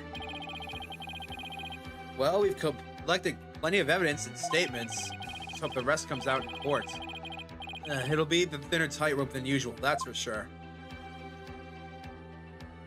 Yeah, when I saw that Dirk was the one who killed Inga, I was like, that threw me through a loop. Now, onto the so-called assassination. This case is one big fly in the ointment. In order to prove Dirk completely innocent, we'll also have to exonerate him of the crime committed 23 years ago. Amura's supposed assassination. Right. We know Amura is still alive, but Dirk could still be charged with plotting to kill her. He couldn't discover the truth, even after over 2 decades of investigations. So our biggest hurdle is going to be the complete lack of evidence. The flyer made sure of that. Mr. Wright, have you ever won a case without any evidence?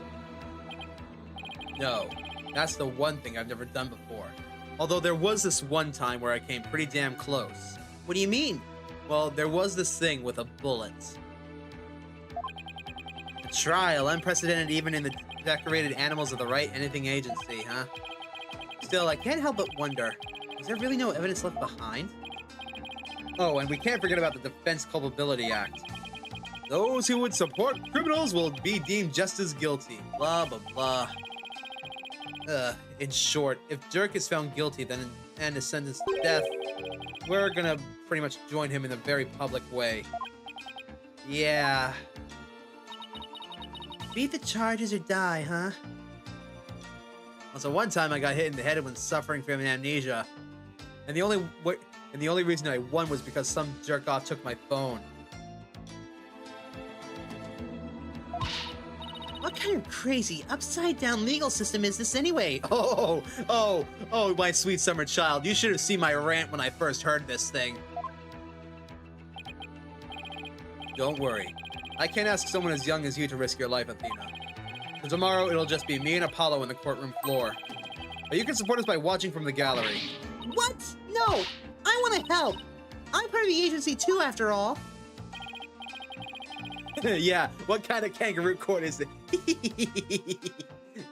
I stole it. Alright, you take care, Caleb.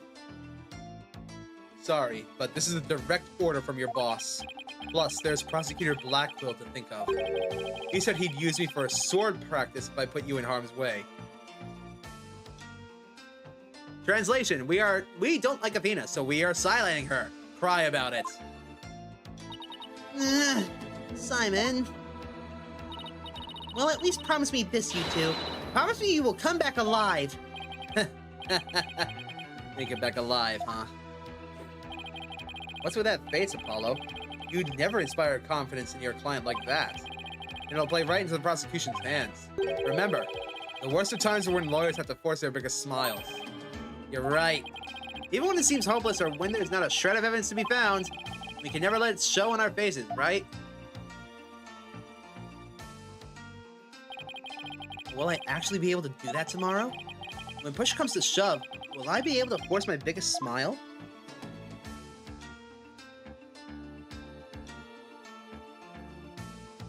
I really hope this doesn't turn into a 3-parter. Oh my god. I got about 2 hours before I want to clock off. Let's make it 2.5 hours. Why not?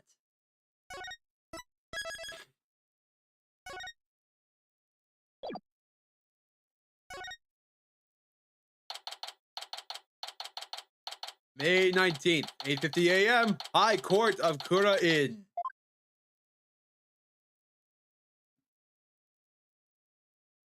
Yo, it's anime.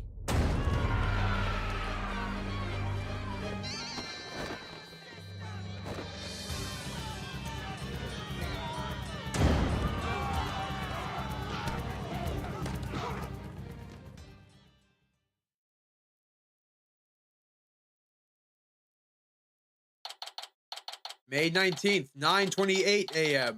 High Court of Khura'in. The accused lobby.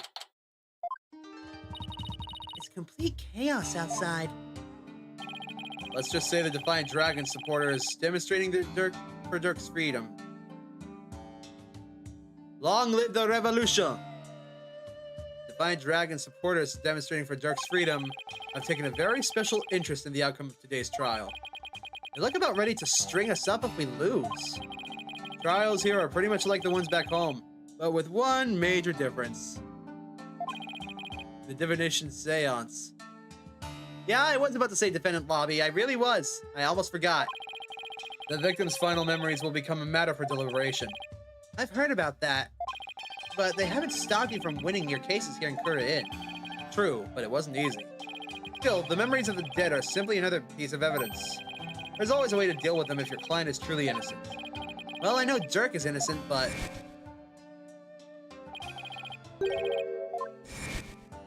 we never figured out that secret.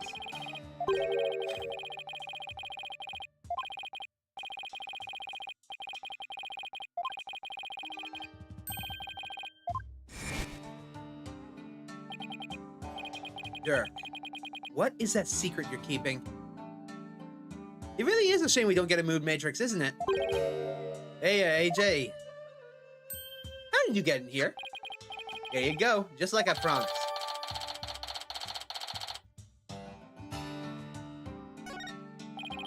Thanks, Dats. Wait, weren't you arrested by the police yesterday? Yep, and I spent the night in the slammer. I had a fine meal, a shower, even a bed. What more could I ask for? That actually sounds way better than where I'm staying. Just remember, AJ, if Dirk's found guilty today, we'll all probably get found guilty under the Defense Culpability Act, too. Yeah, Nayuta said something to that effect.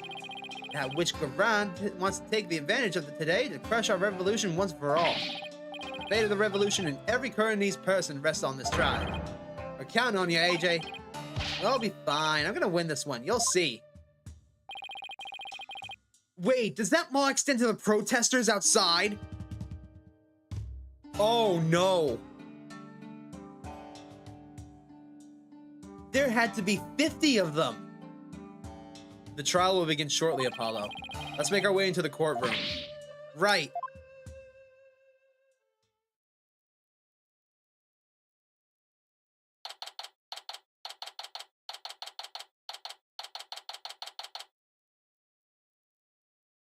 Alright. May 19th, High Court of Khura'in. It's time.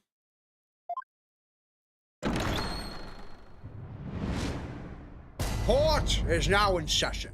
All rise. Let the trial of Dirk Shadmati begin.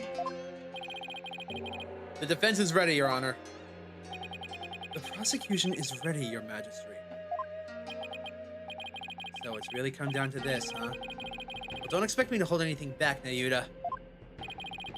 This trial will examine both the murder of Justice Minister Inga Khura'in and the assassination of the former queen, Amara Shigata Khura'in. First, I believe we should address the murder of Minister Inga. Would that be acceptable, Prosecutor Shadmati? Prosecutor Shadmati. Yes, of course. Please proceed. What's with him? How very unlike you, Prosecutor. Is your mind elsewhere this day? Not at all, Your Majesty. Are you really going to be able to go through with this, Nayuta? Well, Prosecutor Shadmati, I would be remiss if I failed to voice a concern of mine. I have heard mention that you are the son of the accused Dirk Shadmati. You have heard true. Does that fact pose some sort of a problem, Your Majesty? A father being prosecuted by his own son. Could one possibly deliberate such a case without having personal feelings intervene? Yes, without question. Can you really handle this? Objection! Dirk? Fellow citizens, you would do well not to underestimate my son. He's not one to allow personal feelings to interfere with the execution of his duty. Isn't that right, Nayuda? I will not stop until my work here is done. See? So all of you doubters just sit back down before you trip over your own stupidity. Ha ha ha ha ha ha! The accused will not take the stand without first being summoned. In any case, if Prosecutor Shadmati has no issue with this arrangement, then let us commence the deliberation at once. Oh, who is it now? Your Highness. One moment, if you would. Your Eminence? Your Eminence, what brings you here? Why are you here? Your Majesty, it would appear that Prosecutor Sadmani does indeed have some reservations. No, that's not true. Did you truly believe you could deceive me, Nayuda Sadmani? One should hold no reservations if one is to stand on these hallowed plenary grounds. I have none, Your Eminence. No, it is clear that we cannot leave this matter to you. Hmm. We shall handle the prosecution of the enemy of the crown of Dirk Sadmani personally. But remain by our side and bear witness to how a true prosecutor enforces the law. Excuse me, but is the Queen going to prosecute the case? Is that, allowed? Kosher? There is no need for concern. Before we were crowned queen, we served as a prosecutor. Really? As a foreigner, your ignorance can be excused. But know this.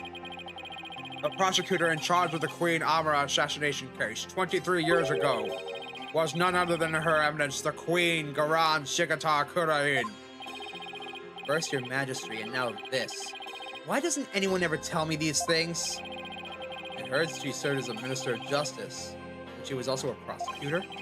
I'm guessing she already probably moved up the ladder from prosecutor to justice minister.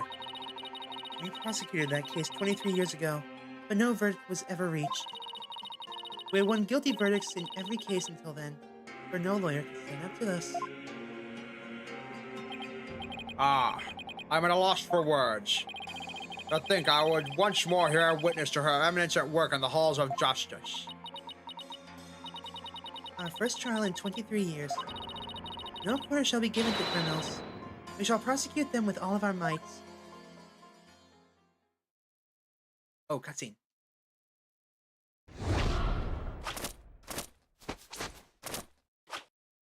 What the fuck? What kind of Evis transformation bullshit is this?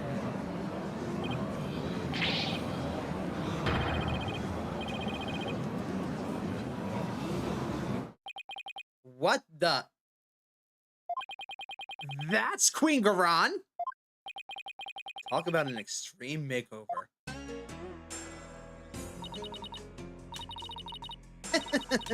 It's all coming back now. The feel of my blood pumping through my veins.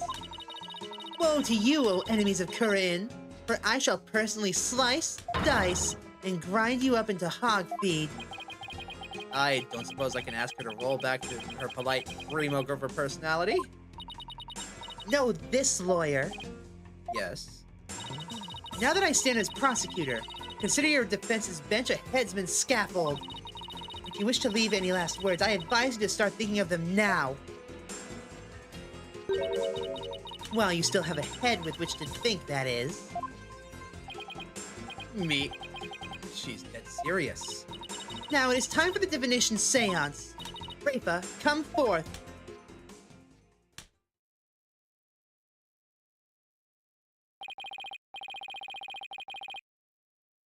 Let's see.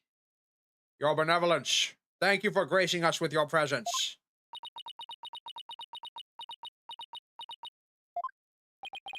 Your benevolence. I understand it may be difficult for you, but may we proceed with the divination seance? Yes, let us proceed. Forgive me for asking, but are you feeling physically unwell? If so, I would advise you to avoid any undue exertion. Mm-hmm. Your benevolence. What's wrong? It's like her mind's anywhere but here right now. A lot's happened since yesterday. On top of the murder of her beloved father, she found out that he'd been planning a coup. And today she'll have to experience his death through his own eyes. Yeah, that would be enough to shake anybody. Still, it seems like she's worse off today than she was yesterday. All because of the discipline, no doubt. Yeah, I don't remember her being this depressed.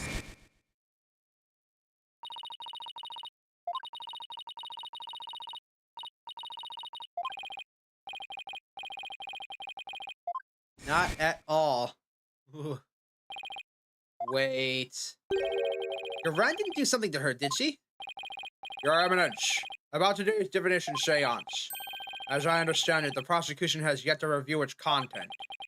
Is this divination from a protocol a part of your plan? Prosecutor Sadmati, would you care to explain your actions? Your Eminence, the accused was caught at the scene of the crime. Therefore, I deem no seance would be necessary for such a clear-cut case. You and your bleeding heart, you seek to spare Ray from the trauma of witnessing her father's death. Is that why you have done this?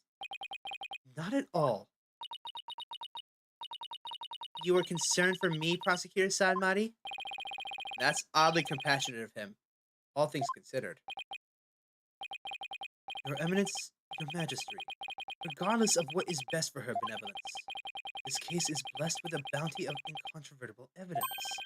So I believe we could reach a swift verdict without devoting precious time to a seance. You have a point. Personally, I would like to spare her benevolence any undue misery. Experiencing the murder of a loved one is not a burden that anyone should have to bear. Prosecutor Sadmati, your Majesty, can this trial truly proceed without a divination seance? Can't blame her for not wanting to experience her father's murder firsthand. Your Eminence, what are your feelings on the matter? Shall we have her benevolence return home for some much-needed rest? We shall not. You fools spoil her with your feckless words of compassion.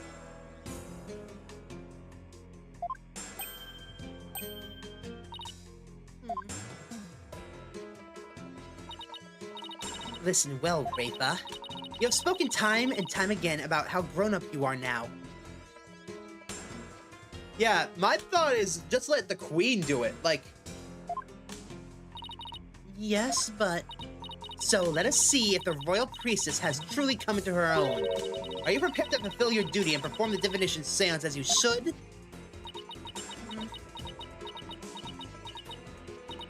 Yes. That's better. See, problem solved. poor Rafa. Is this really a good idea? I guess we'll see. Very well. Let's begin. The divination seance. Nana, my robe. Oh. Oh, right. Looks like Nana's still missing. It's been a whole day already. Barbed head, Yes. you removed my robe. What? Why me? Don't keep her benevolence waiting now, Mr. Wright. Can't you see she's ready to begin? Great. I've been reduced to royal robe remover. It's like she's grooming Mr. Wright to be Nana's replacement.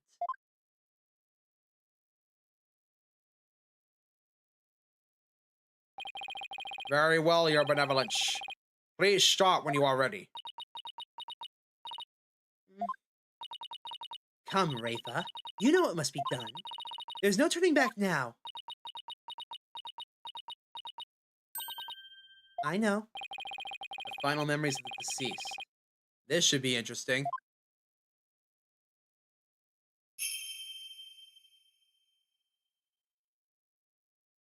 O Holy Mother, we hold this divination seance in your name. Let the eyes of everyone here be clear and our ears be unstopped. O dance of devotion, guide the victim's soul to me, so that we may receive their final memories in the pool of souls.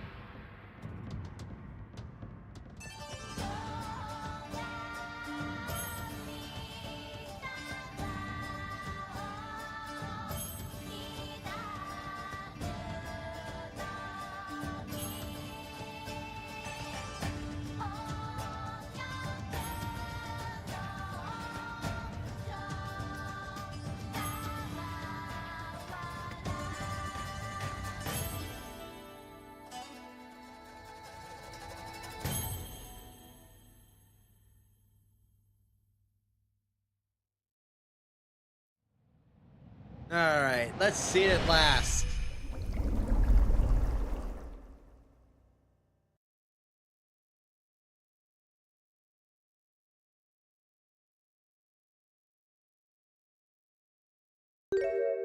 Oh, that's not good.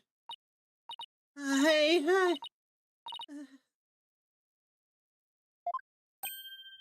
Uh-oh. Oh, dear. Hmm. She's in shock. She's having a panic attack. And down she goes. Yo, someone go and get her. Your benevolence! What's wrong? this is unacceptable. Braylon, take her benevolence back to the first aid station at once! This is not good. This is your fault, Your Highness. Your Eminence, do you have any idea why her benevolence collapsed so suddenly? It seems she was not ready for what the deceased was to reveal. It overwhelmed her. Her inexperience and immaturity left her ill-prepared to face her father's death. And she said she could go through with it. How very disappointing. I know someone who's not winning Mother of the Year. Ever. No wonder, how on earth? I have so many words to say about this. No wonder that Rafa favored her father. I mean, of course Rafa's gonna be overwhelmed. She's still just a child! That's something everyone needs to remember about Rafa. She's 14. It seems we have no choice but to move along to the witness testimony. Your Majesty? Oh, yes. Let us proceed. Bailiff, summon the first witness if you would.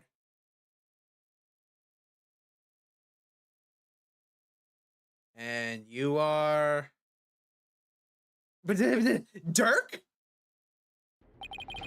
Is this not the accused? It is indeed. I thought I would give him the opportunity to plead his case. For true justice is more than a unilateral presentation of the facts by the prosecution. That seems uncharacteristically fair of her, actually. However, should the accused fail to produce convincing testimony, he, along with his cabal of traitorous lawyers, shall immediately be found guilty. Each time the seance failed, the pool didn't flash at the end of the dance. I honestly didn't see the flash, so... And their heads will roll from their shoulders. What? Should have known there was a catch. Your court, your rules. Same as it always was, I see, Khura'in. Now then, Mr. Dirk Shadmari, if you could enlighten us as to what happened. Well, I would, if I could.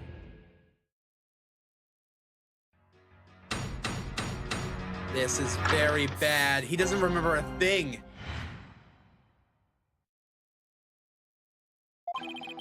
I was struck by a sudden dizziness the moment I entered the tomb. The next thing I knew, I was standing there with a bloody knife in my hand. And lying right in front of me was Inga, dead as a doornail. I have no recollection of what happened in the interim. But I didn't kill him. At least I don't believe I did. I go against everything I believe in.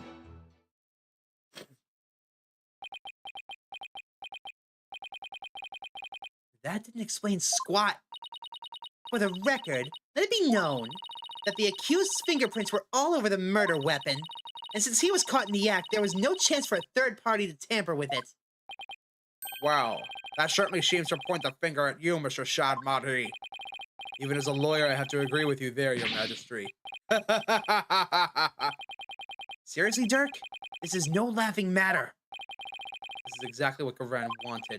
Have Dirk try to plead his case only to fail miserably. How low can she go? Prosecutor, behold this most unpleasant of spectacles, and let it be etched into your soul. See how instead of accepting the inevitable, those fish-brained lawyers flounder and flop themselves straight into the abyss of despair.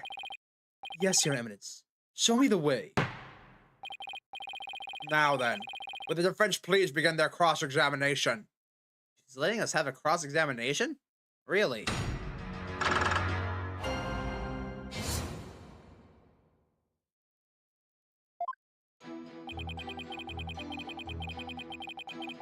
Alright, time to press everything, because I've got no freaking clue. You were struck by a sudden dizziness? Is it because of the illness? Is that something that has ever happened to you before? I can't say that it has. Maybe age is catching up to me. I'm no spring chicken after all. That's not the issue here. A most cunning excuse. Unbefitting an insidious insurgent. Oh. A killer who does not recall his crime. How very convenient. Next I imagine you will plead insanity. You aim to seek a lesser sentence through excuses and subterfuge. Do you not?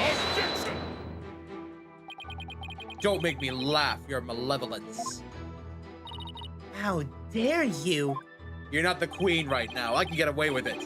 I'm merely stating my innocence. I have no intention of offering excuses.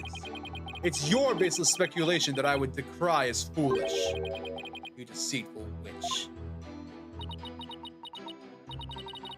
Is it your wish that I should claim your head right now in this very hall? Well, that would certainly speed things along. Dirk, why don't you let me handle it from here? And if there's anything you need to say, you can say it through me, got it? Anything to stop you from kneeling the queen? Huh. Next time you have an objection, you better have some proof to go with it, Dirk. The accused will continue with what he does recall of the crime.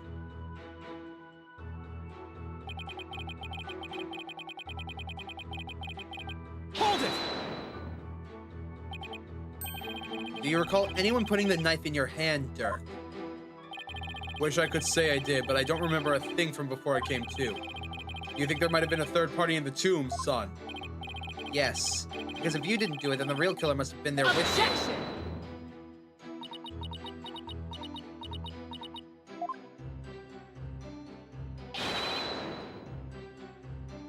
This cord just crashed for everyone? What do you mean?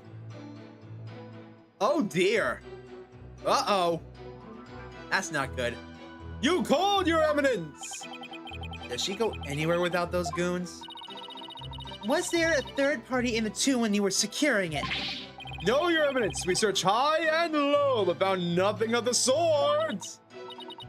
And there you have it. Oh, right. They did search the place. Furthermore, my guards had the entire tomb surrounded, so there was no way for anyone to escape. That's right. No one got in or out without our knowledge. Her evidence is on site. Directives were absolutely flawless.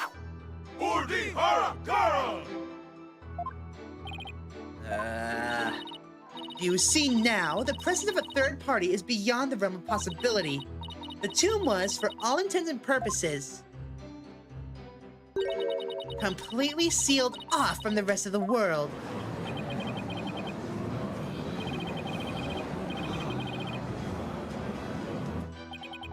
Thanks for the nothing gallery, guy.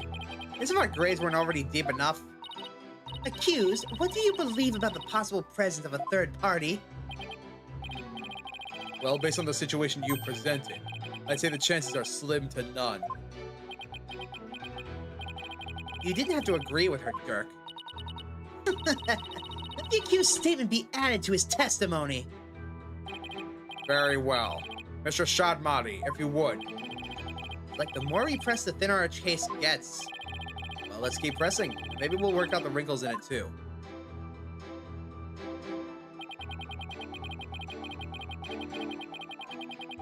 Hold it! We can't prove you innocent without at least the possibility that a third party was there. Find the possibilities in the impossible, son. That's just what lawyers gotta do sometimes. Isn't that right? Right. Who, me? Yeah, you could say that. I've seen more than my fair share of trials like that. They start with no viable evidence, useful testimony, or any hope of winning. But through cold sweat, desperation, and a little luck, I've always managed to pull them off. Right. I can see we are kindred spirits, you and I. Ha ha ha ha ha! Geez, taking on cases like that must shave years off your life. If that were true, I'd be long dead. The possible and the impossible. Can I prove that it was at least possible that there was a third party in there? Dirk, what did you see at the scene of the crime? Let's see. I came to.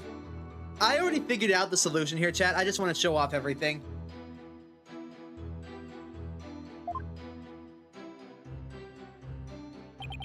And lying right in front of me was Inga, dead as a doornail. Hold it! You stated that he was as dead as a doornail. How can you be so sure? It's pretty easy to spot the difference between a soulless man and the soulless shell of a man. His complexion and the amount of blood at the scene made it obvious which it was. Huh. Watch your words. You shall join Minister Inga much sooner than expected. You can bow your head before him and seek his forgiveness there in the Twilight Realm. If you still have a head to bow, that is. You bloodthirsty spider. What happened to you? There was still a little love in your heart 23 years ago. You even used to think of me as a brother. It seems you truly do have a death wish. Is that really all you've got? Dirk, I am begging you. Enough of the lip. Just deliver your testimony, please. All right. I'll try, but I can't promise anything.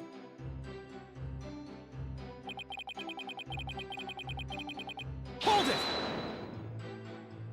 A day has passed since the murder. Haven't you remembered anything in that time? My memory is a complete blank. It's as if that part of my brain has been scooped right out. How very convenient.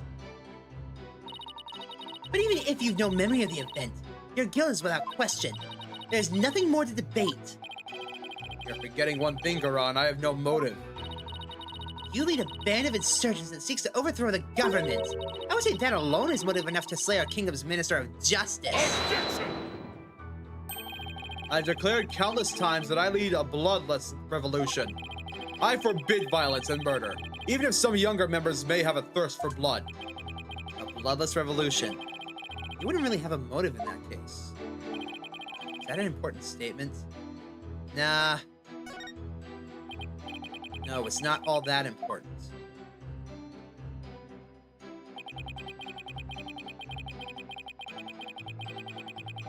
Hold it!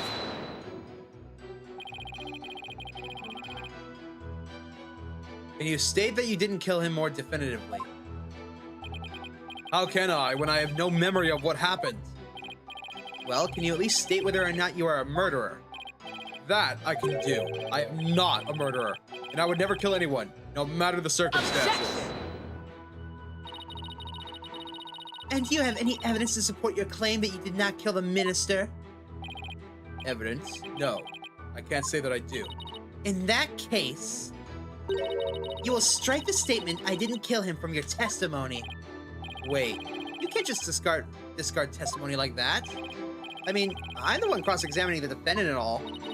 Hold your prattling tongue, you foreign devil. I'm the queen of this kingdom. And the queen is the law.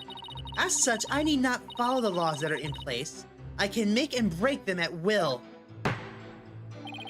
Henceforth, the accused will refrain from stating that I didn't kill him. What? Sure, whatever. The Khura'in show, after all, same as always. You gotta be kidding me! This is the most corrupt bullshit court I've ever seen. Oh my god!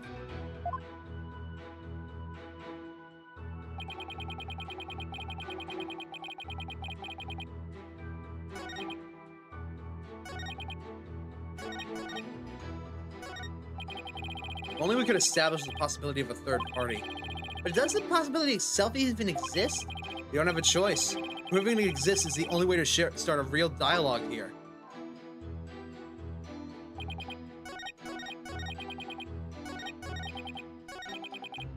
Okay, here we go. We do have some evidence. We never figured out whose blood this is, now did we? Objection! Your Eminence, I'm afraid this trial will not go exactly as you've anticipated. Because I can show how there might have been a third party in that tomb. Oh, how very fascinating. Go on. I do so love a fairy tale. We did a luminol test at the crime scene, and we found a bloodstain that didn't match the Justice Minister's blood. I will remind you that neither Dirk nor Miss Faye were injured during the incident. The thing is, this bloodstain we found had been wiped away by someone. Watch this! But who would have done such a thing? That's the big question, isn't it?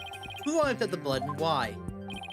Thinking about it logically, it must be someone who wanted to conceal their presence at the scene of the crime. Oh? And to whom do you suppose the bloodstain might belong? The bloodstain belongs to the real killer, of course. The bloodstain belongs to the real killer, of course. Whoever it was, they were probably shot while they were attacking Minister Inga. And since their blood would give them away, they had to wipe it all up. I say this because we know for a fact that the Justice Minister fired his gun in the tomb. Objection! You have the memory of a flea. There was nowhere for anyone to hide. This too is a known fact. But a bloodstain from the third party means there must have been someone hiding there. Very well then, tell me this. Where was the third party hiding? Oh. The crime scene was thoroughly searched after it was discovered. So if there was a hiding place, it would have to be somewhere no one would dare to look. Somewhere no one would dare to look? Let's have your answer, defense. Now, where could a third party have hidden? The sarcophagus, obviously. No one would dare open up what's inside. And to top it off, we know the bloodstain was leading to it. So, there. Take that! There's one place no one would search, not even the Queen's Royal Guard. And that would be the coffin. Inside Queen Amara's sarcophagus. Even now it's locked up tight. No one would find you if you hid in there. I'm told that it's temperature controlled to preserve the mummy within. But if someone dressed warmly enough, they could withstand the cold for a short time. This is sacrilege! Surely the perpetrator of such a foul deed would be cursed. But that's just it. The killer knew everyone would be too scared to open the sarcophagus. True, the guards were so scared of being cursed they wouldn't even touch it. And when the coast was clear, the person simply got out and left. The killer made a quick escape from within their frigid confines. Well now, that does sound like a plausible method of evading capture. The defense requests a DNA test on the bloodstain. And then we'll see just who the real killer is. Insolence! Bow your head and kneel, lawyer. So your head may be parted from your shoulders. Huh? But the trial's not even over.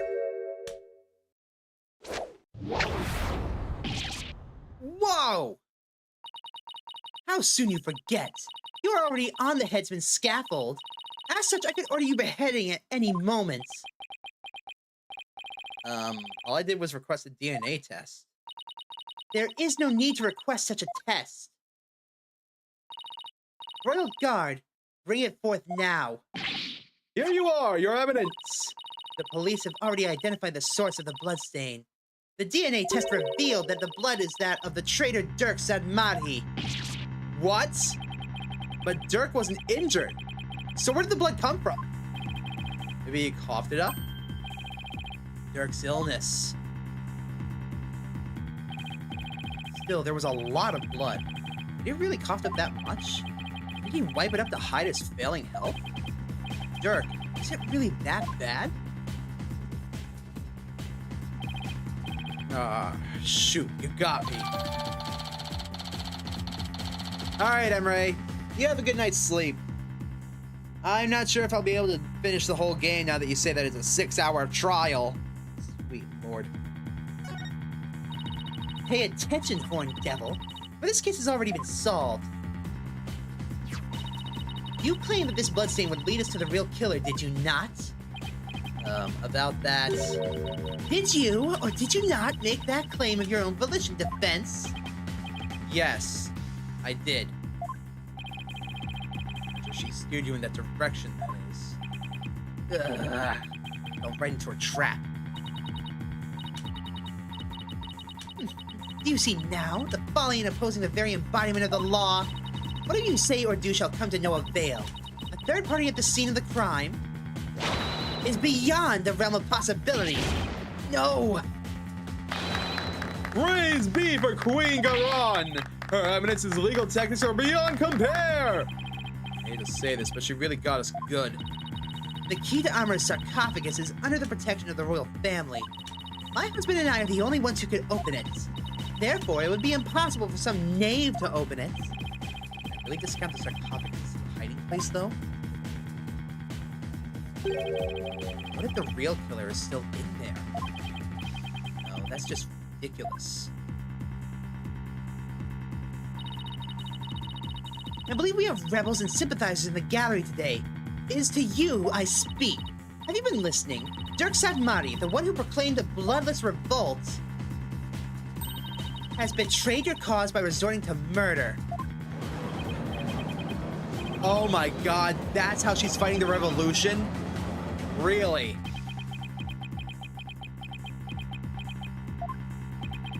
The Defiant Dragons and their sympathizers are starting to have doubts. So this is why Khura'in allowed us to cross-examine Dirk. By establishing his guilt in Inga's murder, she's effectively damaged his reputation among those who supported him. True, but now we have an even bigger problem. And now, filthy lawyers, you will honor your end of the bargain. Accept your guilty verdict for your failure to explain your client's actions. Gulp. Now, I shall pass judgment upon the criminal Dirk Sadmati. Watch this. You shall pass judgment. But your eminence, is that not my role? Hold your tongue. You're but a figurehead before me, the embodiment of the law. Consider yourself dismissed.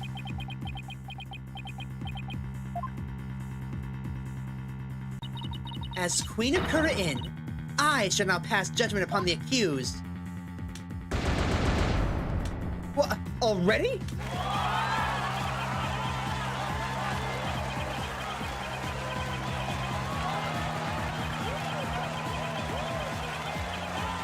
Can she do that?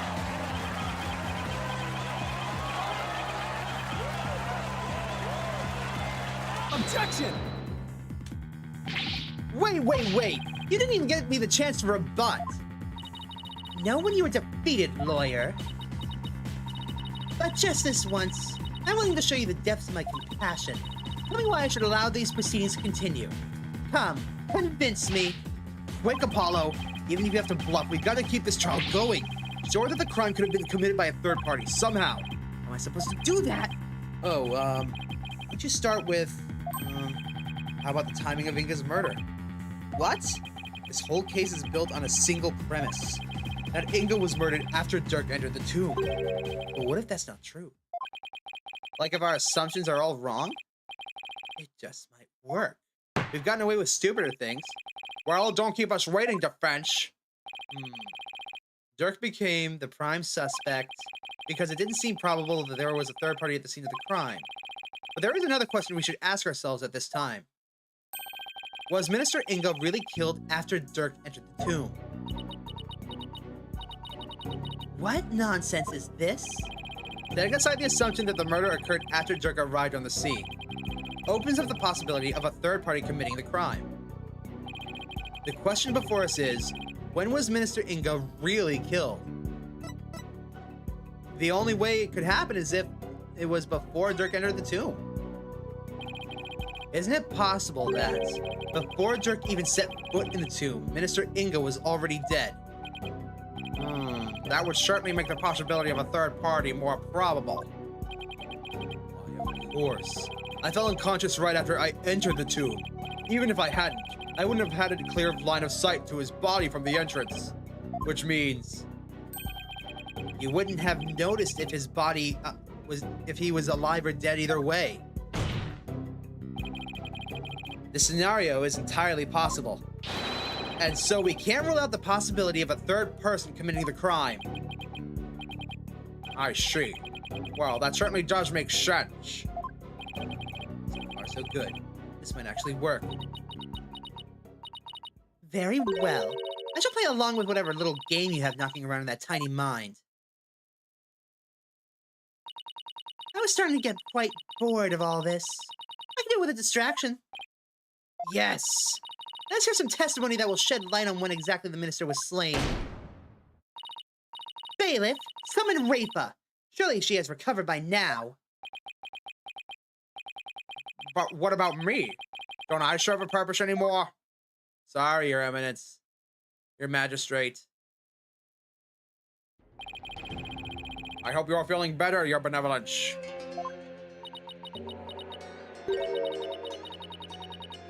Must I perform the divination seance?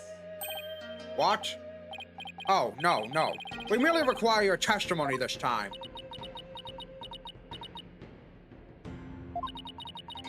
How can my testimony be of any value? Your Benevolence. Princess Rafa seems awfully depressed. For what she's been through, summoning her again is like rubbing salt in the wound.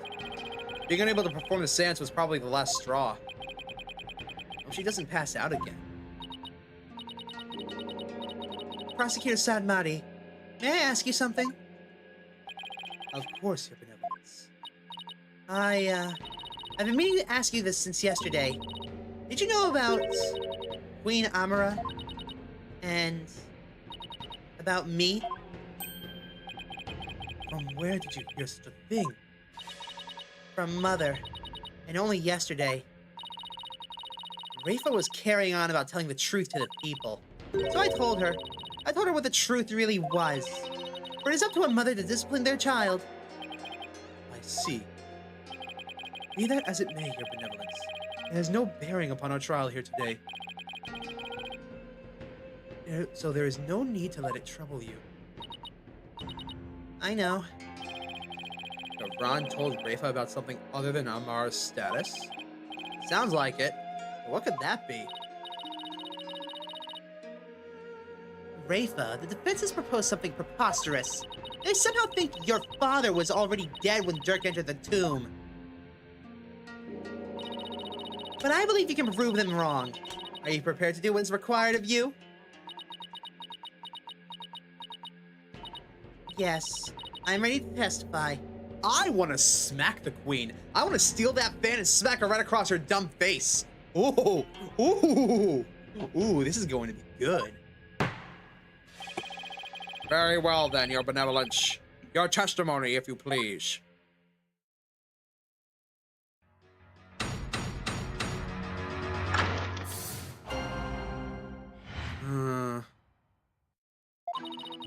On the day of the murder, I was gazing upon the courtyard from my second-floor veranda. Around 2:30 p.m., I saw my father heading for Amar's tomb. Then, at about 2:45, I saw Barbhead and company enter the courtyard. I saw no one go in or out of the tomb after my father entered at about 2:30.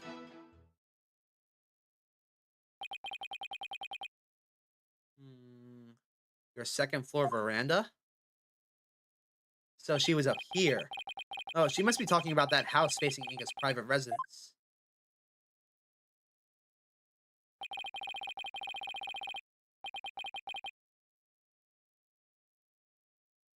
So that's the location from which you saw your father, and at about 2:30. Yes, and shortly after that, you people arrived at the royal residence. It appears Discord is back. Praise be! So after the minister entered Amar's tomb at about 2:30. No one went in or out of there until the murder was discovered. The tomb is closed to outsiders, so no one could have snuck in before the murder. That rules out any possibility of a third party lying in wait to slay my poor husband. Or so she'd like us to believe. Now hear me, you useless lawyer. Cease this charade and bow before me, for I, Queen Khura'in, shall finally have your head. Forgive me, Your Eminence. But first, let us allow the defense to question the witness. Judge, I take back every bad word I've ever said. You better.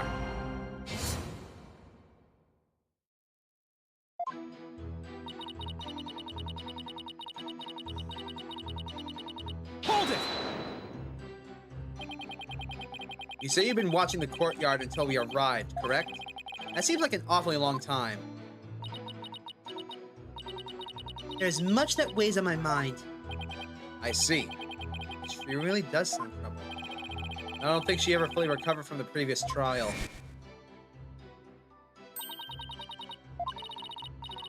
Right. Her whole state of being was screwed up.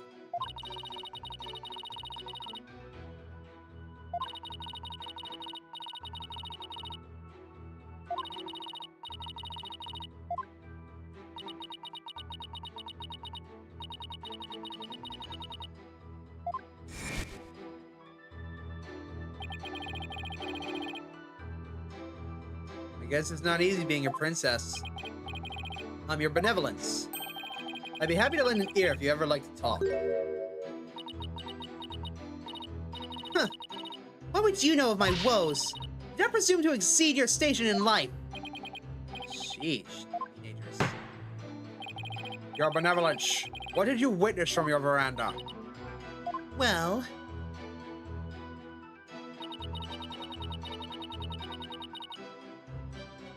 Hold it!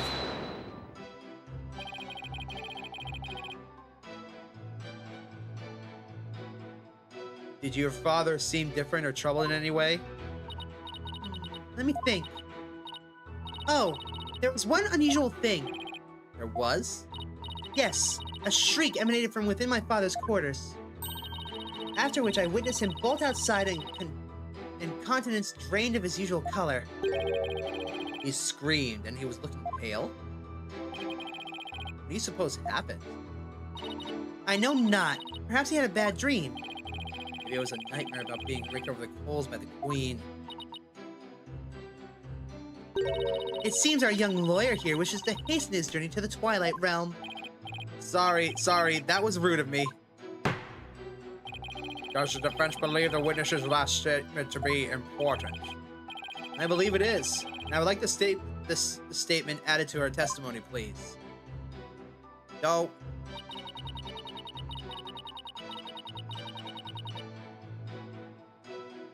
Hold it! And why do you think he screamed? Was he surprised by someone who didn't belong there? Did anyone else come out?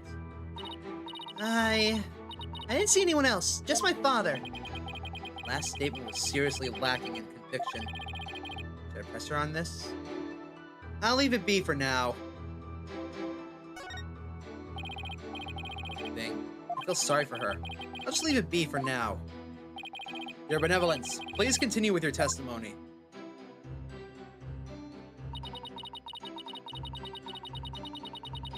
Hold it! 2:45. Yes, I believe that's around when we arrived. Mr. Wright, Athena, Dirk, and I were running towards the tomb. Yes, I was taken aback as we didn't normally see commoners in the palace courtyard. Even more shocking was that Dirk, a wanted man, was with you. Yeah, I suppose so. I thought the villainous leader of the Defiant Dragons was here with his minions. Because it was, you know, time for a revolution. I think you've been watching too much of that TV show. I've already banned its broadcast for containing content unsuitable for our kingdom. Besides, the actress playing Rafa looked nothing like her. I can't have my subjects feeling so disappointed when they see the real Rafa. Damn! Oh my god! Did she... Ooh! Oh, scratch smacking her with a fan. I need to go find my rubber chicken. Mother, why are you so cruel to me? Are you ashamed? Once I am all grown up, I shall be just as full-figured as that actress.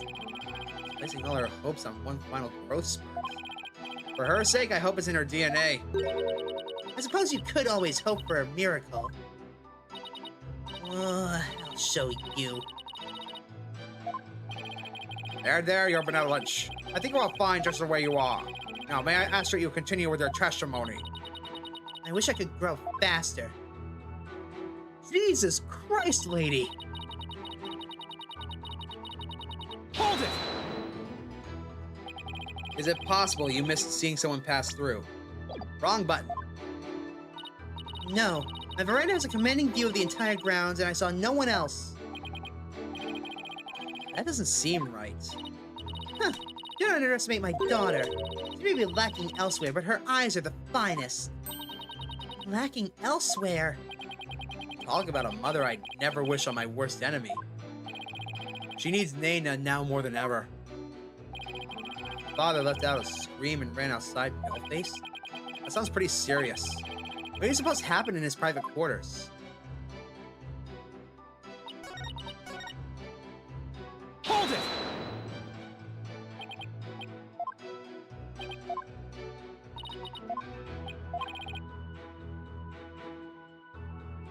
We don't have time to be nice. I'm sorry, Rafa.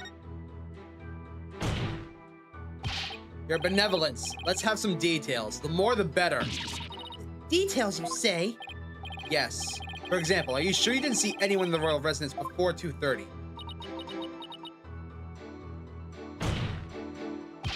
Well, is that a yes or a no?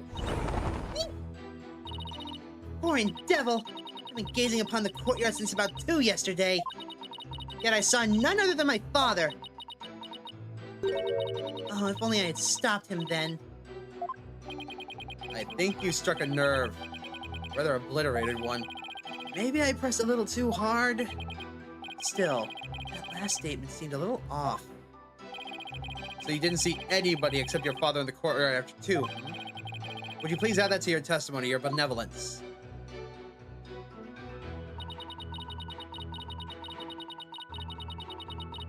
Hold it! Is the royal residence always so empty? Naturally, it's where the royal family lives, and we are few in number. Besides Nana and my little birds who visit, I have no one else to talk to. Anything more stereotypically princessy than talking to birds? So Nana wasn't around at all yesterday. It seems she was quite busy. I was all alone the entire day. It's been like that a lot lately. Rafa doesn't go to school, so she probably doesn't have any close friends. She must lead a rather solitary life. Guess being a princess isn't all it's cracked up to be. Rafa, I shall buy you a new servant. I don't want you to buy me a servant like some sort of a pet. I want Nana! Getting to see why Rafa turned out like she did. Your benevolence, please tell us about what happened after you saw your father. Well, it was around 2:30 when I saw him heading for the tomb.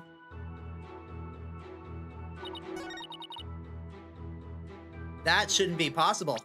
We have a statement saying otherwise. Behold, Albie wasn't supposed to be inside at about 2. And we have proof that he did. Because he had Nana's hat. Behold! Got yelled at by a dog and a warbod, and then threw a firecracker. The shocked look on Albie's face had dots and stitches when the police came along and detained the rebel.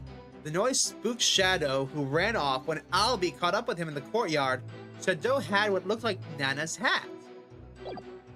So, we know he was in the courtyard at about 2 p.m. There's no way that Rafa didn't see this. Objection! Unless she's lying. Your benevolence. You're covering for someone, aren't you? Huh? I don't know what you're talking about. Sorry, Rafa, but you're not gonna like this. Well, the thing is, I have a statement here that you might find interesting. It's from a witness who claims that around 2 p.m., his dog got loose and ran into the palace courtyard. That's when the little fellow stole this hat from someone. That's Nana's. I mean, nothing. Never mind. Too late. Sorry. You fool of a daughter. It seems the princess made a blunder. So let me get this straight. This is Nana's hat, which means that she had to have been in the royal residence at about 2 p.m. If so, then you had to have seen Nana sometime after 2 p.m. yesterday. No! Please, your benevolence, tell us what you really saw. It's as you say, Hornhead. I saw Nana, and I saw that dingbat dog steal her hat from her right in front of my father's residence. I knew it. Why didn't you say so in the first place? Because my mother told me not to. What? Would you care to explain, Your Eminence? I requested she withhold said information, for it is of no relevance to the case. Objection! You don't get to decide. Insolence! If you disagree, then prove that it is relevant to the case at hand. Oh, I will. Your benevolence. Please tell us everything you witnessed when you saw Nana. All right. When I saw that dingbat dog attack Nana, I ran to help. I raced from my second floor veranda down into the courtyard.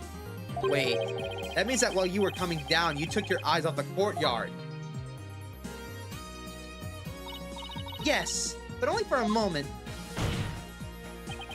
This is the crucial testimony.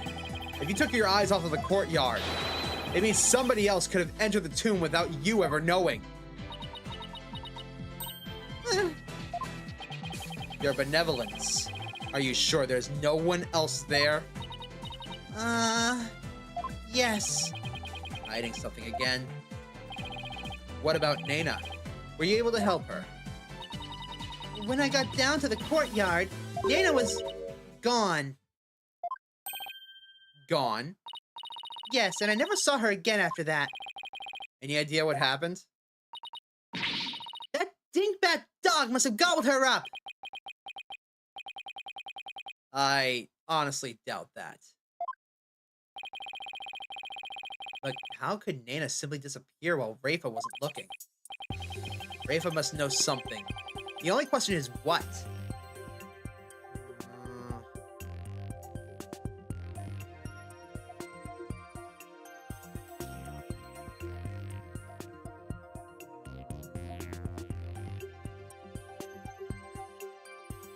She must know where Nana went. She has to. Do you have any idea where Nana disappeared to? What do you mean? Well, during the time you took your eyes off the courtyard, someone could have headed into the tomb. And it just so happens that Nana disappeared right at that moment. No! Wait, you think Nana has something to do with the murder? I don't think we can rule it out. It sounds like something had kept Nana occupied since early in the morning. Plus, she was seen right before the murder, and then vanished into thin air, and hasn't been seen since. You're right. And since she's Rafa's attendant, she could come and go as she pleased within the palace grounds. Could Rafa's attendant really be the killer? But that would mean... Where's my father? And now Nana? These were the people I trusted most. How could this be? Objection! Do not heed their lies. Lawyers are a foul breed, quick to claim that a third party is to blame for a crime. Nana did not enter the tomb. That much is certain. How can you be so sure? When Nana's hat was stolen, that crazed curse spilled an urn full of water upon my husband's doorstep. Is that not right, Rafa? Yes. Yes, it is. While that dingbat dog was tugging on Nana's hat, it tipped over the urn. The bottoms of her shoes would have been soaked with water, and she had truly headed into the tomb with wet shoes. She would have left shoe prints along the way. But the only shoe prints to be found belonged to my husband, Inga. Huh? Then... That's right. Nana never did go into the tomb that day. Instead, she entered my husband's private quarters. How do you know? It is quite simple. Shoe prints were discovered in Inga's private quarters. Shoe prints that belonged to Nana. That's right. Edgeworth and I did see some shoe prints in there.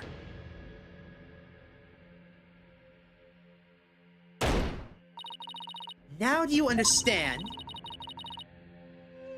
Nana could not possibly have gone into the tomb, and that supposed third person at the crime scene is but a figment of your imagination. Another glorious deduction!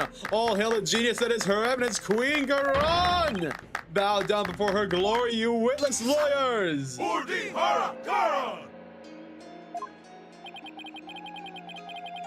Could those guys fanboy any harder? Okay, but is it really true? Did Nana not go into the tomb? Excuse me, but... Mr. Wright. Your benevolence. What time was it that the dog attacked Nana? I believe it was about 2:15. I see. Apollo. If Nana entered Inga's private quarters at about 2:15, and Inga came racing out at about 2:30, pale-faced and screaming, then I know what you're getting at! Yes, that might explain his scream. will the defense please share their theory regarding Justice Minister Inga's screams? Certainly, Your Majesty. Minister Inga screamed because he was attacked by Nana. Maybe he was attacked by Nana. This would make the Justice Minister's private quarters the real scene of the crime. Objection! Does your idiocy know no bounds? The minister's body was found in the tomb. Are you suggesting that the body was moved? Do I think the minister was moved from his private quarters?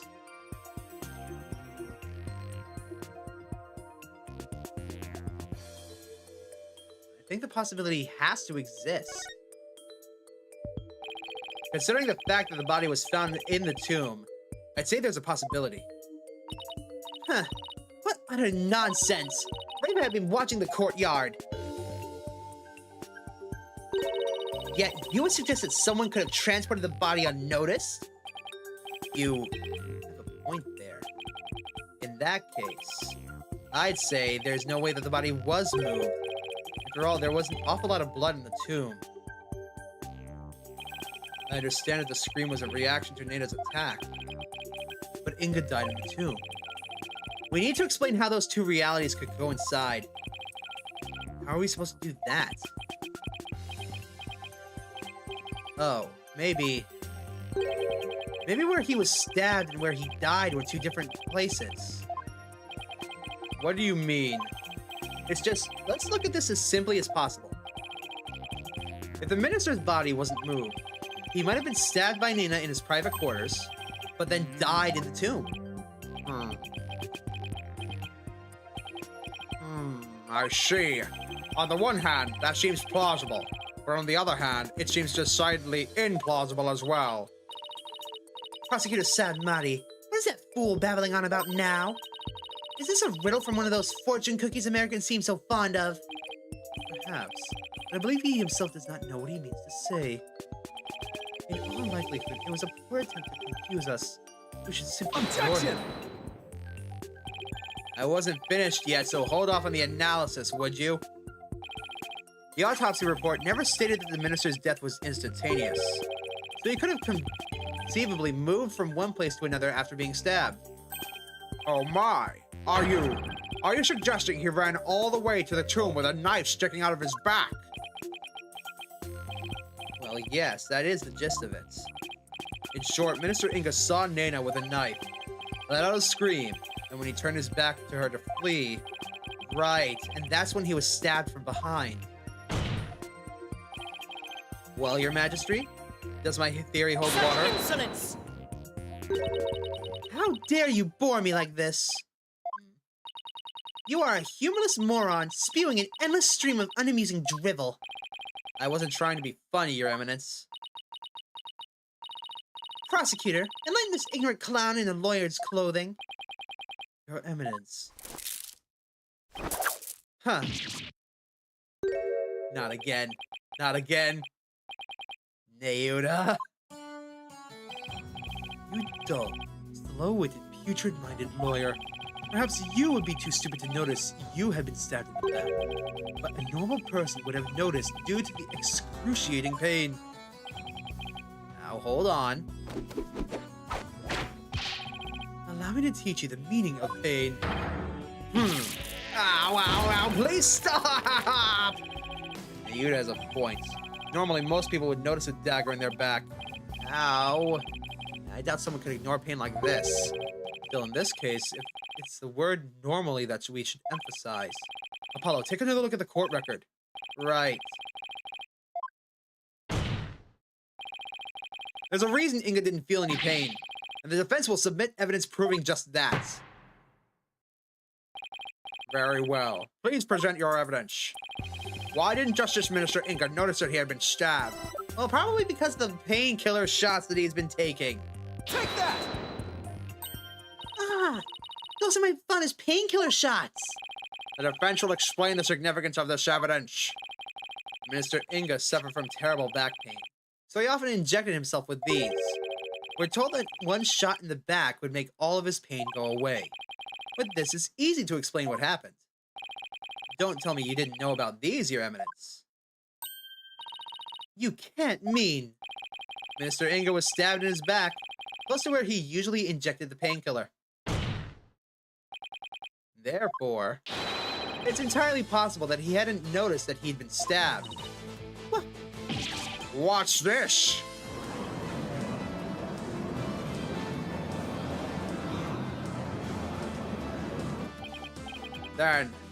Then, are you suggesting Justice Minister Inga really ran off with a knife protruding from his back? I am, Your Majesty. So then, when I saw my father, he had a knife sticking out of him? I mean, with that cape of his, I couldn't see his back very well.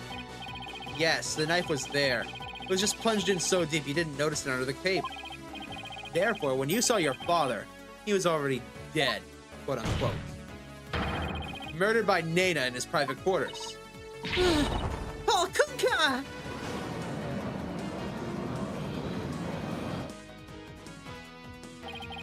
Holy mother of Khura'in, are we dealing with the living dead here? Well, technically he wasn't dead yet. I know it's hard to believe, but this is a plausible sequence of events. And once Minister Inga arrived at the tomb, he could have removed the knife and dropped dead from blood loss.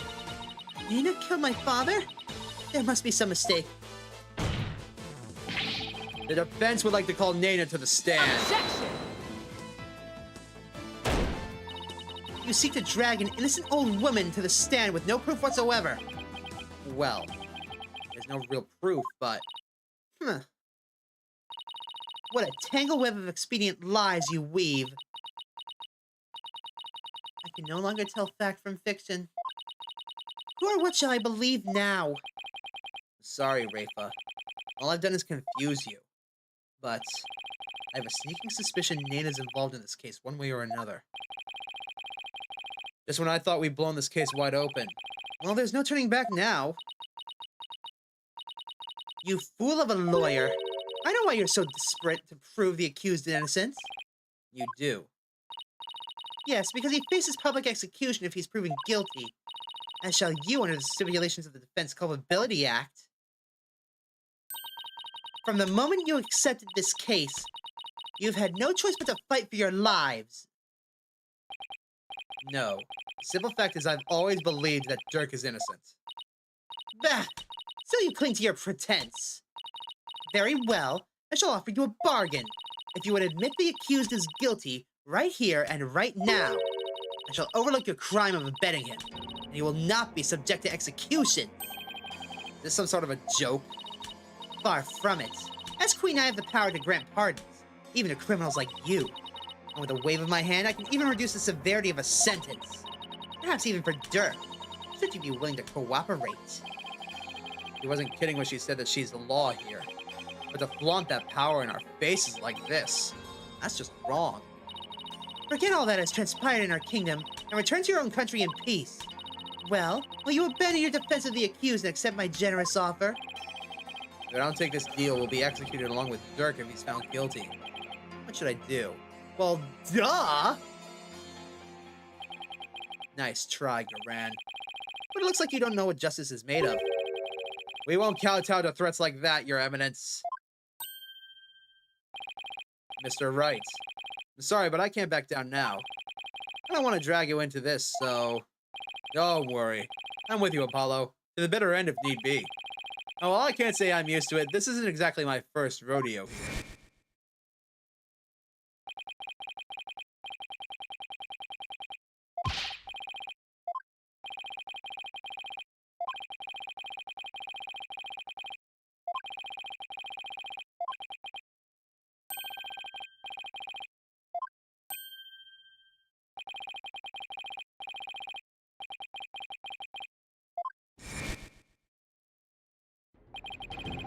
So keep on fighting, Apollo. You'll hear no objections from me. You nincompoops! You'll die if you lose this case! Why would you entertain the idea of continuing? I believe that Dirk is innocent. That's why. And besides, trials exist to give the truth a chance of getting out into the open. You can't give up just because you're afraid of some punishment. Even if that punishment is death? Does that not frighten you, Hornhead? Who wouldn't be scared? I mean, just thinking about it. Ugh. Makes me weak in the knees, to be honest. But as a lawyer, I have a duty to protect my client. And I just can't abandon that. A duty you're willing to die for? And yet Duty. It's a heavy burden, all right. Rafa looks like she's really struggling. Right, she still hasn't gotten that done yet.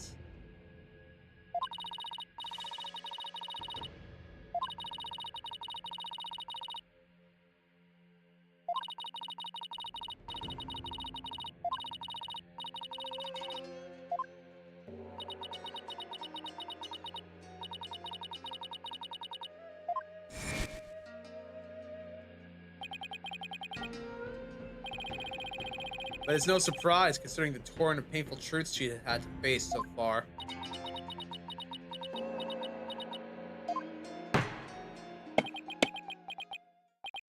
Very well, then. If the defense is prepared to face the death sentence under the Defense Culpability Act, then I see no reason to not continue with the proceedings. But I must admit, I see no grounds for doubting the accused's guilt. Unless the defense has further evidence that would indicate a different suspect. Do we have anything like that? Well, lawyer, do you have any new evidence that you would care to present? Or should I have the executioner start his preparations? She thinks I can't do this. She's got another thing coming. But first, I have some serious thinking to do. I say that new evidence indicating a different suspect. Let's see here. No. Nah.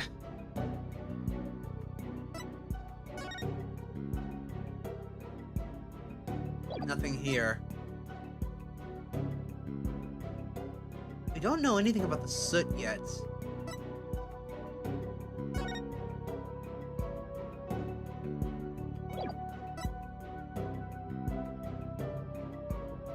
Dirk's blood. Worthless. Worthless.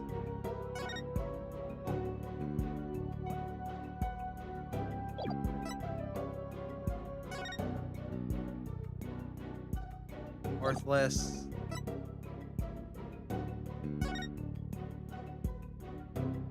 Worthless.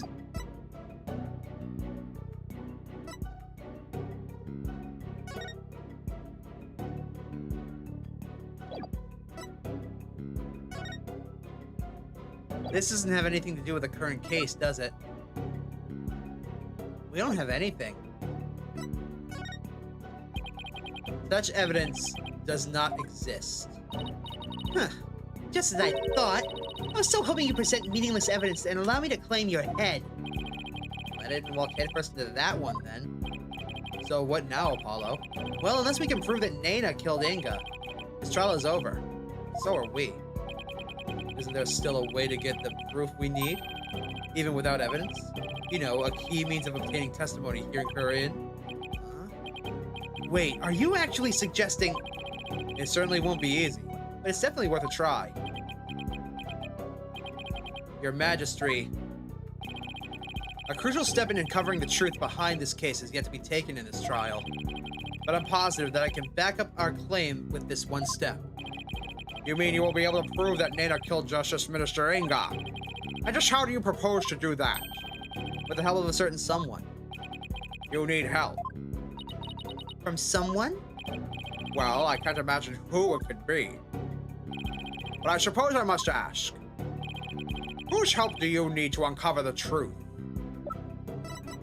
Duh! We still haven't done this stupid seance. Do it! Take that! But that is... Me? Here in Khura'in, legal proceedings include a viewing from the victim's final moments. But that requires your benevolence's help. Such information is just as vital as any other piece of conclusive evidence. If you're right about this, Rafa's power should enable her to see the very moment of Nana's stabbing Inga. It'll be hard to watch your father's murder, but it's the only way to uncover the truth.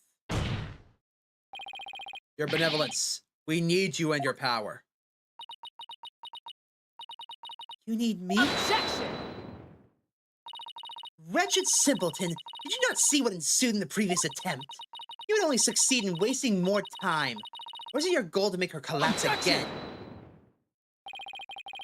The princess said that she was prepared earlier. Besides, it's her duty as a royal priestess. I'd say it's all up to her now. Am I prepared? Prepared to fulfill my duty? Isn't a divination seance required at all trials anyway? If so, I imagine there'd be a problem with handing down a verdict without one. Indeed. It would be problematic. Under Khura'in's law, a seance must be conducted before a verdict can be rendered. This is made by you, Your Eminence. Insolence! Yeah. Must you try my patience so? If I must dispense with that vexing law, then dispense with it I shall. As ruling sovereign of Khura'in, I proclaim the following.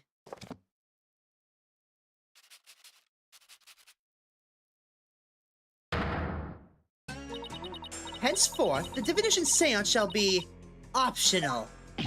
What? She has the power to do this? She just rewrote the law with a flourish of her hand.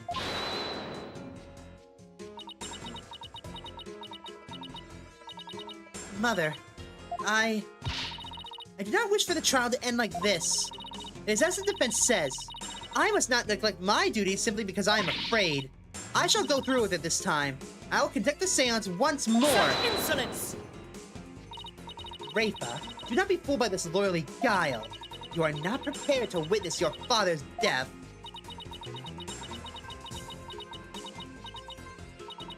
But Bornhead needs my help. Rafa, did you not tell me earlier? Did you not tell me that you were prepared? But despite your grandiose posturing, you collapsed in the most piteous fashion. Even worse, you have erred in your insights of late. For has not the barred one there overturned them more than once? You cannot be trusted to keep your word, nor can you reveal the truth through your insights. So I say to you, be gone! This sacred hall of justice has no need for such a worthless royal priestess. Worthless? You did not just call your own child worthless. Ooh, ooh, ooh. Oh, the aching. The aching to give her the biggest of bitch slaps I can. Woo! Wow, I'm actually shaking at how mad I am at her. Good job, Debs. Holy shit. Let's get her. Wow. How can she say that to her own daughter? So, Mother, you think me a worthless? Objection! Her benevolence says that she can do it, doesn't she? So I don't see why you have to condemn her before she's even made the attempt.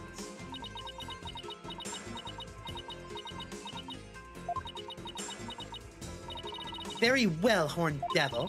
If you really are so bent on having a seance, I shall give my consent. Really? However, should Rafa fail once more, you two and the accused shall all be executed on the spot. Come again? This is proving to be far more entertaining than I had anticipated. Well, lawyer, what say you? Will you wager your life and call on Rafa to perform a divination seance? We can't let her go and rest. We have nothing. It's all or nothing. Why not? We're pretty good at gambling here. Let's do it. I don't think you're worthless, Your Benevolence. Far from it, in fact. If you say you can do it, then I believe in you. Hornhead? I don't understand. If I fail, you will all be put to death. And we'll be put to death anyways. I know you collapsed during your previous attempt.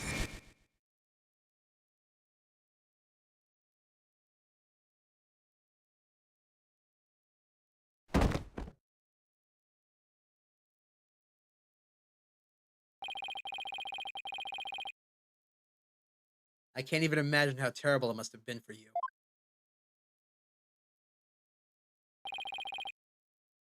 But despite that, you are willing to try again. And I have faith in that conviction, in that courage. My courage? Ah, so she was doomed to fail if she didn't have the courage to perform the seance. It looks like she's got the determination to try again. Right, and that's a bet I'm willing to take. But, as his mother said, I've erred in my insights as of late. Not only have I failed to reveal the truth, I've also contributed to false accusations. Knowing that, can you still say that you believe in me? Objection! I wouldn't take stock in those words, Your Benevolence. Despite what your mother says, I don't think you've made any errors at all. Huh? In the trials I've been a part of here in Khura'in, I would have never proven my client's innocence without your seances. Because even though they didn't always reflect the absolute truth, and insights that they provided served as vital leads to finding the truth. Vital leads? My seances. So please, Your Benevolence, try to perform into the divination seance one last time. Objection!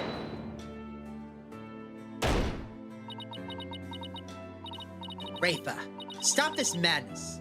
It is for your own good. You are ill-prepared to face your father's death. Go, leave the sacred hall at once.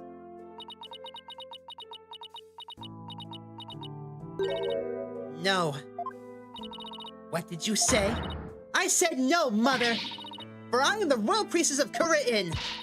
I have no need for you now, even if you do not need me, Mother. Hornhead and his hall and this Hall of Justice do. He proved that to me by risking his own life. It is because of him that I now understand. The divination seance is my sacred duty. I must fulfill it no matter the risk. Atta girl. Your Benevolence. Mother taught me that the divination seance was a mirror, reflecting naught but the truth. But I began to have my doubts after Barbed had disproved the insights it offered. And now, I don't even know who or what to trust anymore. Father, Mother, even Nana. I believed in all of them above all others. But now I finally know. I know in what I can trust.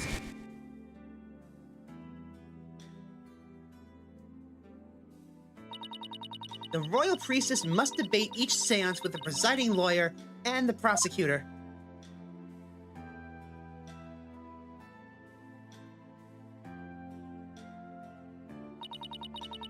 so that it can be interpreted properly. That is how I believe trials here in Khura'in should function. Therefore, the Hall of Justice needs me. It is my power that leads to trials towards the truth. That is my sacred duty, and I will never shirk from it again.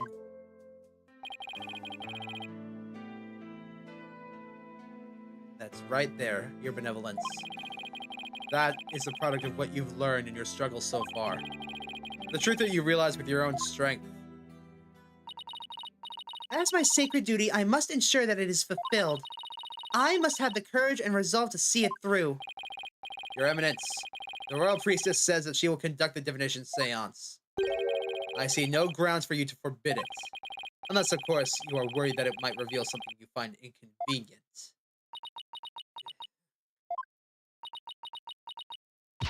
Mother, I am done letting you have your way. Rafa, you would actually rebel against me, your mother and queen. Though I am scared to see my father's death, I must face my fear. That is what Hornhead has taught me here today. Rafa.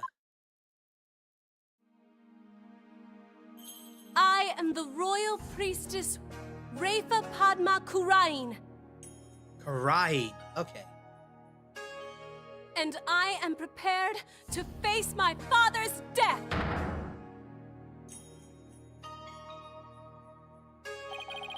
Your Eminence, it seems the princess, is more grown up than you thought. Rafa. Well then, let us proceed with the divination seance. The victim's final moments. This should be interesting. I wonder what Inga's memories are going to show us.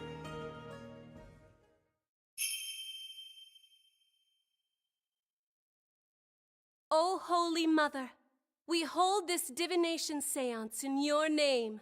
I like to point something out. Let the eyes of everyone here be clear, and our ears be unstopped. Rafa took off the robe by herself. O dance of devotion, guide the victim's soul to me, so that we may receive their final memories in the pool of souls.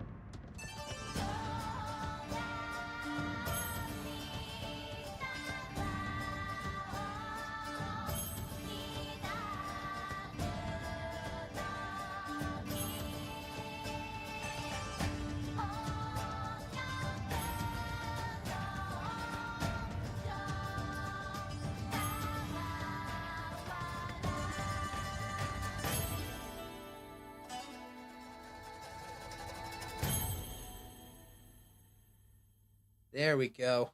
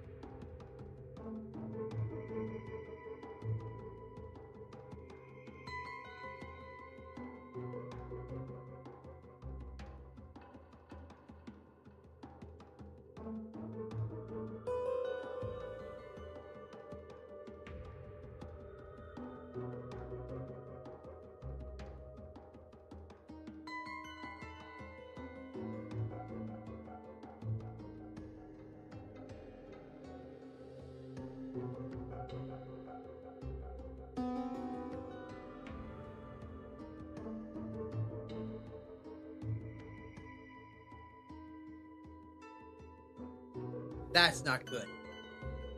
Uh-oh. What in the... A faceless being. What the hell? His face is just like that picture of the founder.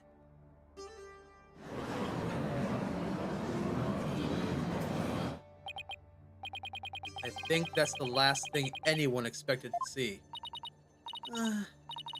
Father, what was it? What was it that you saw? Are we to understand that this was the last thing the victim saw? Yes, there could be no mistake. That was what my father himself witnessed. How very strange. You don't suppose the Holy Mother possessed the accused and slew Minister Inga for planning a coup?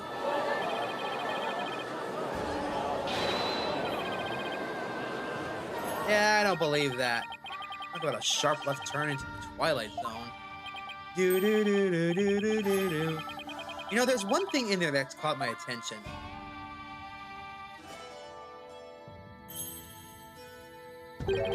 That laugh.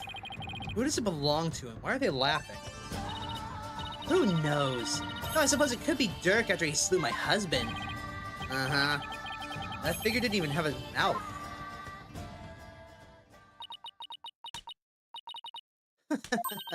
I think we're done here, lawyer. How so? You claim that Mr. Inga was stabbed in his private quarters, and, feeling no pain, went to the tomb where he eventually fell dead. Crap. There goes our argument. But this seance vision proves that he was stabbed in the tomb, and felt great pain, no less. Oh, that. Therefore, as I asserted all along, it was the accused who stabbed the minister in the tomb. Everything just backfired. Big time. Wow. Khura'in has the devil's own luck, doesn't she? Now then, I shall give voice to the soul of the deceased. Listen well and heed these words.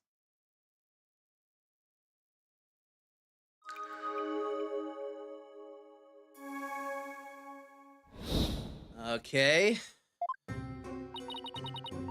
At around 3 p.m., my father was waiting in the tomb to make the hostage exchange. He was drinking grape juice while gazing upon the picture of the Holy Mother. He had been waiting vigilantly when suddenly he heard Dirk's voice. The next moment, he was stabbed in the back and collapsed. My father tried to shoot his attacker, but he missed and the attacker let out a laugh.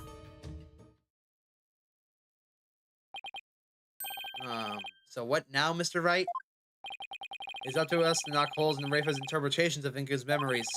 In other words, we need to prove that her understanding of them could be mistaken. Okay, I'll give that a try.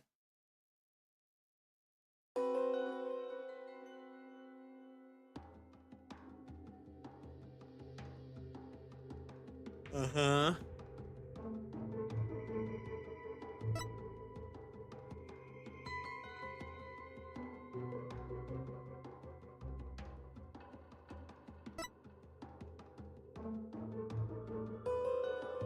Huh.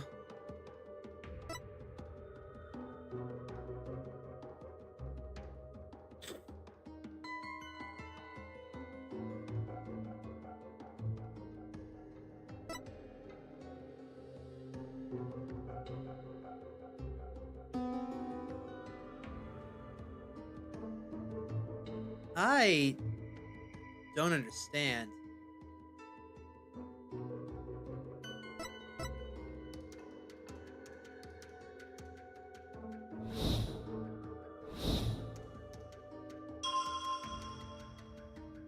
If it were Dirk's voice, he would turn around to face him, wouldn't he?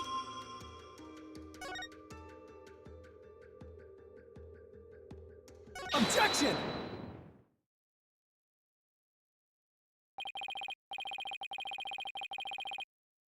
Your benevolence, there seems to be an inconsistency with your interpretation. An inconsistency? Where? Minister Inga is far too relaxed for what was supposedly about to take place.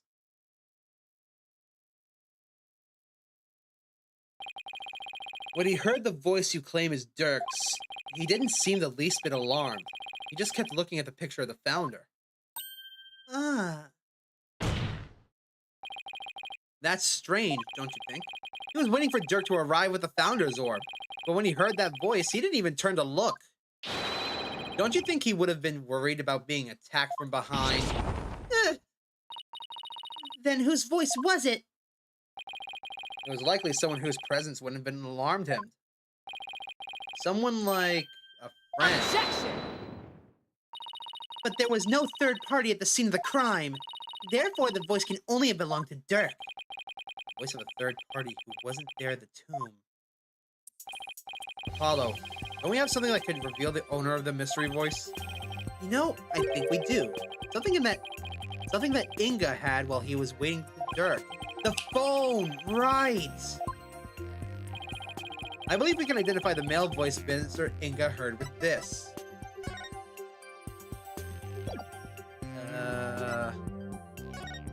Here we go. Take that! That's my father's. I know this must be hard for you. Would you please look at the photo? There's something here that can point us towards the identity of the voice. This is the real source of the man's voice. The phone. Take that! A cell phone? Right. I believe that the voice the minister heard was of a call on a cell phone. I see.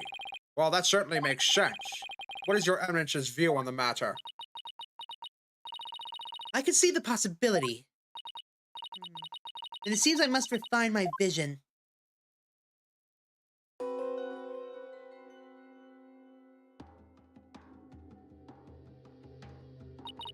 It appears that the voice belongs to one of my father's subordinates.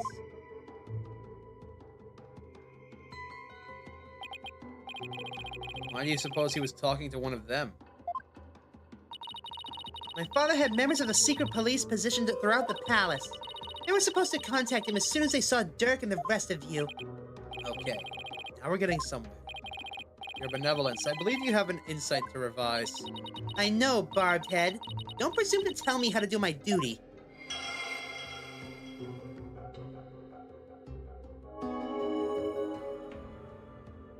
Okay.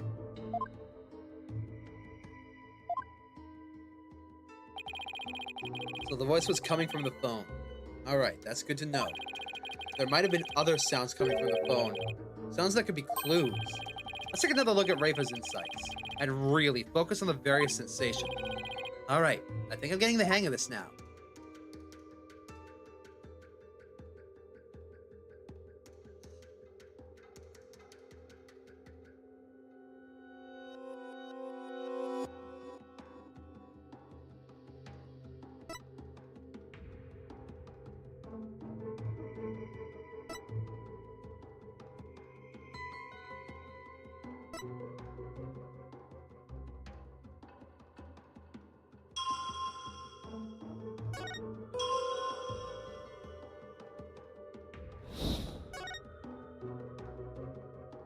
The hell are these?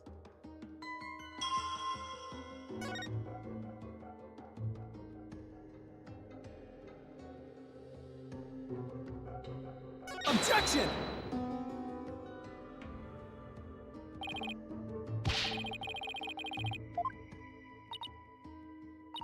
Oh, come on!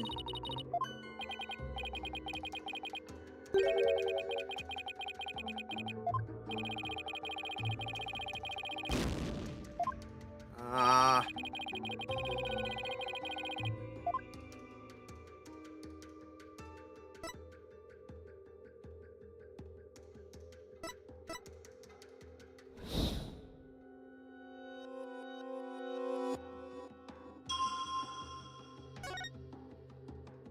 Objection!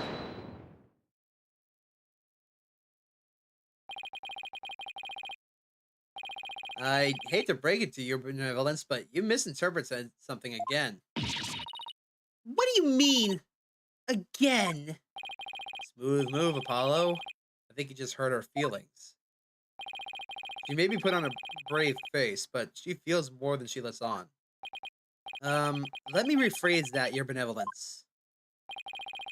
Your interpretation of your father's phone call to his subordinate at the palace is inconsistent with his final memory.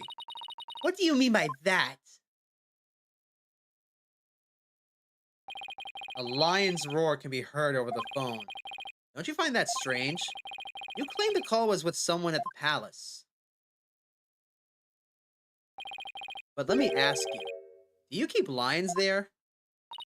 No, the only animals at the palace are little birds and my pet frog. Wait, that giant one in front of the minister's house is a pet? Besides, there aren't any lions in Khura'in. They don't even have any zoos. Rather sad state of affairs, I'm afraid. Well, I remember hearing a sound like that. The lines that were coming from the phone is actually from something hanging out in the bazaar. The warbod! Isn't it the cry of the warbod over in the bazaar? Ah, Your benevolence. You think you can clarify the voice for me? very well. I will now attempt to further refine my vision.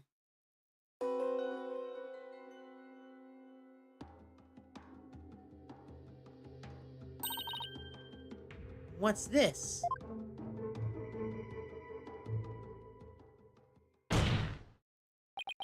Just as I thought. It was the call of a warbod.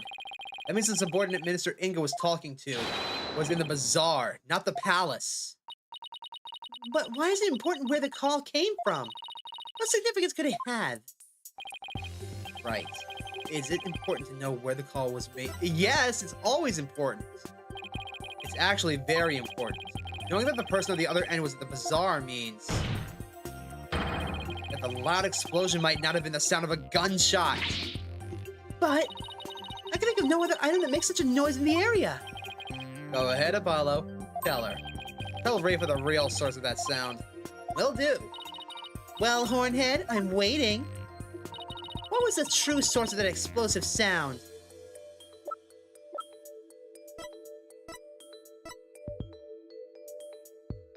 The laughter. Of course. At around 2 p.m., Dats leapt out of a bazaar manhole and got yelled at by a dog and a warbod. Then he threw firecrackers. And then he laughed at Albie's face. That explains everything. Take that! What is that? It's Albie, your guide's statement. In it, he claims that Dats Re-Revolts threw a firecracker at him while he was at the bazaar. Then, Yes, the sound heard over the phone was a firecracker exploding. Objection! and yet, a bullet was found at the scene of the crime. A bullet fired from Minister Inga's gun. How do you explain that?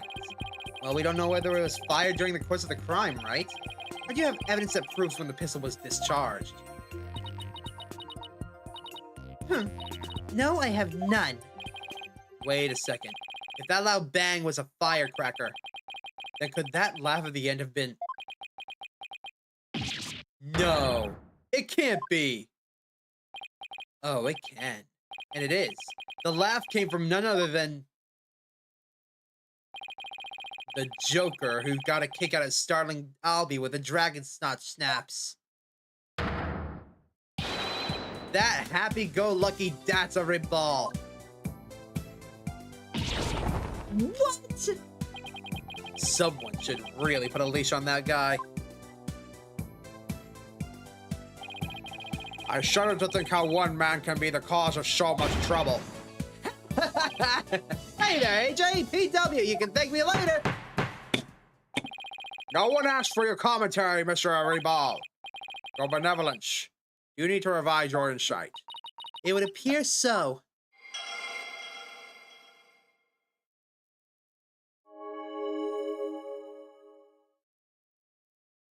Uh-huh.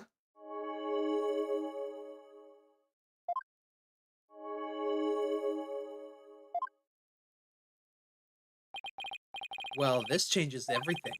Let's go over the details of Rafa's insight again. All right. I think I've got this down now. Time to find another inconsistency.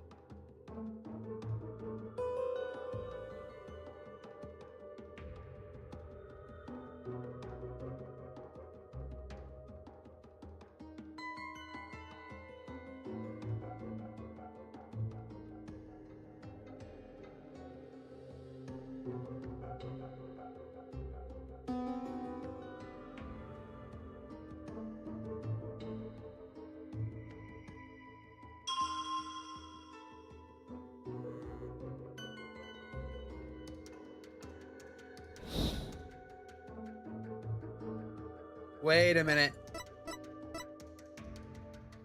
No, that's not right.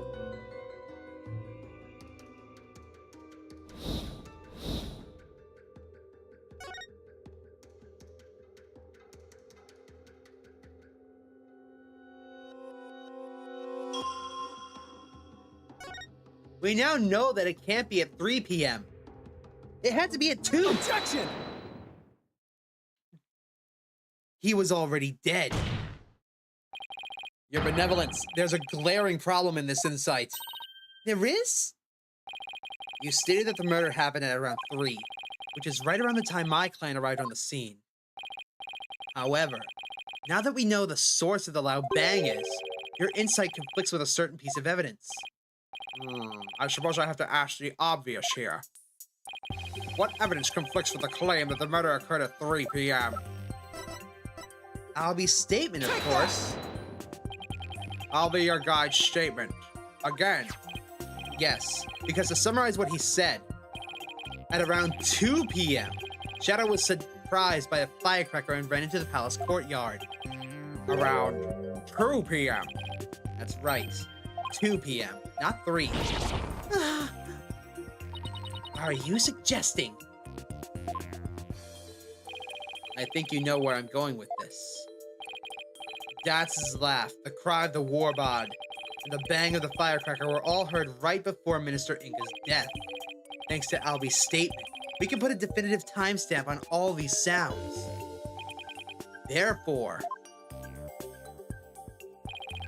what this vision shows is that it is extremely likely that the deceased's final moments were at 2, rather than 3, as we had originally thought. Dare I ask? It means the murder took place a full hour before Dirk entered the tomb. Polkunka! How can this be? Are you saying that I, the very personification of the law, have been mistaken? Oh shit, there go your nails. Now you see why justice will always prevail.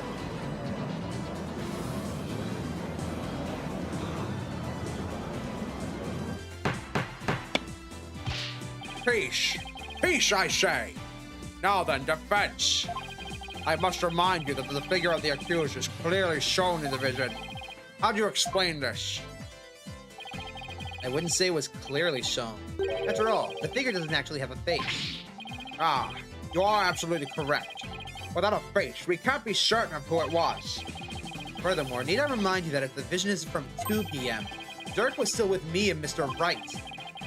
Which means this faceless figure couldn't possibly be him. He was still stuck on the airplane. So then, what are we to make of this 1 hour difference? Wait, 2 o'clock? That's when... my mother was performing the rite of channeling.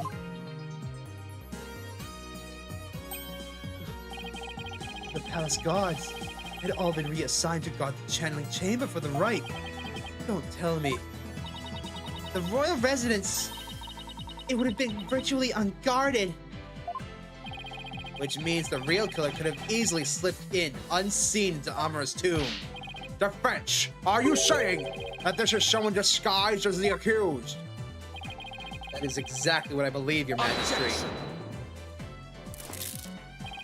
Preposterous. Disguises cannot deceive the memories of the dead. That is the fate. Face did not appear this time as mere happenstance. Had it appeared, such subterfuge would have been clear as day. He's got a point there. Anyone who knows about the divination seance would have tried to hide their face. Nevertheless, our killer openly appeared before Inga. Why? Apollo. Maybe the killer could afford to be so bold because they knew their face wouldn't show up in the seance vision. What? It's possible that the killer dared to dress in Dirk's clothes and stand square in front of Inga.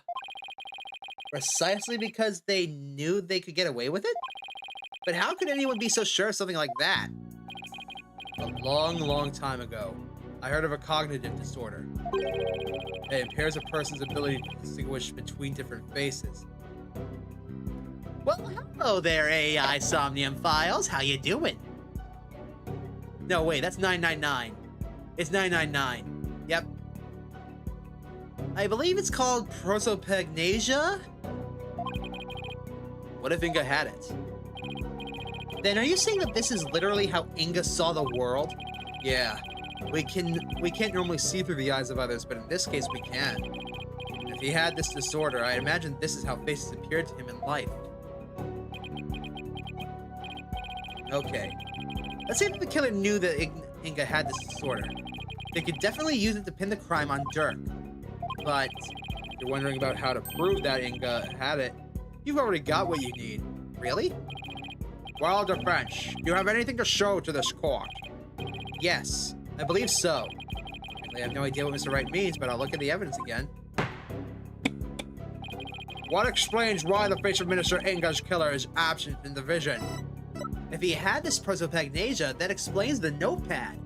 He wasn't taking information from phone calls. He was trying to remember people just because he had to. This explains why Nana's inside there as well. It helps him remember.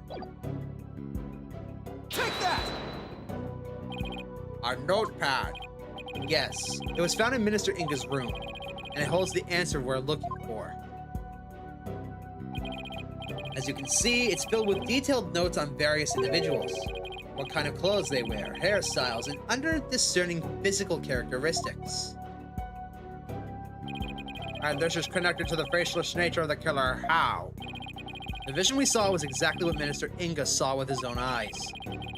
It is he who saw his killer as a person without a face. In fact, this is how he normally saw everyone around him. What is this? I believe Minister Inga had a disorder that prevented him from recognizing faces. It would explain the faceless being, and why he needed a notepad full of people's physical characteristics. Now that I think about it, my father was always terrible at remembering people. By simply changing my hairstyle, he would fail to recognize even me. Your Eminence, you knew that your husband had such a disorder, did you not?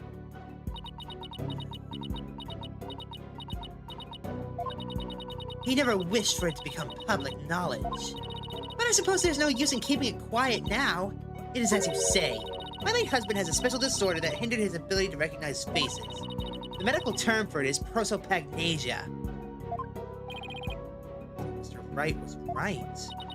The memories of those afflicted with such disorders in life do appear strange at times. These are precedents for this. So the killer likely knew about the disorder and used it for their advantage. Right. This is someone who is both knowledgeable about the divination seance and aware of Inga's affliction. Your Eminence, who knew about your husband's condition? A small number of servants who tended to his needs. And me. Surely you are not to insinuate that I committed this crime. Oh, no, Your Eminence. Of course not. Could she have done it? Khura'in has an alibi, remember? Oh, right. She was conducting the rite of channeling at 2 p.m. In that case, Your Eminence, does Nana know about the minister's disorder? Of course she does. She's our head servant. So as head servant, she knew about Minister Inga's condition, and has the princess's personal attendant. She is familiar with the divination seance. If these two facts together don't make her a possible suspect, then I don't know what would.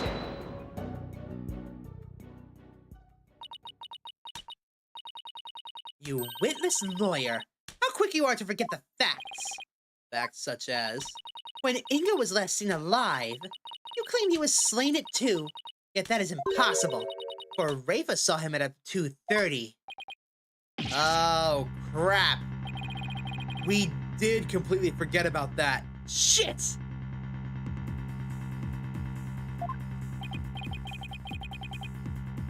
No, there's gotta be a mistake. So you see, the murder could only have happened at 3. The hour Dirk entered the tomb. There is no other answer to this puzzle. damn it. Why don't we ever get to make up answers like Khura'in makes up laws?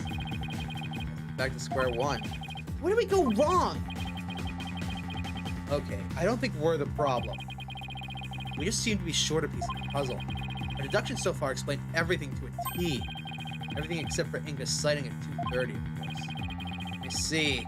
Without that final puzzle piece, all of our deductions will fall apart, right?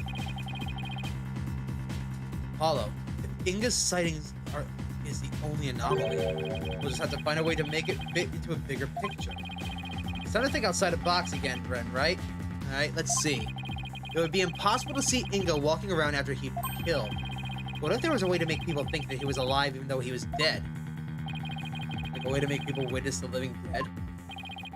Sounds like some kind of TV show. Things like that don't happen in real life. Oh my god. Apollo, did you just... I did! I figured it out. I know how to make people witness the living dead! Oh my god. Your Majesty, our deductions weren't wrong after all. Despite Minister Inga being murdered at 2, he was seen heading into the tomb at 2:30, and I will tell you how. I certainly hope you will, because I have no idea what you're talking about. The Minister Inga her benevolence saw was, in fact, someone channeling him. It was the deceased being channeled. It's the only way a man who was already dead could have been seen by her benevolence. Channeled, you say? That's right. There's only 2 people capable of channeling a spirit here in Khura'in. Her Eminence Queen Khura'in and Maya Fey. It's possible that one of them was channeling the minister. It would seem that you are ever bent on making me party to this crime. Prosecutor, what was I doing at 2:30 p.m. on the time at which my husband was seen? Eminence. I believe you had completed the channeling right, and were having tea with the king of the neighboring realm. There would have been many attendants there as well. Okay, Nayuta has to keep up with her schedule too. What doesn't she make him do? And that leaves Only Maya. Yeah, it does. Maybe someone was forcing her to use her power towards a nefarious end. The real killer could have been threatening her.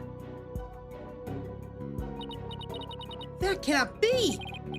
So then Inga's scream. That was probably from when he woke up from being called back to this world. After all, that's when the flow of time would have picked back up from him after he died. So Minister Inga probably leapt at his feet thinking he just had a nightmare. And then realizing it was almost time for the hostage exchange, he raced off to Amara's tomb, not even realizing he was already dead. then her benevolence really did see a dead man running.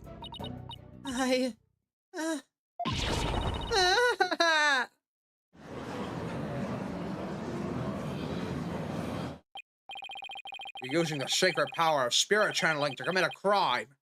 How can this be? The defense calls Ms. Maya Fey to the stand. Well, Your Eminence, will you allow a new witness? It matters not. Either way, this lawyer shall soon know the truth. He will know just how much of an imbecile he is in the face of my infallible arguments. Tell me all you want, you witch. But you'll be eating those words when I expose the truth. Very well. Let's adjourn until the next witness is ready.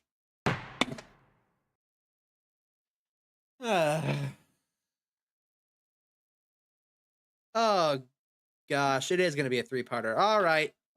I think I'm going to leave things here. This seems like a very good stopping point. So, with that being said, thank you all very much for watching. Be sure to make an impact in someone's life today, and make it a great one. I'll see you guys next week. Starting on Monday, I'm going to be streaming throughout all of spring break, basically. So, take care. Have a wonderful one. Peace.